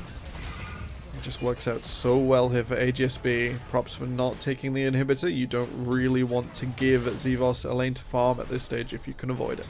Instead, plant some traps on the exit, force out Ming Bong Gap's scanner and all other vision options, and then you have plenty to do across the map in the coming minutes. Now AGSB just need to be careful, need to be sensible. They can wait those 3 minutes until the next Drake spawns, and then secure themselves a Mountain Soul. And sure, the Mountain Soul's probably not the best for the composition that they have, but I'm sure Ningo will be very happy to have some extra tanky stats to engage. Absolutely. And then of course you get the bonus from when you steal it as well. It's just it's just good all around. Go invisible, go invisible. They have no way to check you, Henry. Just stay in the bush. Oh, instead. He's got the damage to turn this around. Shifos down to half HP from about 2 autos. A flash of forward, toxic shot. QSS does nothing, and there aren't any autos that can come through from Shifos. There will be an obliterate, make it a 1-for-1, but there's the onslaught of shadows into the Killer Instinct. Hop goes the Pantheon. Lucifer is so slow right now because he keeps walking through shrooms, trying to make his way down to some form of safety, but it's 2 kills for 1 in favor of AGSB. Bruno will be able to clear out the middle, but they're going to have to pay with another tier 2 in top. These Baron Empowered minions do so much damage to towers. Lemon Curd tanking, so they will maintain this as they approach the inhibitor. There's even more options here for this AGSB side. Continue walking forwards, continue pushing the advantage. That sentence shouldn't matter too much. There won't be a fight or a contest here. Unless Ronel really finds something spicy. That sentence just a little short in the end. So we're currently seeing almost 3 items completed from Vilfire, but for Shivos, to be fair, Shivos has some fantastic CS, 220 at 26 minutes. They're talking, I think that's over 9 CS per minute. But has just completed that second item, has gone for the Rage Blade, which actually, I believe was something that we were talking about not too long ago, Temporal, going for the Rage Blade on Vayne and how it doesn't really synergize that well anymore with the likes of the Kraken split. So it's still completely fine, and I think I like it. Most noticeably, recently, this is a Senna thing. So the Rage Blade doesn't add more auto attacks anymore, I believe. It just adds a flat amount for the crit. Never mind, Zivos taking a whole bunch of damage. Lemon Curd though backs out. That's quite Killer risky. Instinct into the backline, and Shivers is going to get blown apart. The Pantheon will join in, and we've got a freezer screen. So, Alright, see the future, Milky Cyril. See the future. okay, so Vilify goes in. He's going to be able to blow down his Shivers. Meanwhile, in the rest of the fire, in goes the Pantheon, but it's not enough. He's locked down, taken down. AGSB wipe Codel Cyphers. 5 kills for 1. Alright, we'll see if that prediction's true in just a moment. I was sitting down. I wasn't ready for it. But we'll have to see what comes through. I wonder if it was the issue. It was. So, as you mentioned, Temporal, in the previous series, there is a bug where if the game ends, sometimes you do get that kind of a pause. And that's what happens. The game has ended, which sadly means we only got to see the start of the final team fight. I'm going to assume, and this is an assumption, right? AGSB won the game. I think that's a pretty safe assumption. Citrus, do you have any news for us? I'm presuming AGSB won the game. Yeah, pretty much. That's what happened. News from the other side. Citrus, I've got a question for you, right? Yep. Slightly off topic, but there was a guy called Lemon Curd in the game. With a name as your own, Citrus Empire. Do you think Lemon Curd kind of fits into the Citrus Empire here? One of my citizens, yeah. One of my citizens. Okay. Coming up strong. Do appreciate it. Like a Azir, but with fruit, I guess. Every time he summons a soldier, it's a different fruit. I love it. I love it. Riot Games, you heard it here first. That's a summer swimwear Azir skin if I've ever heard one. Yes. I do want to praise. Lemon Curd is here. I do want to praise AGSB for one fantastic piece of macro in that last game. Twice they attacked 2 inhibitor towers, and with a team with Sheen users and Kaiser, who all shred through infrastructure very quickly, they chose not to take inhibitors. Now, inhibitors cause auto priority in that lane, they spawn super minions every wave. Super minions are worth quite a lot of golden experience. So you are trading that over to your opponent, but in response you get so much agency on the map. Where they didn't need the agency on the map, because of Teemo, because of the way they played the map out, because of the way they'd invaded jungle structures they could get into, something we don't see from semi-professional teams, including and up to everything that isn't tier 1 and sometimes tier 1 itself. A very fantastic macro move. They just don't take the inhibitors. They don't need to give their opponents that much gold, that much experience, that way back in for their hyper carry Vayne to farm out that lane. Twice they do this. And it works out fantastically, because when it comes to the end of the game, you bring your minions behind you, you've stacked them up anyway, doing things you control, and then you just knock the inhibitor over, because you have a Sunder on your Hecarim, and Kaiser deals 1,000% damage to your infrastructure. And it's fantastic. Impressive stuff. I think the only thing that I'd mention kind of on the counterpoint, because I do agree, you don't always want to be taking those inhibitors, is at the side of Colonel Cyphers, he didn't really have any wave clear. So if those waves did get shoved in, or when they did, it would have been impossible for them to really clear it out, especially if 2 inhibitors were down. Absolutely. All right, I think we're gonna go straight into the next game if we can. Oh, I'm reading the spec different. We're just going as quickly as we can. We're still giving the players a little time to shake it off. A little time to get it all together. That's completely fine. Personally, I think early game, there was a bit too much attention given to that Teemo. The global Teemo taunt came strong. Yeah. Nunu was just like, I'm having none of this. But it was like, gotta get him. Teemo who had all of it taking the win. So. It's true. 100% win rate for Teemo, I believe, right? Yes. I think I've only seen it twice. 2 for 2. Good enough. And from the same player. Same player as well. Oh, AGSB can be proud of that one. Global taunt executed. They go 1-0 up in this series. It's going to be on Cornell. Maybe look at the way they approach the map. Look at what weak side and strong side truly means here. As while Teemo is traditionally a strong side, you know, it does a lot of damage. You set him up, he excavates a certain part of the map out for your team. Against the Mordekaiser, the more you commit there, the more you're not committing to the Kaiser in the bot side. And if you don't keep Kaiser down about the same time as Vayne, and if ahead of Vayne, before Vayne, just explodes in with multiple items and all the damage in the world. Oh yeah, I mean, I definitely think their jungler needs to sort of maybe prioritize that mid lane a bit more, and certainly prioritize the bot lane over. Well, if the Teemo shows up again, which maybe it won't because perhaps a ban, which is always great to see. Like, I love seeing a Teemo ban. It's so good, so good, So good. I think Temporal and many other Teemo fans out there disagree with that sentiment.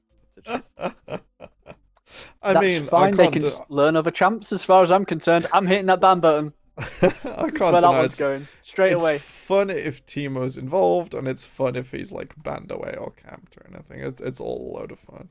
As long as Teemo's present. Speaking of fun picks, maybe some Blitzcrank. Blitzcrank, good counter to Thresh, and Ming was fairly good on the Thresh. He didn't really have much opportunities, though, did he? Not after the early game. Did fine. Throughout the early game, cheered off some fast feet, some nice accuracy with the death sentences. Did falter a little. There's not a whole lot you can do there. So I believe we are just about to head into draft now. So back to you guys. Oh, back to us. A scary thought, Milky. Game 2. Oh no. 1-0 AGSB. We are going to see Lemon Curds Hecarim take V1 away. That won't be returning. I think we had a bit of a meme going earlier as well, didn't we? 4 legs good, 2 legs bad, Milky Cereal? Oh, yeah, we did have that. Always pick the horses or the deer. Yep. See, I just realized what AGSB stood for, but now I don't think that's it. I thought it was always going to secure BMO. But clearly not. It's always good when your Teemo picks up target bans. That's exactly what you want to see. That's what Teemo players live for, I think. It's 50-50, playing the champion or seeing others hate it so much. I think this is a bit where Henry's just going, time to play an actual champion now. Mission accomplished. Mission accomplished. Captain Teemo was on duty in game 1, and it won't be on duty in game 2. It has successfully completed its mission. It's got to go home. It's got to spend some time with all of its other Yordle friends. I believe Tristana Teemo is a thing in the lore. I don't know. Either way, we're not going to be getting a Kaiser first pick because we're getting Veigar.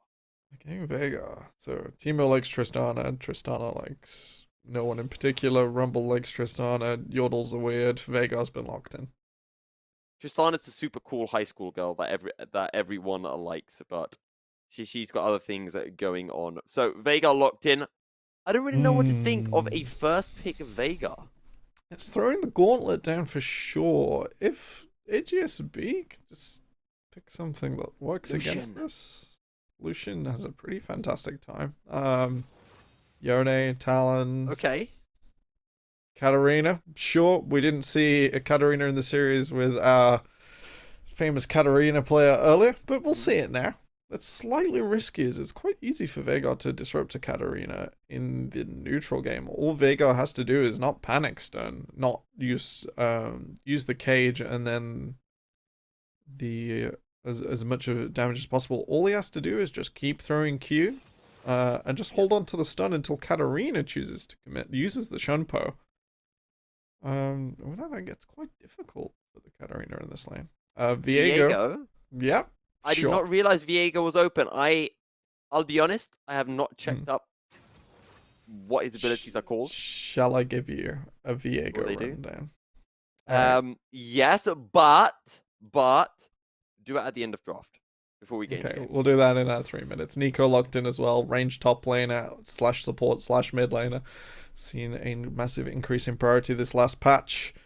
It does so much work against so many picks that were seemingly like dominant in top side with no real way to manage them. But if you can stick that mage up there in the top side, she does a whole lot of damage when built with attack speed. I'm confused. I'm done. Yep. I'm officially confused. Like You done? I see 2 mid laners. I see also 2 junglers from the side of AGSB. I look to Colonel Cyphers. I see 2 mid laners / supports and a jungler, and I don't like it. I don't like it.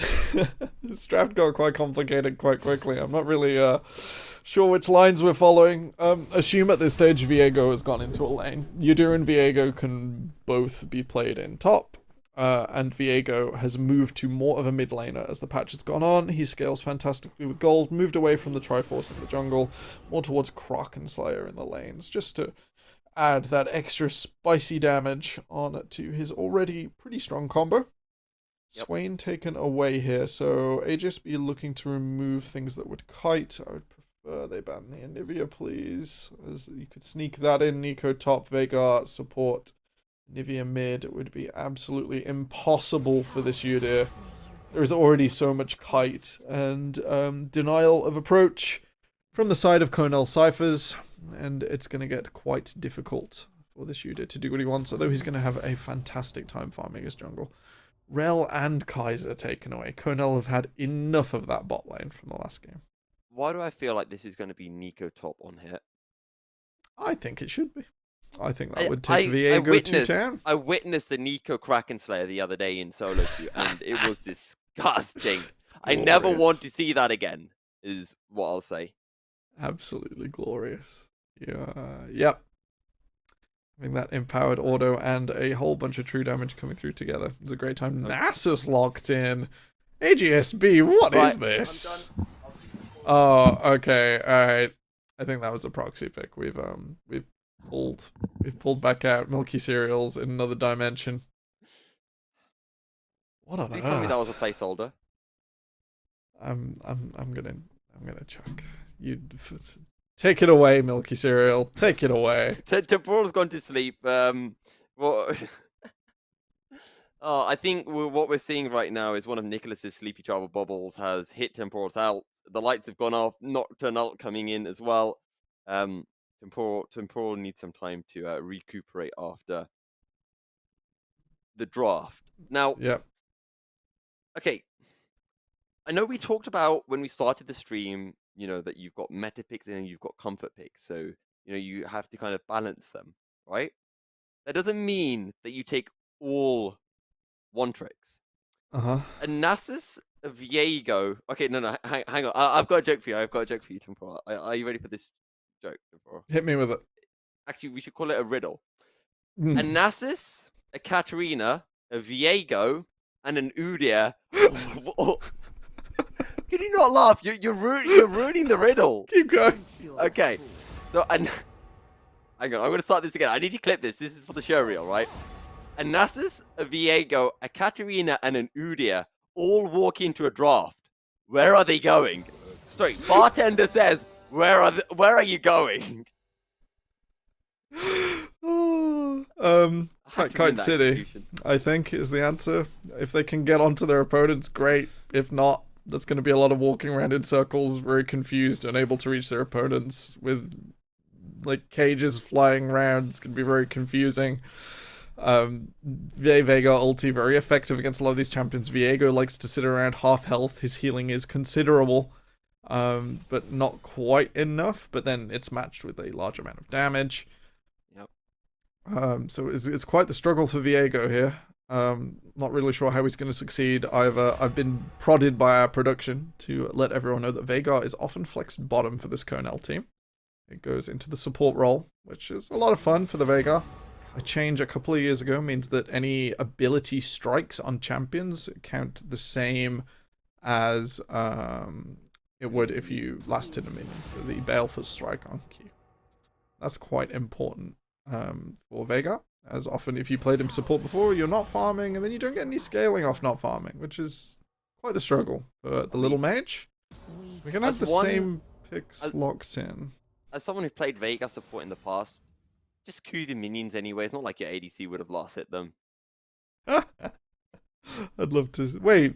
Yeah, I was about to say, I'd love to see your ADC's reaction to that. Wukong locked in here. This is getting even more confusing. Yeah, I don't know what was worse, the Wukong or the Nasus, and Nasus was worse, but by how I'm just much? going to be clear to our viewers here. You know, we're not flaming in the draft yet. We're just I want to very, know. very confused.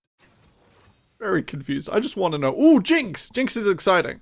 Yes, Jinx gets excited as well. This is exciting. Let's talk about Jinx Temple and ignore the AGSB draft. Alright, let's forget AGSB for a little bit. Jinx got a change on this last patch. I do believe she had another one recently as well. Not on the last patch, but her attack speed penalty for switching to rockets was reduced, which is not a bad thing. And she's had some other, I believe, is it damage? It's on hit Nico top. On hit Nico. Yeah, it is on hit Nico top. It definitely is. Wukong's an okay match though because he closes the gap and causes a lot of problems. The stealth means that the bind from Nico can often. It's Senna a bit of a Wukong struggle. bot. Oh yes, AGSB. Okay. That is AGSB, one of my you've taken your favorites. draft from like here to like here. I mean, I like against a Lulu, that's a bit of a risk. It's okay, but it's Senna spicy. Wukong got nerfed a lot for a good reason. That strategy was absolutely out of this world. Funny enough, my team was the first to play it in Europe. Pretty sure, at least in the UK. Absolutely sure. I don't know if Josh is watching. He might be watching. Congrats, Josh. Guy. Best strategic coach in the UK. Even though he's not in the UK anymore. Because he was too good a strategic coach. Yep, tons of fun. So Jinx got a ton of buffs. Kane, no doubt, heading... Wait, yeah, so Veigar middle, Nico top, Kane in the jungle, Yes. Jinx Lulu bot. Okay, cool. Let's look at the other side. That Veigar is going to have to do a match in the Katarina, so we've already mentioned the backwards and forwards. Veigar holding his stun to do well in this lane. If he uses the stun, that's a large window for Katarina. Should be maxing it second to reduce that window of efficacy. UD will have a similar story. He's going to have to try and find his way through a billion cooldowns that try and keep him at distance, hold him at range. He's going to have to try and get ahead of Kane, who already farms quite quickly in this jungle. To try and, like, some sort of 1v1 gap. If we see a coin flip, I want to see Yuda ahead to be effective. Viego top against Nico is very volatile in the neutral. Like, I expect Viego might suffer a little from lots of auto attack poke, but then gets quite sustainy later on. And the Nico's damage may come to fall off, but then if it's the AD, it won't. Lots of questions, Milky Zero. Lots and lots of questions. Senna Wukong might struggle into Jinx. She's quite long range. Now, Temporal, are you ready to experience the Jink passive? Are you ready Yes. to get excited? If we get excited, we got to get hyped up. Okay. That's completely So, fine. Temporal, I promised that I would let you talk about this. You can explain Viego to us. Guys, get ready for a monologue. Top's a bot Viego. Okay, Viego's passive is huge. We're going to do the very too long didn't read version. When Viego is involved in a takedown on a champion and goes to that champion spawns, Viego can right click them, go untargetable, possess that champion, appear at the site they died with their health bar, their Q, W, and E. He can use them whatever he likes. When he's in that person, he gets another cast of his R. So if he hasn't used it already, it doesn't cast his. If you've used it already, he gets one extra go. That R, we're going to start from his ultimate. Lets him dash forwards a little, puts this circle on the ground. That circle executes with physical damage. It's quite significant when you get down to low health, and that way can be seen as sort of a reset. His E throws a sort of mist against a terrain. Think Senna E, but it binds to terrain instead of to the character. So when he's in there, his attack speed goes up, and he's stealthed as long as you're not on top of him. He also moves quite quickly. We normally see this max second at the moment to sort of inspire a bruiser Viego who can just dish out loads of damage without worrying too much about that stealth. W is a short range jump and stun. You can't get over a wall with this.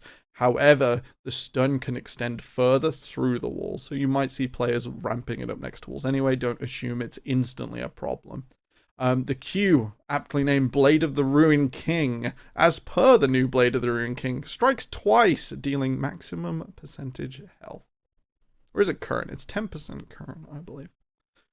I think after this, I'm gonna have to go buy Viego and play some games because I need to learn the champion. He'd suit you. He'd suit you. Your style is quite similar to Viego, like the all-in-y stuff. Like you pair it with the Leona. It's something I feel you would be familiar with. How is Viego my kind of style of champ? Like, have you seen All me in. play anything All that in. requires skill? Forwards. Skill. Oh, it doesn't require as much skill as you'd think, I think. A lot of the flashier stuff we have to realize is just chaining together abilities as they're on and off cooldown. There isn't a master rotation for Viego. There is the medium cooldown on his Shroud, quite a long one on the stun, and the Q you just weave in between auto attacks. There's no magic there. Okay. So what you're saying is I'm gonna int on the champion. No doubt. Either way, I have a question, Temporal. I did not notice a Vladimir or a Nocturne in the draft. Mm-hmm. So why are you being a creature of the night? Oh, I need to turn my light on, but I'm having so much fun over here. Okay. I was lit naturally, and unfortunately, the snow clouds have come round. The sun has gone down over beautiful Cambridge, where I am at the moment. And yep, I am nocturnalting until this camera goes away, and then I'll sneak away to turn the light on. I think you should use your Lux passive here and illuminate your room. 2 seconds. Right. I will illuminate. Hang on. Take it away, Monkey Cereal. This is when we're gonna have fun, chat. Right? As soon as Temporal leaves, we can have fun. Okay, Temporal's gone. So, right, here's the thing. Diego's terrible. Teemo's a terrible champion. I don't know how anyone could ever like Teemo. Oh wait, Temporal's back. Wait, he never took off his headset. No, we're into game. Okay, right, let's talk about the game. Tonal Cypher's taking on AGSB. AGSB having secured game 1 of the day. Wait, he never took off his headset. No. I did take off the headset, but unfortunately, it's open cup, so I could hear everything. We're back. We're back. It's us again. Hello. What happened? I don't know. I don't know anymore. I think production realised that our jokes is what's keeping viewers entertained. And I think we are the main show. Oh, I don't know how people put up with us. Anyway, it's good to be back onto the game 2. AGSB Esports are up 1. This is potentially the one for all the marbles, but it's not game 3 just yet. It's going to be on Conal Cyphers to execute this very comfort-based is what I'm going to call it. Composition, although they do have lots of tools to keep Udyr away, so it's not like it hasn't landed at all. Electrocute already coming down in middle. That's exactly where Yukishima Ryu wants to be. I've noticed we've switched some players around. We have. What has been switched around, and should we be scared of things being switched around? This is Henry's Katarina instead of his Teemo. Oh. And Minozaki-san see this. has gone to the top side. I mean, A little unusual. well, I guess it means that Henry's staying on his AP champions, and Minozaki has gone from the sideless to a Viego, both champions that have been very disgusting on release. A Ming Bong gap indeed in the bottom lane, as Lulu just bullies out, and it looks like Lemon Curd has the level advantage. You do not beat an Udyr in a 1v1 Space Machine, and Space Marine. Call him the Space Marine. Space Marine learns it the hard way. I'm really sorry about that, Space Marine. It's fine. I'm sure he doesn't mind. He might mind the Udyr more than us, to be honest. Unfortunately, the bear was waiting. The trap was ready. Oh, Vilfire, that's a lot of damage, buddy. You gotta mitigate that. You gotta... when it comes to Senna Wukong, you gotta drop your losses early so that the all-in isn't completely doomed. You can drop a few CS as long as you can still push R. And this is the issue when you play Senna Wukong. You run the risk of getting poked down as Wukong, having to step up to minions, right as we're seeing there. Shivos, every time Vilfire steps up for a minion, there's auto coming through, and Vilfire can't even go onto Shivos because Ming is present. It is very, very difficult. You can't go forwards in the early levels, nearly regardless of what your opponent's doing. Henry starting to get aggressive in the mid lane. We've got a pause coming through. I just realized as well, Henry on the Katarina, his Shunpo is a blink. So he could just blink through the Veigar wall. This is why you have to hold on to it for the longest time, because you can always place the edge as where she can Shunpo to, or on yourself. But if you don't, you can just go straight through it. And it's completely not a problem at all. My question is the Katarina a good matchup into Veigar? It is very explosive, one way or the other. Because if Katarina is kept down, she does not tend to get a large health pool. And from full, level 1 Veigar ulti tends to do about half the health of a melee carry. So 2 Qs and you're almost dead. Also, I need to check this because Katarina's are now building AD. Does Katarina dish out AD or AP damage? Magical damage through AD scaling and on-hit effects on her ultimate. So Corki. Thanks for our games. Yes, very similar to Corki. Let's call it similar to Corki. Corki, yeah. Corki 2.0. Melee Corki. Wouldn't quite go as far as 2.0 because you're adding, it's like frequency. With Corki, it's all about that 180 spike off the Triforce, and then you're doing lots of little bits either with Leandries. Well, not both at the same time anymore, thanks Season 11. Oh, that is a lot of damage. I am very interested in how this Nico goes on the top side. It is falling quite far behind to Minazaki-sama on farm, but still holding up that lane presence and the health bar just fine. Yep. Just a 1 kill currently, and that's AGSB. Special Marina showing up. Henry forced to flash out to safety. It's not great when you essentially have to flash twice on the Katarina. It will be quite the risk in the next few levels. Vilfire, that was risky. Might go down here. And don't forget, the bot lane of Colonel Cyphers have all of their abilities still available. Great. Just spells. Spells just holding on for now. Vilfire did go with the teleport, which is a little risky. Does allow him to side lane like a top laner and recur some of the XP advantage bled by being in the 2v2 later on. Sometimes I think I would prefer to see the heal, even if the Senna can manage the heals. As the support, the non-farming carry, it is often the case they won't have enough gold to sort of push that one through. They won't either be able to deal enough with each heal, or they won't have an Essence Reaver, which lets you go infinite outside of the lane, and you never really run out of mana as long as you have auto-attack targets. It can get quite difficult here, so as long as we're not stressing Senna with too much to do, this Wukong lane can still come forwards. They will catch a whole bunch of farm here, so that differential in the bot side will even up just a little. Other way is almost a 15 CS advantage as Lemon Curd steps forward and reminds Spess Marine to be always vigilant for bears on the run. I haven't seen much of this kid. Look at him wiggle when he does bear stats. That's so funny. It's like, I'm in your jungle, and I'm here to mess with you. And Space Marine clearly having a time of it. Was going to recall some 30 seconds ago. It's only getting to it just now. So, Lemon Curd with the mental warfare. Just making sure Space Marine isn't as happy as possible in his jungle. Doesn't have much of a lead for his trouble though, which is pretty interesting. Henry coming forwards. That is the level 6 ahead of time. Gets the Shumpo. Yep. Yokoshima. First to burn both the flash and the barrier to keep himself alive. Henry did use the ignite. His flash was already on cooldown. As Vilfire stepping forward, but gets slowed. That's a zap as well, and there is no decoy. Shivels will just run the Wukong down. It's healed up somewhat by Ninga. That is all. I want to praise Ming Bong Gap there. They sort of seem to have the read on Vilfire. That's the second or third time in a row Vilfire has gone up and tried to play around the clone. Ming Bong Gap has got the, I don't think it's the Whimsy, it's the other one. It's the shielding ability. And it reveals an opponent. Help. If you strike with it. Help Pix. And Pix reveals that opponent. So even when Vilfire goes for these clones and tries to duck and dodge around, sort of has the number there and isn't able to escape and gets an extra 1 or 2 autos, which is a pretty big deal in a 2v2.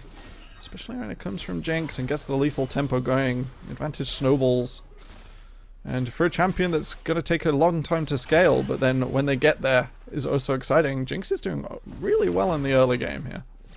And don't forget that buff, that means that Jinx has a little bit more attack range now as well. Oh, that's it. The Q Rocket's got an extra attack range per. Oh, here comes Lemon Curd. Bear Slapper coming in. Shivels the focus. A lockdown rooted the heal. Will surely not buy another time. Shivels will burn to the ignite. For some reason, a flash comes through. Not needed. Lemon Curd is still on the run. Still has a flash available. The target surely has to be Flash a bear slap in. Lemon Curd healed up, and Lemon Curd will find the kill. Now they're looking for more. Spess Marine is the next. More Trespass will come through. Spess Marine able to dash to the safety, and Cycler will not be able to connect. That is a big baby cage coming through from Yokoshima Ryu. Lemon Curd and Vilfire low, but will be able to escape. 3 kills to 0 right now for AGSB. Crikey, that was very tense. Very tense indeed. In the end, AGSB come out ahead. I mentioned all of these different cooldowns. Never mind! Oh, that's the Pop Blossom coming through. Lucifer picks up the kill. The all-in from Viego, a little premature, I think, with only the Vampiric Scepter. You probably don't want to take on a Nico that has all of these large cooldowns available. You've sort of got to take those one by one, dash in, dash out, be a bit trickier with your approach here. He isn't quite like a Jax or an Alawi that just takes the fight straight up and thrives that way. Instead, we're going to have to see a bit more tricky, a bit more in and out here from the Viego in this game.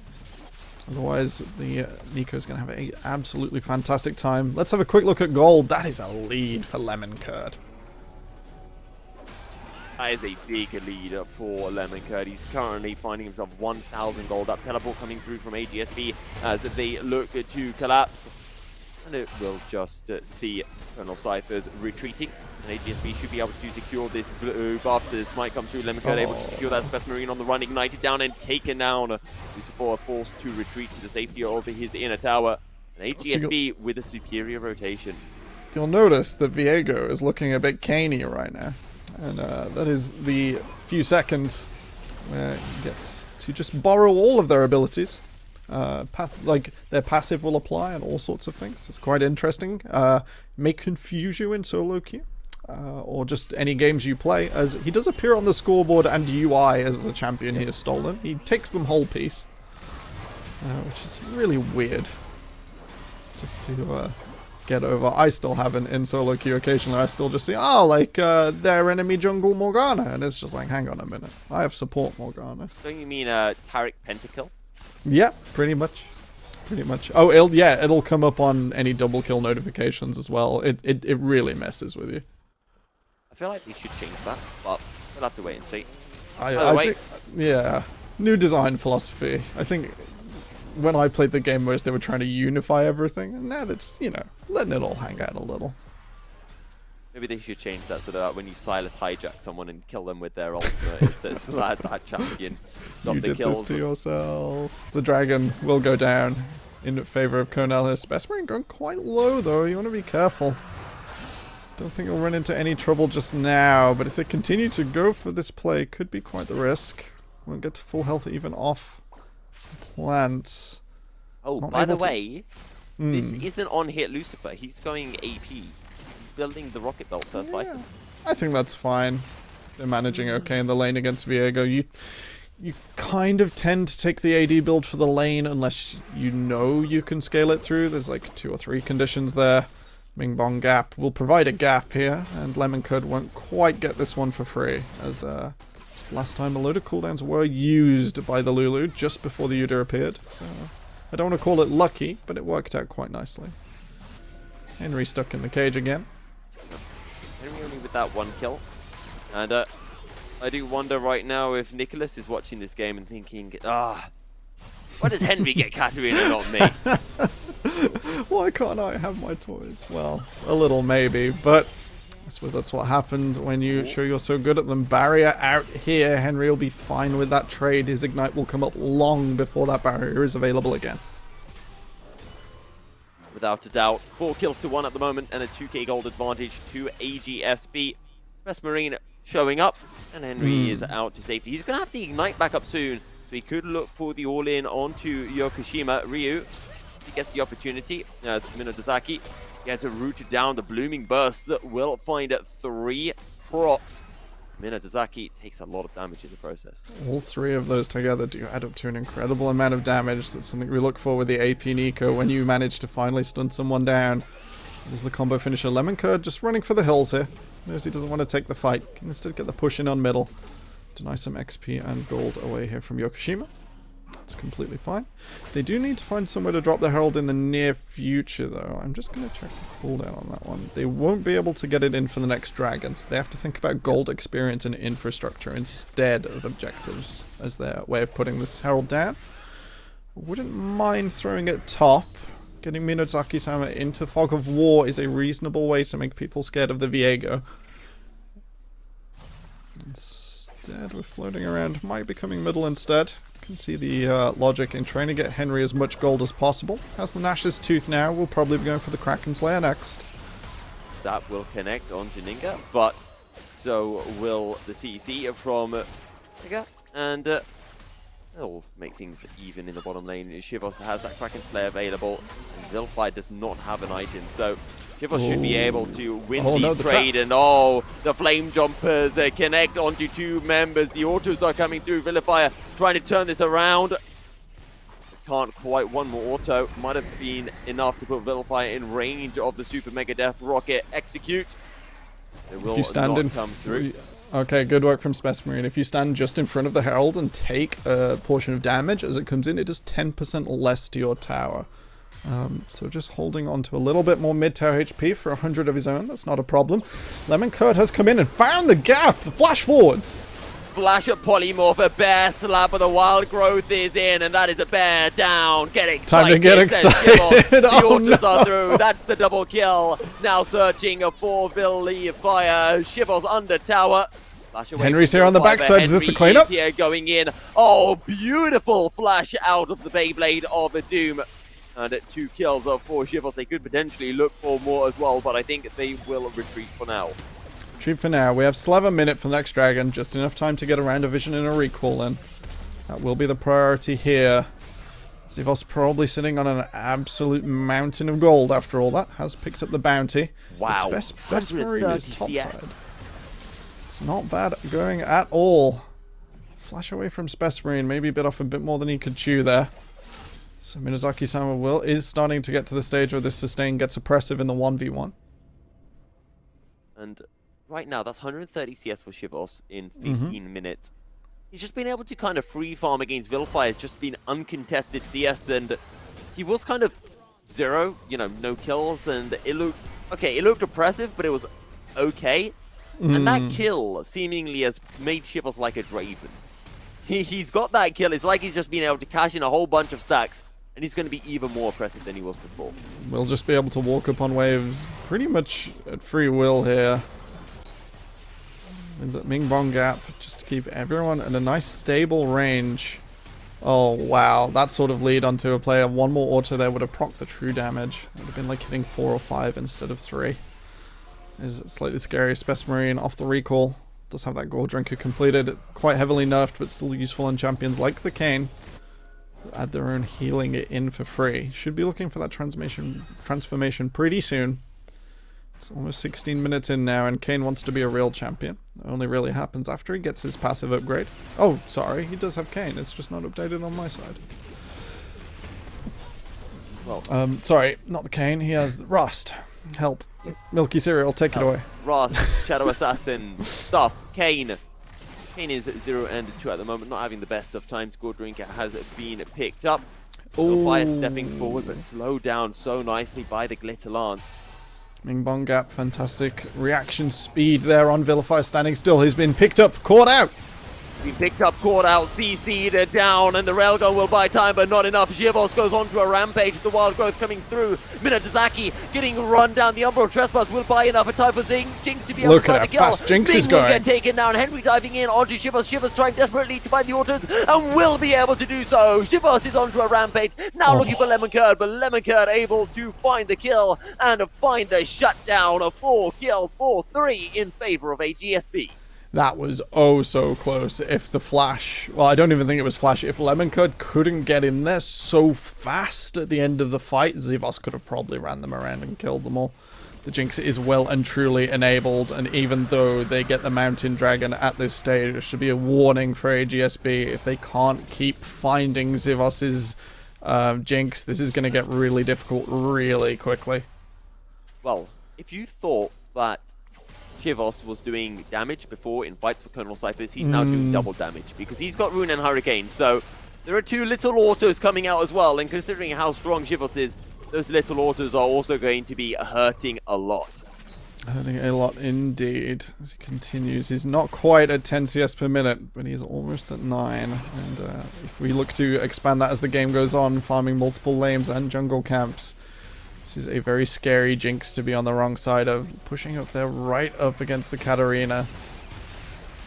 And this is what I'm on about, just keeping your carry tipped off on gold. Gonna take the safe way out, but yeah, starting to take things away from this Yude will also twist the jungle dynamic in the coming minutes if Kayn continues to farm successfully. All Kayn's got to do is help Zivos through these fights, and Lemoncurd's job getting harder and harder. Okay, question for you, Temporal. We're going to do a bit of role play. You're playing for Colonel Cyphers. You're Shivos. You're 4 and 2. You're big as anything right now on the Jinx. What do you get next? Do you get something with Lifesteal, let's say a Bloodthirster? Do you go for more damage with an Infinity Edge? Do you get a QSS for extra survivability? Or maybe even go for some healing reduction? I think Infinity Edge is the way forwards. Healing reduction not too concerned about when your damage is able to just plow through an enemy team. Spessmarine gets the smite steal. But look at Shivos, big with the wild growth, just firing out the autos with the rapid fire cannon. Vilify will get taken down. Lemoncurd next. The Tangle Barbs connected is only Minodazaki Sana, who is still alive. The zap in, and that is the ace from the side of Colonel Cyphers. They find a 5, and it is only Ming who falls. Oh, the double-edged sword of the passive there from Viego. Turning into Lulu was not what he wanted at that moment. Should have probably just triggered ulti immediately to drop that form at top speed. As unfortunately Lulu's attack speed quite low. Abilities not really what you want when you're caught out in a 1v3. It's a bit rough there, and Minazaki-sama pays with the 300 gold. Most importantly, this fight, Lucifer was there. Picked off the backline. It was able to take out Ningo Matre just in time.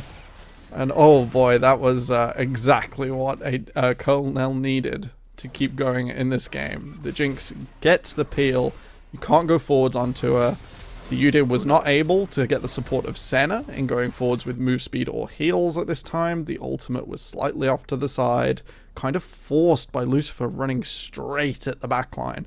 And if this Nico continues to play backline assassin, it's going to get really rough for AGSB to try and play frontline dive and keep their backline alive at the same time. To be honest, we're talking about backline assassin, but the entire team of AGSB is pretty much a backline. I mean, sure, Lemoncurd is tanky, Vilfire has some tanky stats as well, but it just all feels, you know, a little bit squishy, with the exception probably of the AGSB job. Will be difficult indeed. Because they haven't really got a front or back. They have sufficient dive, but then the dive is reliant upon Senna helping sort of either catch a pick out or anything forwards Vilfire. That's so much damage. Vilfire's just going to get blown up. The railgun doesn't even do anything. Wild growth coming through. Shivos are flashing. Now trying to find something. The autos are flying. Shivos staying alive for so long, but will eventually get shut down. Lemoncurd able to get on able to get onto Ming, and his 3 kills for 2. But again, Colonel Cyphers come out of the fight on top. That being said, ATSB able to find some crucial shutdown gold for their members. Did you see who got it? I missed that one. I think it was Lemoncurd, right? Who knows? Minodazaki getting engaged under tower. Tangle Barbs in. Minodazaki able to switch a form, but not in a time. That's another kill going the way of Colonel Cyphers. Well, if they keep extending their lead, it's not looking too great for AGSB. They do manage to get the shutdown gold here, but with Yudia on the Frostfire Gauntlet instead of the Turbo Chem Tank, which I maybe would have preferred to see, it's going to get harder and harder to keep finding Zivos. Nearly everything went their way there, and still they only managed to get Zivos by sacrificing 2 members and leaving Lemoncurd on the minimum health all the way in the front line. So it is going to continue to get worse and worse as Jinx continues to scale. As we do see multiple pieces of armor coming through here, and Wukong should be building it as well. Oh my gosh, look at that damage. Oh my god, Ninga Super Mega Death Rocket. Shivos picks up the kill. I'm sometimes just not expecting it. Just with the rockets on at max range, it just walks up and starts firing. Just starts blasting. The opponents just rockets, don't believe it. Kraken Slayer, it's so much. Another Drake going the way of Colonel Cyphers. Okay, let's switch the flip of this conversation. AGSB. There are plenty of AGSB fans out in the chat. There are 91% of bets went to AGSB for this game. Ooh, To those people, to those poor mistaken people who have voted for AGSB, what hope can they hold on to? What can the AGSB fans hold on to as a way for them to get back into this game that doesn't involve taking Baron, because Colonel Cyphers have secured that? There is maybe potential that Vilify gets a flash ulti over the wall, sets up for Henry. If Henry can dance through all of the members of Colonel, can take down Zivos first with Ming Bong Gap separated too far away to support this Jinx. I realize I've just set an incredible amount of conditions for victory here. Yes. There is a small chance that this Katarina can take out the Jinx, but nearly everything has to go just right. They have to catch her going to red buff or something on her own. Okay, Some sort of we're going to play a unforced game, error. right? Okay. Okay. I want you to close your eyes. Okay, they're closed. Yeah. Okay, cool. You like numbers, don't you, Temporal? I love numbers. Right. I want you to tell me now, without opening your eyes, what the goal difference is between Colonel Cyphers and AGSB. 10,000 gold. Open your eyes. 6,000 gold. Close enough. It's close, but I feel that that goal gap is not as big as one might assume it to be, and surely that has to be a silver lining for the side of AGSB. It depends. So not a lot of it is on their Wukong or their Katarina, like their way out. Instead, they likely have more gold on Lemon Curd, who Flash Bear Slap, man. Flash Bear Slap man, but he can Flash Bear Slap no matter how much gold he's got. Unless he is the one to be taking out Zivos here. Honestly, it seems a bit of luxury gold as the inhibitor tower falls. Zivos is firing away. Yep, and that's going to be the minion wave it cleared. And unlike in the previous game, we're not going to be seeing any inhibitors mercifully left. Colonel Cyphers want to take this right here, right now. The autos are flying Super Mega Death Rocket down. I think that's it. I think it's over. That falls. Is it G? G is a 5v, a 5 for AGSB. Not feeling confident enough to go in. The Pop Blossom in onto two members. The Baby Cage, Jivos is onto a killing spree. The autos are flying. Double, triple, quadra kill coming in. Jivos for the Penta. Colonel Cyphers take the game and they secure it in the best way imaginable. Pentakill for Jivos. I can't argue with that at all. What a performance. Colonel Cyphers take the game and they secure it. Oh, wow. 3-item Jinx, eh? Get excited is the words. I said get excited. We got excited. I got excited. And it means for the second time today, we are heading to game 3. So anyway, I came in and started blasting. Said, Didn't realize you were playing AD carry in the last game, Citrus. Yeah. Out of all of the jokes we have made today, that has to be the best.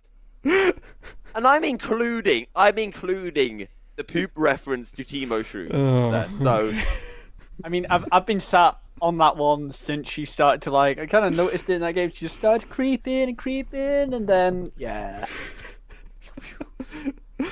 Oh, that was just an incredible amount of damage, and unfortunately, AGSB not able to quite reach. So that means we're going to 1-1.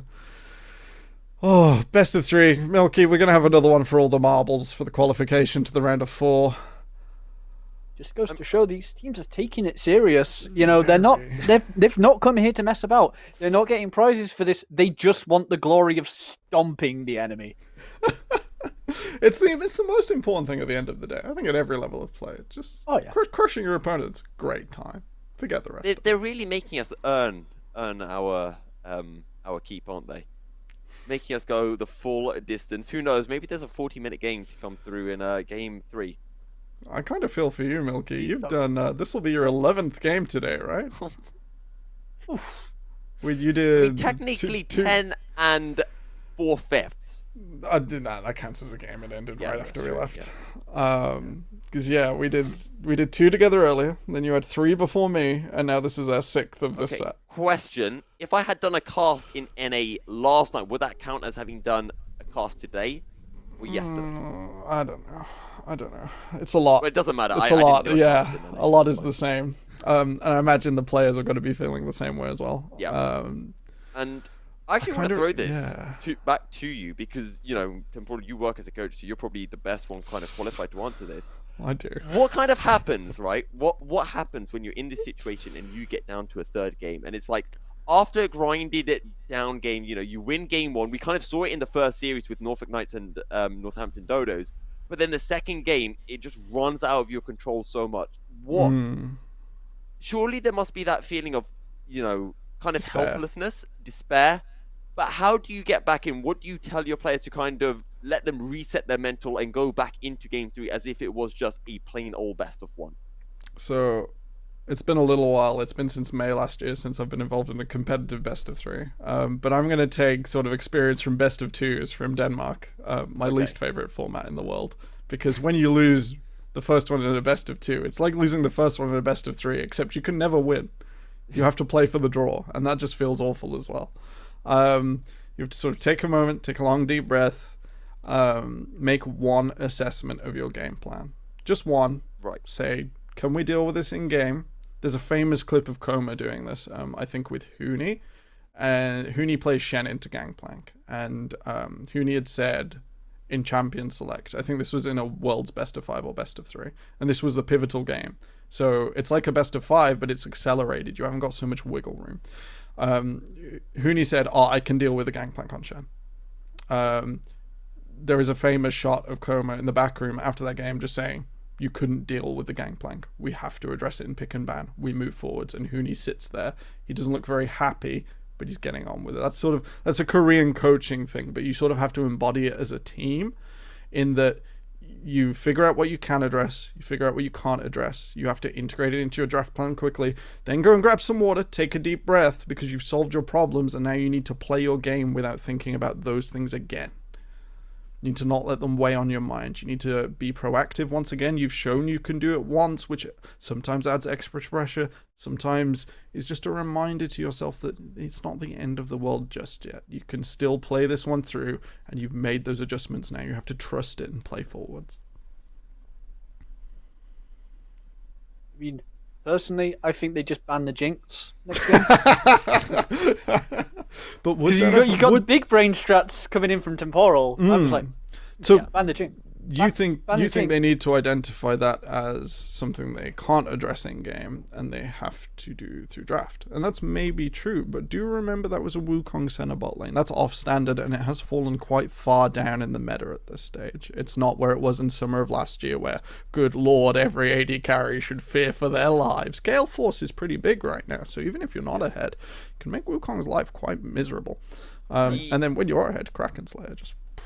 The other thing I want to bring up as well is, you know, I think, you know, Temporal kind of put out the long-winded version of, you know, this is how you want to address it, and Citra's just came up with the shortened version, which was just ban Jinx. But there's this kind of middle ground that I feel, which is, okay, let's say you ban Jinx. Are we then going to be seeing Givos being able to do something equally as disgusting on, let's say, an Aphelios, let's say a Samira, a Kai'Sa? And that is also something that has to be addressed. Is this addressment? Is this take that you're taking something that only affects this one little bit, which the other side can easily work around? I mean, do we think the Jinx would have done it if they had to play into a standard bot lane that they can't just run up on? Maybe.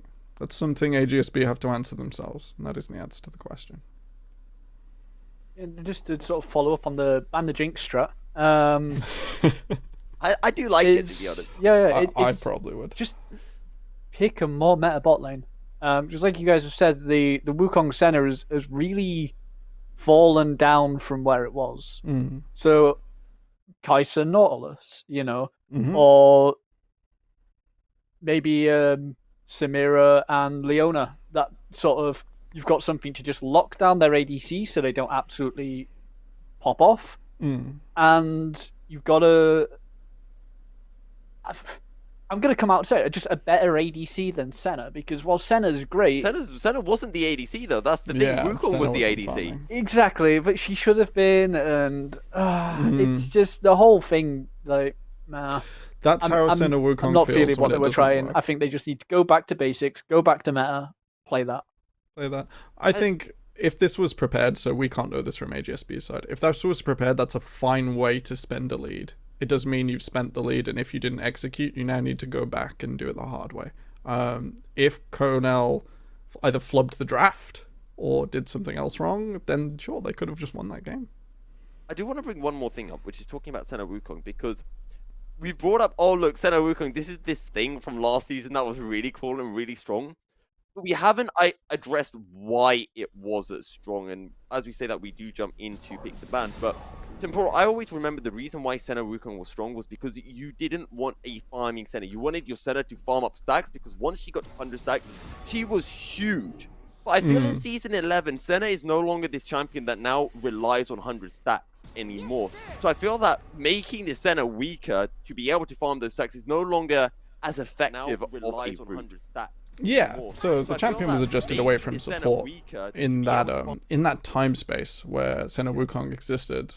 That was definitely the case. Senna was primarily a support. Now, primarily an AD carry. We've seen the Kraken Slayer builds come out over the last few weeks. That build is incredibly effective at dealing so much damage. We've dropped the Mana Immune because it doesn't fit the pace of the build. The Rage Blade has come in and deals an incredible amount of damage. When you auto-Q auto, that reset is absolutely vicious and deals so much damage to even a tank.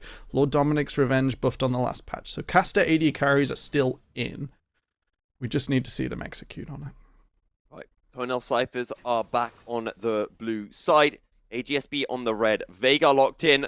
We talked actually about Akali. We briefly mentioned her not too long ago when we were discussing aggressive mid laners for Nicholas to play for Norfolk Knights. But we've got it from AGSB. Is currently in one of her most nerfed states of all time. I think Akali is fantastic to watch. Can I play it? No, I've tried multiple times. I could play Akali pre-rework very badly, and then the sort of level of execution went up and up and up, and yeah, currently the energy on her Q, I believe, is the problem. I can't quite remember the last nerf, but I remember on my grand spreadsheet of every champion I keep and will release to the world someday, it just says, don't bother. The last round of Q nerfs, I believe one of the LEC professionals, when asked this week, said on Twitter, just unplayable, was their opinion. That said, if Henry can pull it off, because I suspect this will be Henry, maybe it'll Minozaki-sana, then sure, go for it. Do that front to back. They didn't ban the Jinx. I think Citrus Empire will be as acidic as ever. And say that was a mistake, and let's see if it's proved. Misfortune will be the answer here. So we're not going to break down the draft fully this time. I feel like we all know that either these picks have been permabanned throughout the series or they're high contest. Akali is really the only new thing here. Lucifer coming back in with a Nico after the last game. A Janna takeaway. Okay, I mean, the Janna is one way of countering the Rel. You can just drop down the Tornado every single time the Rel wants to engage. I'm sad it's not a Leona, I'll be honest. I think it would have just been a better CC to come through, a lot more powerful, potentially with the Misfortune. The Rel are still strong, but I think the key thing for AGSB is that they take a jungle or something that can punish this Jinx and do not let Jivos get ahead like So you're not wrong with the Leona in a vacuum. Misfortune Leona, fantastic lane since the dawn of time. Unfortunately, your opponent then picks Rel. And then you have the trouble of facing down Jinx Rel as Misfortune Leona, which is just painful. ban Rel though. It's Just it's ban, yeah, R3 you could drop a ban in there. You're absolutely right. They committed one to Janna anyway, so I'm gonna shrug my shoulders there. You're completely right. That could have been their angle instead. R4 here. What are we thinking? They've shown the Nico, and I don't think it's getting flex support. So show your top lane here. Diego is still open again. And if Diego's still open. AGSB I don't know if Minozaki-sana wants to play that one backwards or if they've stuck him back in the mid lane for this Akali. Okay, Mordekaiser. There we go. Mordekaiser coming through from AGSB. Saw Henry on the Teemo before, so now he's playing the Mordekaiser for AGSB as the Zac gets locked in along with the Thresh. Thresh. I love the Thresh here. This answers so many problems from Cornell. I think Jinx can probably be picking up a QSS early doors to stop any flash stuns from Rel or flash Mordekaiser engages, which are some ways to pull this Jinx out of a fight, clean up, maybe you lose the Mordekaiser in the Death Chamber, but at least you've taken Jinx out while you deal with her friends, then you can deal with her first.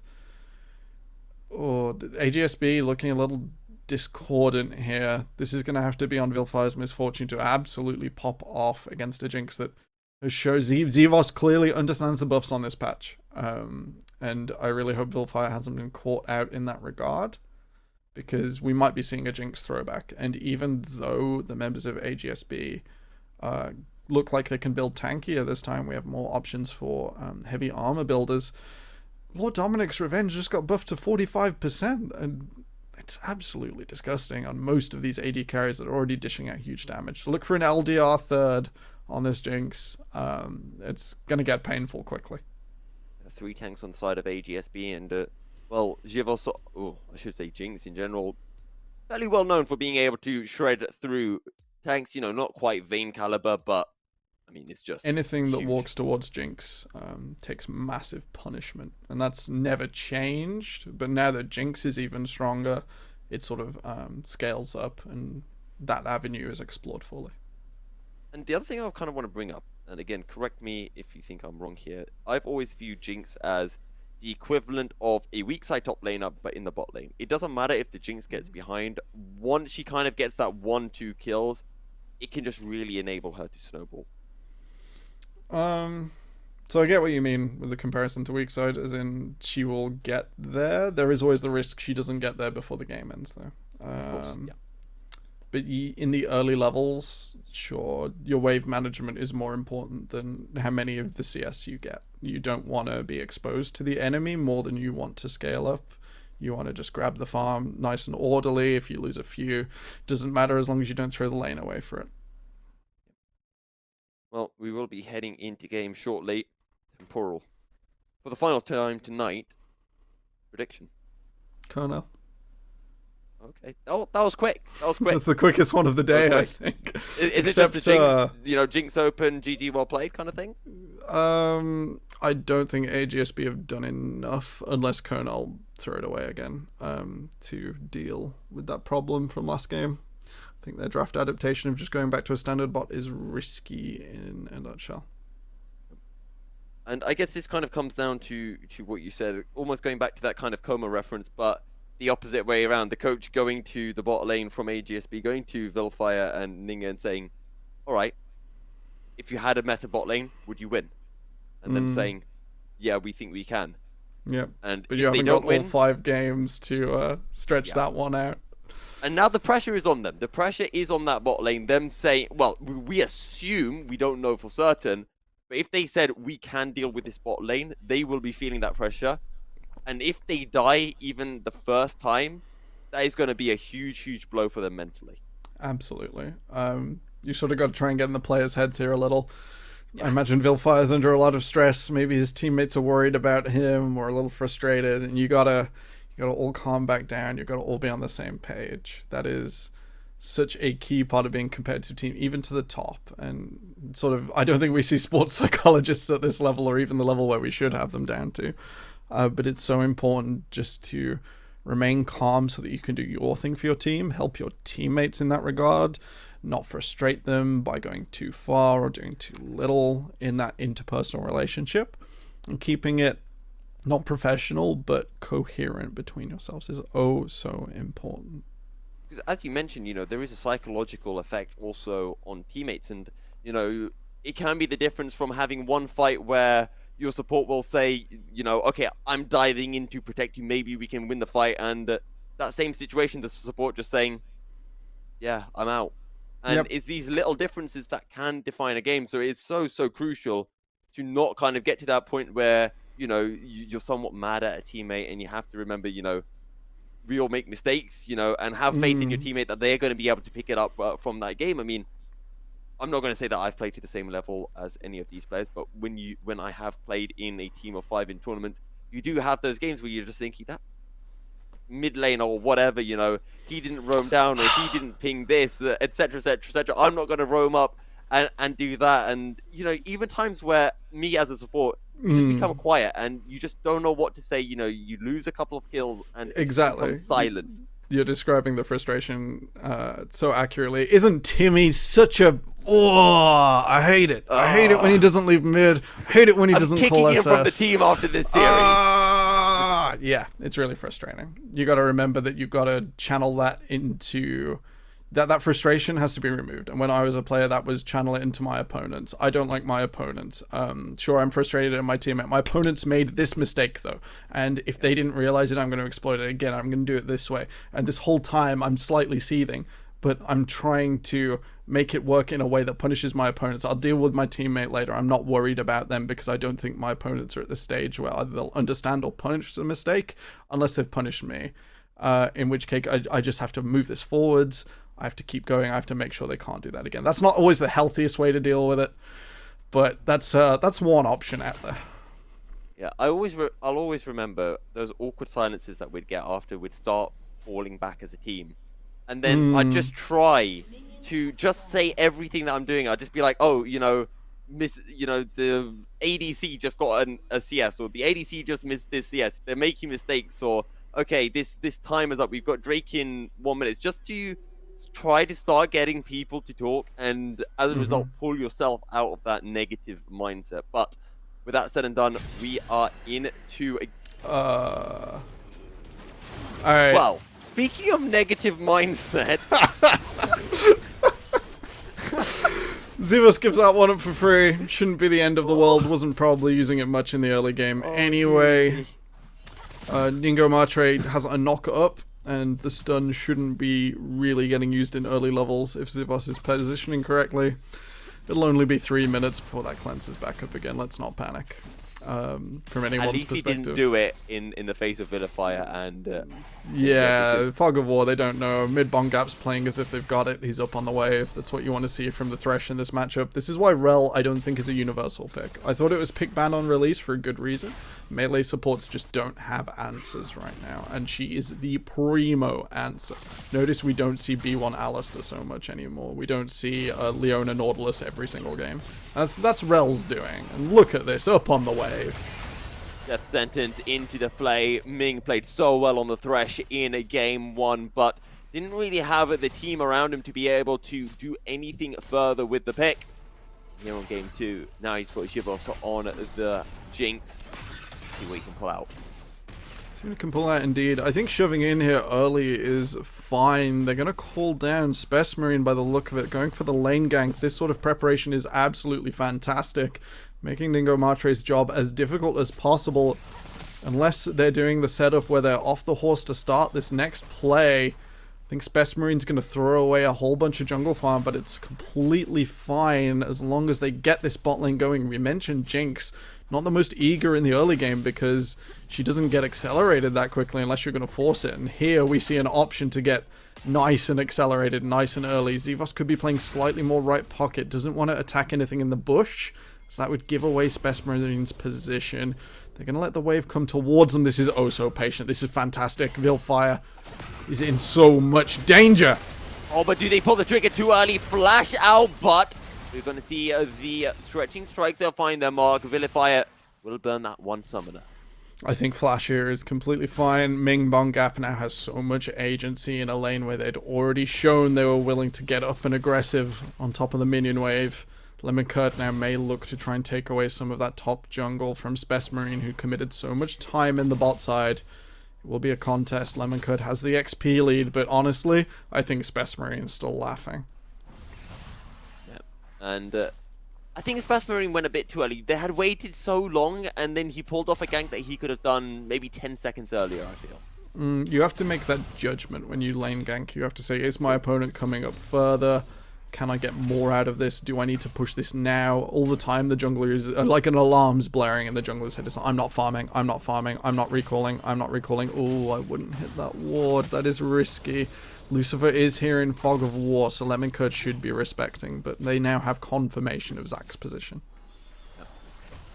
And, well, Space Marine, by waiting in the bottom lane brush, finds himself now over 10 CS behind. Lemon Curd stepping forward, and Minatozaki is here as well. This is a 2-on-1. Well, we'll find his mark, the Obliterate 2. Lemon Curd able to secure the blue buff, and Space Marine just cannot turn up.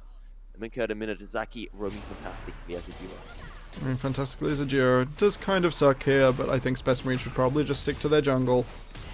Just for a little longer. It doesn't matter too much about the level 6 on Zac this game. You're not looking to immediately destroy anything, and it's not like your opponents have an insane 2v2 at level 6.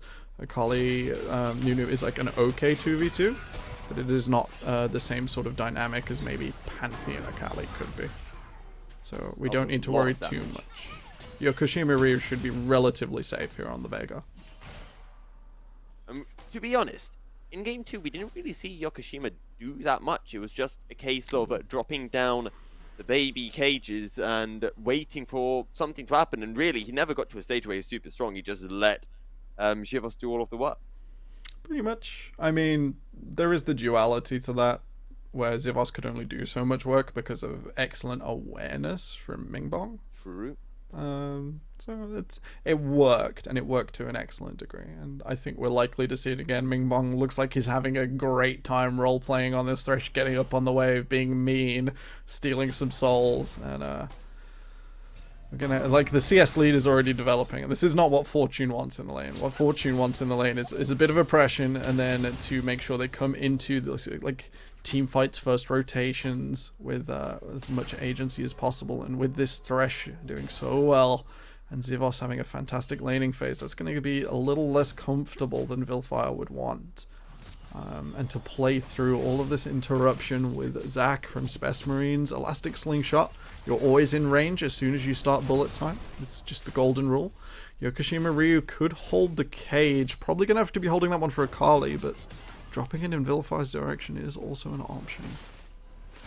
We'll spot out a load of vision here. It looks like Spec Marine's going to go for the full sacrifice this game.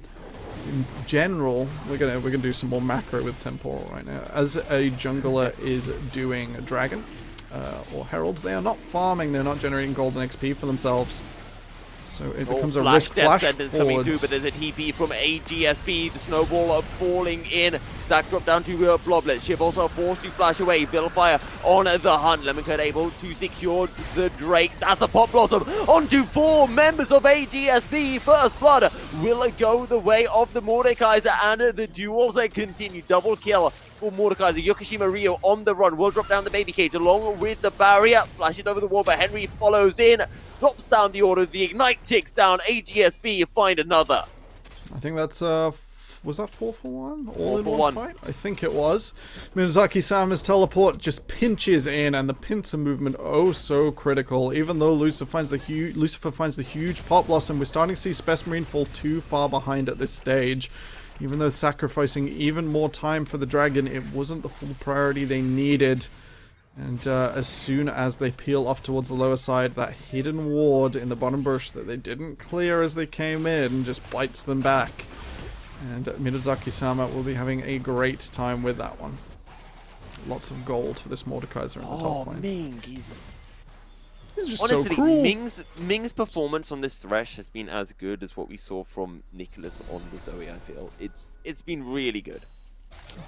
It's always up there. We'll give him the rest of the game to truly determine that one, as Nicholas was. I mean, I'm basing this as well off game 1.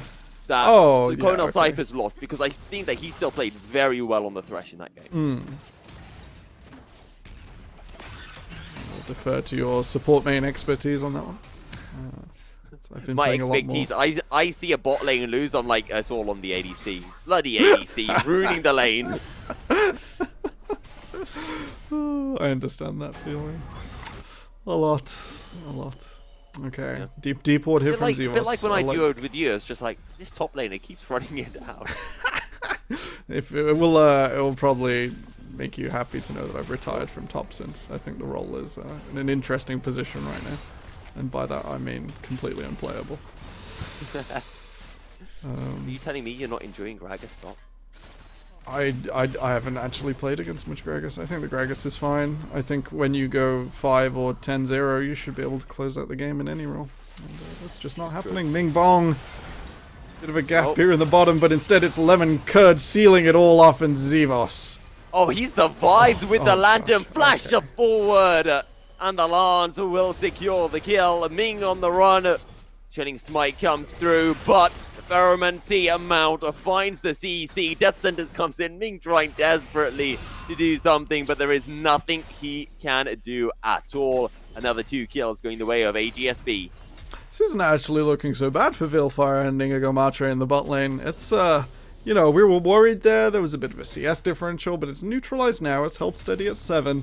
And 5 assists here on Vilfire's Misfortune means that, you know, even though each of them isn't worth as much of a kill, that's definitely more than 1 assist here for Zevos. And they're doing okay. If they manage to hold this together, there is definitely a way to play through this. They can't really let Jinx get to 3 items, but they could definitely let Misfortune get to 2. Well, question, is Nuno on 100% win rate, or did Conal Cyphers lose with it earlier today? Because I remember it played in game 1, but I can't remember which side used it. This is a great question. Yeah, I think Conal lost on it against Lemon Curd Sakura. I think Spess Marine's Nuno is the only one that isn't 100% win rate today. I'm struggling to remember though, frankly.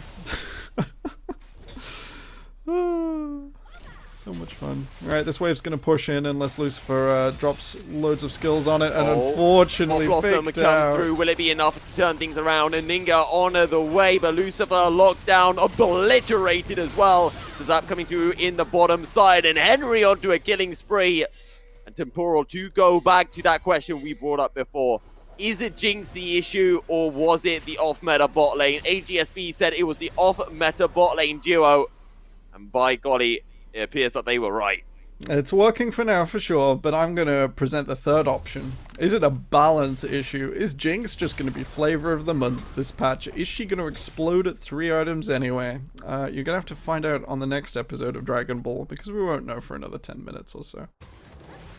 Yeah, let's sum out the last 2 fights, because AGSB won in top side and bot side. Minozaki-sana says, there are no pathetic Qs in my deck, Yugi. Or Kaiba, rather. And just runs down Lucifer, unfortunately not able to dodge away with the camouflage. And is hooked out all the same. I mean, Ninga Matre was there just in case that fight went longer anyway. And Vilfire and Henry on the bottom side, sharing a little XP, but it means that they are able to take out Zevos once again, going down to 0-2 on this Jinx. I'd like to start to see some assignment changes after this dragon. This is the second one in. Herald is coming up in 3 minutes. I think this Herald matters more than most we've seen throughout this series. If you can break a tower around a solo lane on this map with Veigar, who's able to exploit Fog of War and Vision so well, with Nico, who can be oh so sneaky. I say that, but Lucifer picked out again. Minozaki-sana having a great time here on this Mordekaiser. I think that can matter just oh so much. Trying to get Nico in on any flank, trying to get Veigar up onto maybe Akali's comfort zone here. Could break this advantage we see growing. 5,000 gold lead though for AGSB is nothing to sniff at. The Rift Herald has been dropped on the bottom side of the map. Let's see whether Colonel Cyphers can find any form of gold from this. Herald will be coming through and did get, well, I suppose it was cast a little too late. Lemon Curd able to take away that second dragon. AGSB leading in gold and objectives, starting to get a little bit rougher here. For Conal, they need to find a way back in, and we mentioned this Jinx takes a while to get going. You need the 3 items, you need your setup, you maybe need a Lord Dominix, you need the Infinity Edge, you need your Mythic. It's just going to get rougher and rougher until she gets to that stage. I'd like to see some sort of coping mechanism here from Colonel Cyphers, otherwise the game might be ending a little too early. I mean, and when we look towards the deaths, deaths on the bottom side of the map. 2 deaths from Shivos. Ming Bong has been spotted out. The Zap will try to buy some time. Flay comes through. Death sentence, but the rest of AGSB are showing up. Ming will flash and will be able to provide the lantern to Shivos out to safety. AGSB fish for a pick. They're not able to secure a kill. They're still fishing. It's still good. They're in the lull state, so any cooldowns they burn here don't matter too much except Flash itself. We'll be back up for the next Herald, which they were arguably going to have priority onto. And Spess Marine, buddy, you're 2 levels down. Yes, being spotted out. And the snowball barrage will come through, forces Best Marine to flash in Super Mega Death Rocket. Or maybe he could have stolen the red buff. As you mentioned, lull state, it doesn't matter. Yeah, it doesn't matter too much, that's completely true. I'm not sure if that's 80 seconds on the Death Rocket, though, so that one might be missing for the Herald. We'll find out, though. I can't remember that one off the top of my head. Second Herald of the game doesn't matter either. It's fine. Oh, it does. It really does. And in tense situations like this, giving it to an opponent here that could maybe break open a tower or set up for Soul Point for AGSB, it's very, very risky. Okay. Well, we'll see whether Colonel Cyphers can battle for the next Rift Herald. Will be spawning in half a minute's time. We aren't seeing any lane swaps coming through for it as of yet. And Minodazaki-sana is having a great time, as you mentioned, into the Nico. So has that lane priority. Indeed, it does have that lane priority. Oh, okay. Let's have a look at Space Marine's jungle. It's going to determine the next couple of seconds. Reset comes out. Are we going to move up to Herald? No. Can I point something out quickly? Sorry Go to on. interject. Hit me. You like numbers, right? I love numbers, Milky Cereal. So look at the CS of Lemon Curd and Space Marine. 50. Yeah. 50 is the differential. It's not That's looking a big great. number.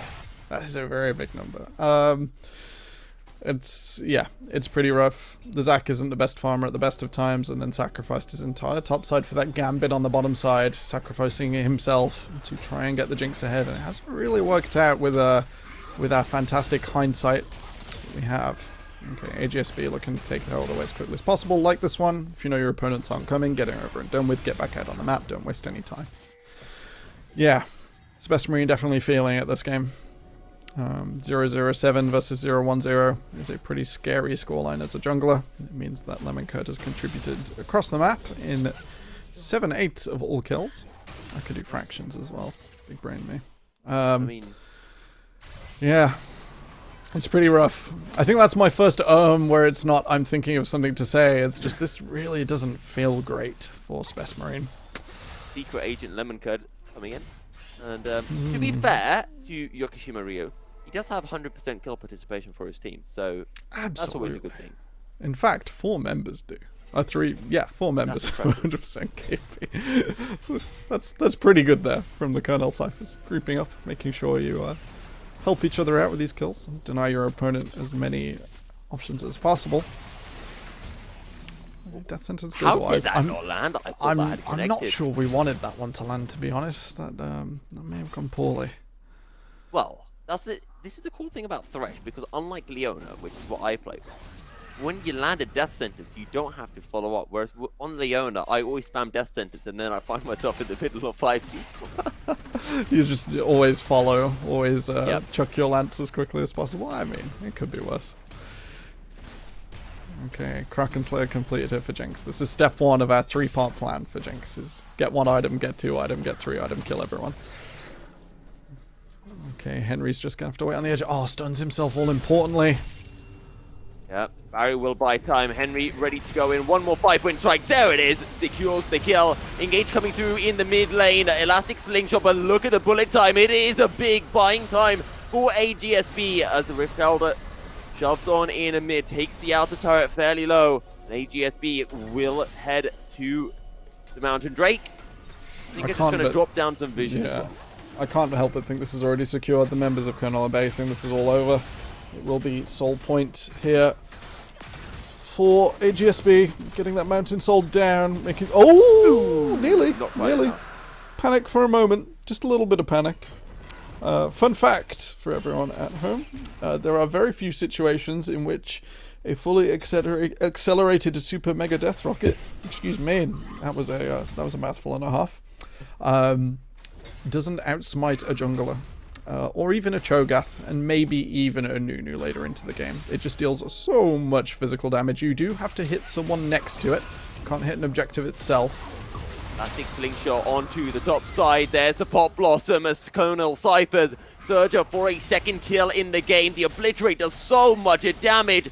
Darkness Riser taking another Obliterate. Lucifer taken down low. And Minodazaki just takes a 1v2 as if it's nothing.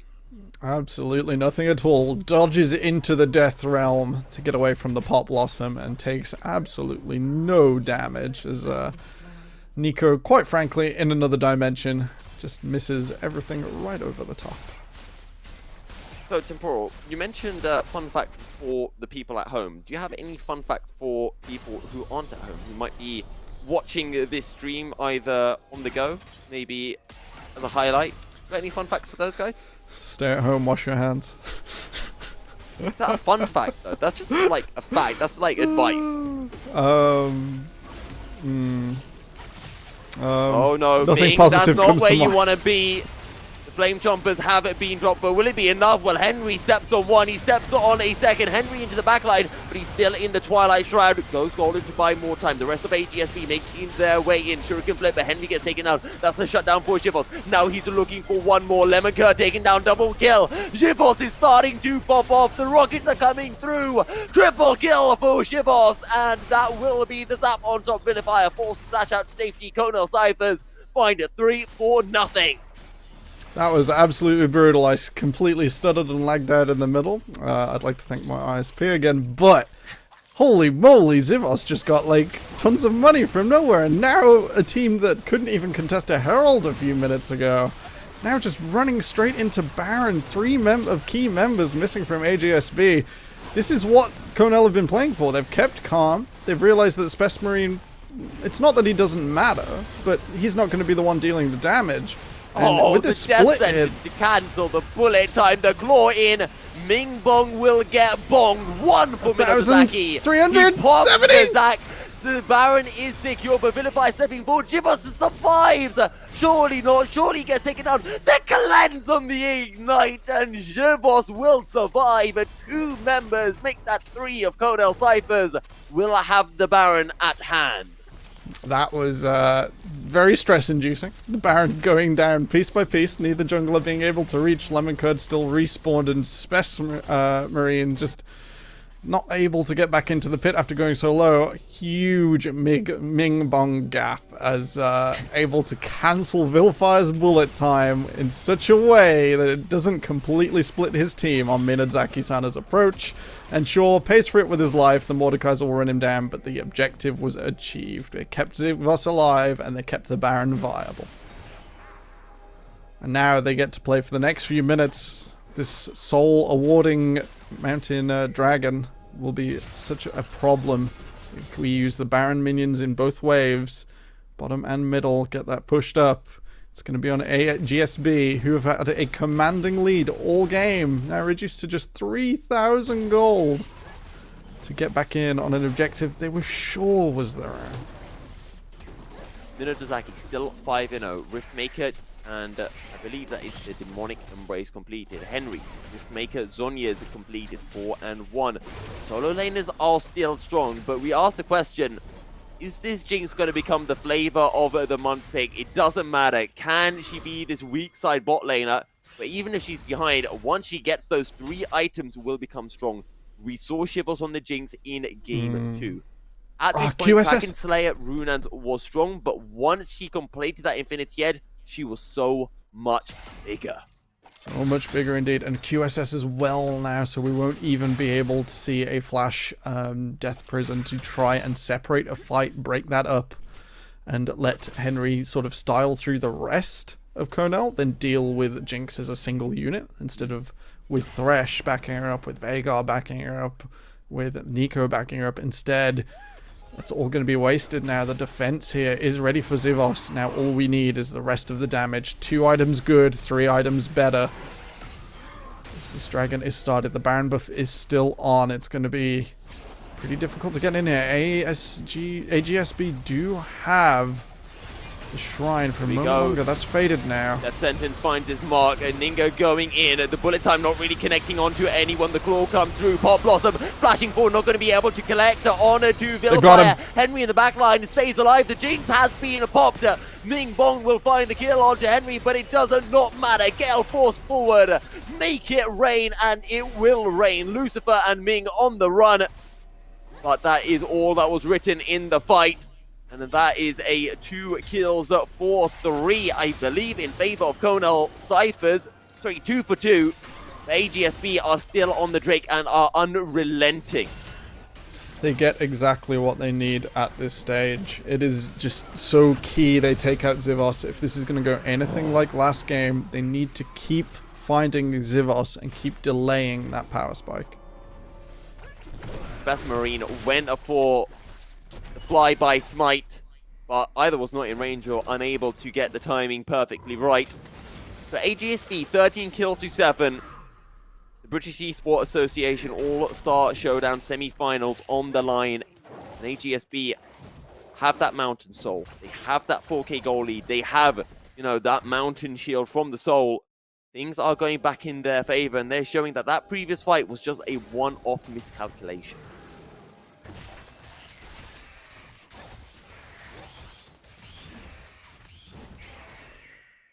For those people joining in, this is game 3 of the best of 3 for the semi-finals. If you wanted to see Norfolk Knights and Northampton Dodos in action, I'm afraid you're a bit too late because Norfolk Knights were able to secure that 2 games to 1.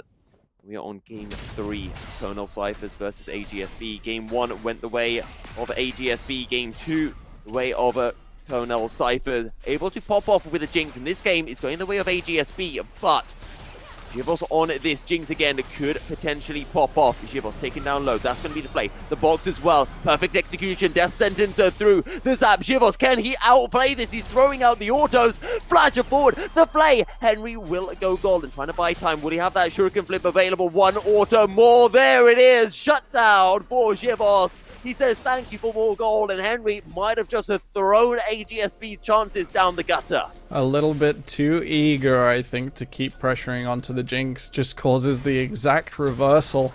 And now Jinx with another shutdown. The components for the Infinity Edge sitting in inventory. The promise of more damage afterwards. It's just so scary here, and Look at her shred through that tower. A couple of minutes ago we were wondering if this person was ever going to finish their mythic item, and now they're just sat at what will be 3. The Infinity Edge coming through, dealing an incredible amount of damage. It looks like, forget LEC, forget the Premier regions. If you want to find out what's happening on the current patch, it's like the British Esports All Stars. Definitely a good indicator of Jinx's performance to come in the next few weeks. The Infinity Edge now completed the QSS to buy some extra survivability. I still want to praise Shivos for that cleanse on the Ignite. Not many people remember that you can cleanse away an Ignite, and it saved their life. It was pretty tasty. Pretty tasty indeed. Do you not bring up food? You know I'm hungry. I don't know who that's addressed to, but food would be nice. I've got a stir fry waiting for me downstairs that I cooked yesterday. Honestly, my dream is that in an hour's time I'm going to be as fed as Givos was last game.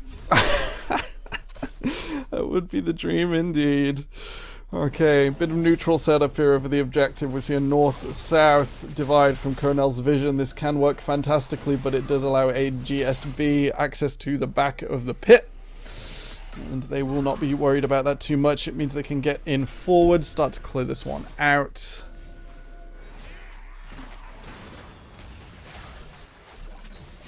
AGSB have control of the Baron region for now, but Colonel Cyphers are not going to let it go uncontested. Minion wave at the moment in the mid lane is in favor of AGSB. Death sentence coming through. Will that be the full engage? Event Horizon comes through. Ninga going in. Magnet Storm comes through as well. Lucifer not in this fight. This is a 5v4 for AGSB right now, unless Lucifer can get in. Shiv also finds a 1, and it will be a 1-for-1 so far. Yokishimo falling as it does at Ninga. Bongap, good play onto Henry, but it does not matter because the Shuriken flip will connect regardless, and Velfire will find a second kill of the fight as AGSB can turn their attention back towards the Baron pit. Alright, they get onto the Baron for now, splitting apart Mingbong Gap. Unfortunately spells doom for the Thresh. It means we are even odds on here, but Henry knows that without supports, Zivos is vulnerable. The flash away from Space Marine just psychs himself out a little. Not sure if that perfect execution was available. Super Mega Death Rocket goes in early. Here comes Lucifer. Unfortunately smited away by Lemon Curd. And I was baited by Nico Ghost. You were baited by a Nico Ghost as we enter a pause. So, at the moment, AGSB in control. They have the Baron, they have the Mountain Soul, they have the gold advantage. But for the side of Colonel Cyphers, what is their way back into this game? And don't say something as simple as Jinx get killed and Jinx go. Setting up your vision on the flanks to know where Zivos is defended and Jinx get kill. Playing through that way. It's definitely an option. At the moment, we have to remember that even though in the last game Zivos popped off, there were lots of fights where they died before they got out of hand. We're not seeing a super clean Jinx performance. It is reasonably clean, and it's doing a lot of damage, but it often falls down. So even with that Infinity Edge completed, Zivos often ends up trading their life over for the maximum damage output. Now, if you don't take down Billfire with this, that leaves AGSB with a relatively doing well AD carry and no answer from Zivos. Even if they manage to take out Minazaki-Sana and Lemon Curd, it's not quite enough just to get those. We have to see Zivos go uncontested. That's going to be a bit of a Herculean effort from Colonel to try and make sure that doesn't happen. Ming Bong Gap. That is just somewhere you can't stand, my friend. You're on your own. Well, the box is dropped and Ming Bong will be able to survive. 25 Ming seconds Bong. on Elder Dragon, and the recalls are too slow. It looks like Lucifer and Zivos won't be able to get here for this. Yokoshima Ryu trying to poke in at the side, but the vision is complete here. Only at mid-lower exit into the river. Warded here. This is going to have to be some mind reading from Colonel.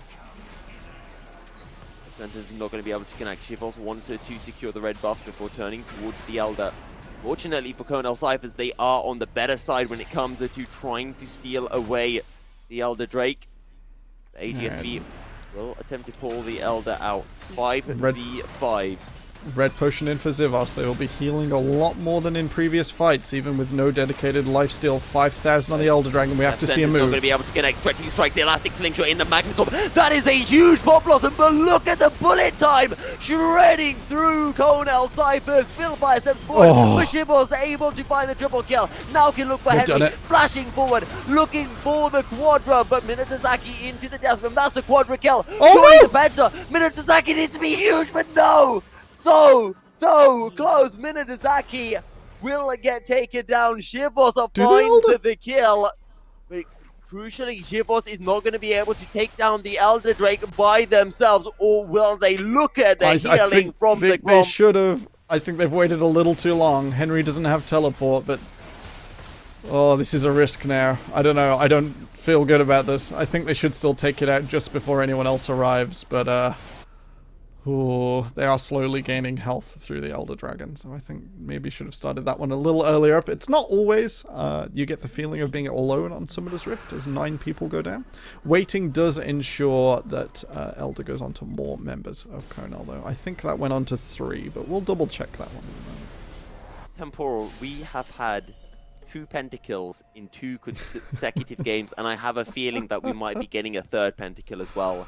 Shivos is huge. And AGSB cannot get onto him. They cannot take him down. It's this Jinx is getting out of hand. There's 2 pentakills.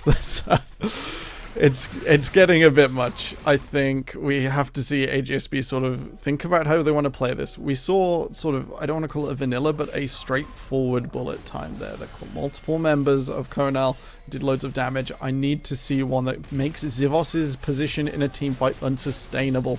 Make it so that they can't do what they're doing with the Elder Dragon. They just keep walking up.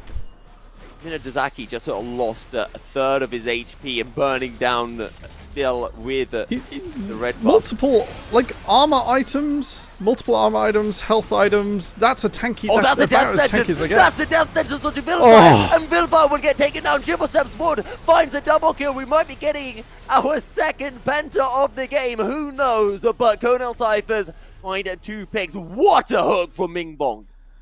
That indeed was the Ming Bong Gap, reduced to the amount of a death sentence, dragging the enemies closer. This is game Temporal.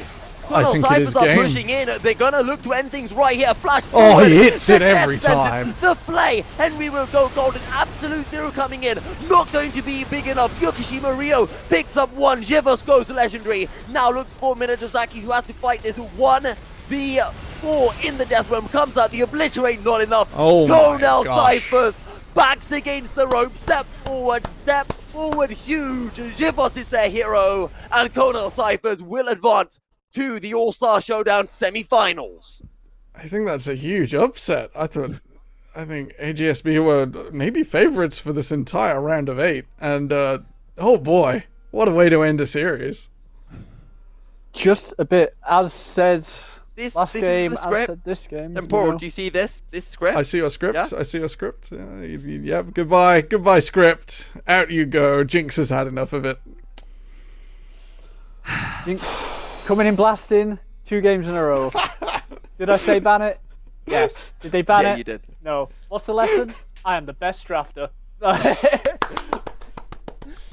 To be fair, I never disagreed with you. I just said, is Jinx the issue, or was it, the bot lane duo? If they took something different and stopped the Jinx, would the Jinx or another champion still be able to do that? And the answer was no. Only the Jinx can do Jinx things. Yeah. Only the it's Jinx both can of do them. Jinx things. It's like, I just think they got outplayed. It wasn't just carried by champion. I think that was genuinely just got smashed. Like, even if the strength of the champion is a large factor in a win, you have to reward the patience, because we must remember that game was going AGSB's way for such a long time. The patience to execute and wait for your moment and try and push in later on is oh so key. And I want to go back to a point that I brought up when we were getting into game, which I brought up to you, Temporal, that Jinx is this kind of weak side ADC. And we can Long have our fuse. disagreements with that. Let's But call it a it long was- fuse. A what? A long fuse. A long fuse. So Eventually- you strike the match at 0 minutes, and at 25 minutes it goes bang and there's no stopping it.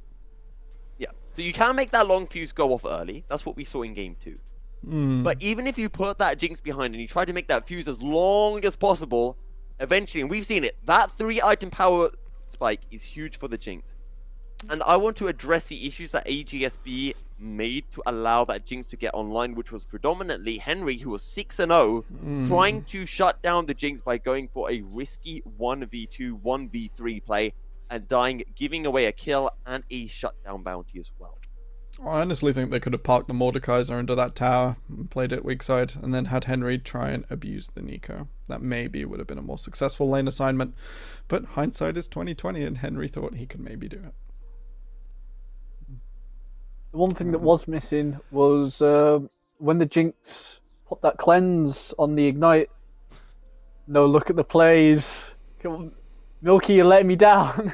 Oh, what? Look at the cleanse. Look at the moves. Jibos, what was that? If he had got a kill in it, I could see it. But, Yeah, the retreat was really well played. Zivos just having an absolute time of it. Shall we do MVPs and call it a day, Milky Cereal? yeah, I still want to give it to my boy Ming Bong Gap.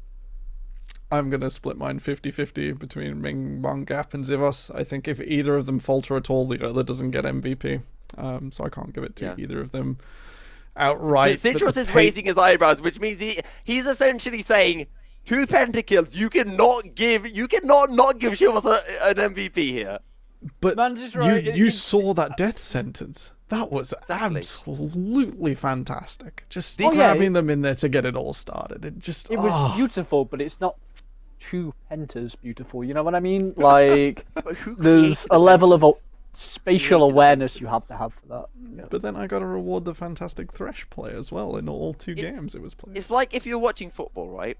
Yeah. And you see a hat trick coming through from Raheem Sterling, right? And people are going to hate me now for like going with a different goalkeeper. But then if Alisson made like 10 saves, it doesn't matter if Man City would have been 3-0 because it could have been 10-3, right? You have to award the defense. You have to award the setups, right? If Kevin De Bruyne made 25 assists and Raheem Sterling only put 2 of them away, which to be honest sounds like a typical Man City game from a year ago. Still, give it to my boy Kevin De Bruyne here. Let's not beat around the bush. Those death sentences were screamers. They were. Oh, yeah. To use a football term, they were. Even when we thought he had inted, he had managed to get out of it. Yeah, they were that good. They were that good. Do we leave it to a Twitch chat vote? Support I ADC. mean, you've given it to Ming Bong and I've given it 50-50, so Ming Bong, you have at least 3/4 of the MVP. Congratulations. By majority them! share, you are the winner. What a series. My brain is still slow after seeing those health bars drop quite so quickly. That was whew. Oh, Blimey. Well, Absolute insanity. what a day. What a day. But it is all that she wrote for today's games, unfortunately. Obviously, congratulations to our winning teams, Colonel Cyphers and East Norfolk Knights, who will meet each other again in the semi-finals. Obviously, commiserations to our beloved Dodos and AGSB. Couldn't quite overcome the odds today, but, there will be more games for them at some point, sometime, I'm sure. They will come back, they will improve. We have seen some pretty crazy plays today. This week is, if today is anything to go by, this week's just going to be nuts. So Yeah, without a doubt. make sure you watch all the games. I know I will. As best I can, I'll definitely be doing it. We will be kicking things off tomorrow with match 3 between Hills Road SDC2 and FCOT Legends. That's around 1 p.m. That's, again, another best of 3.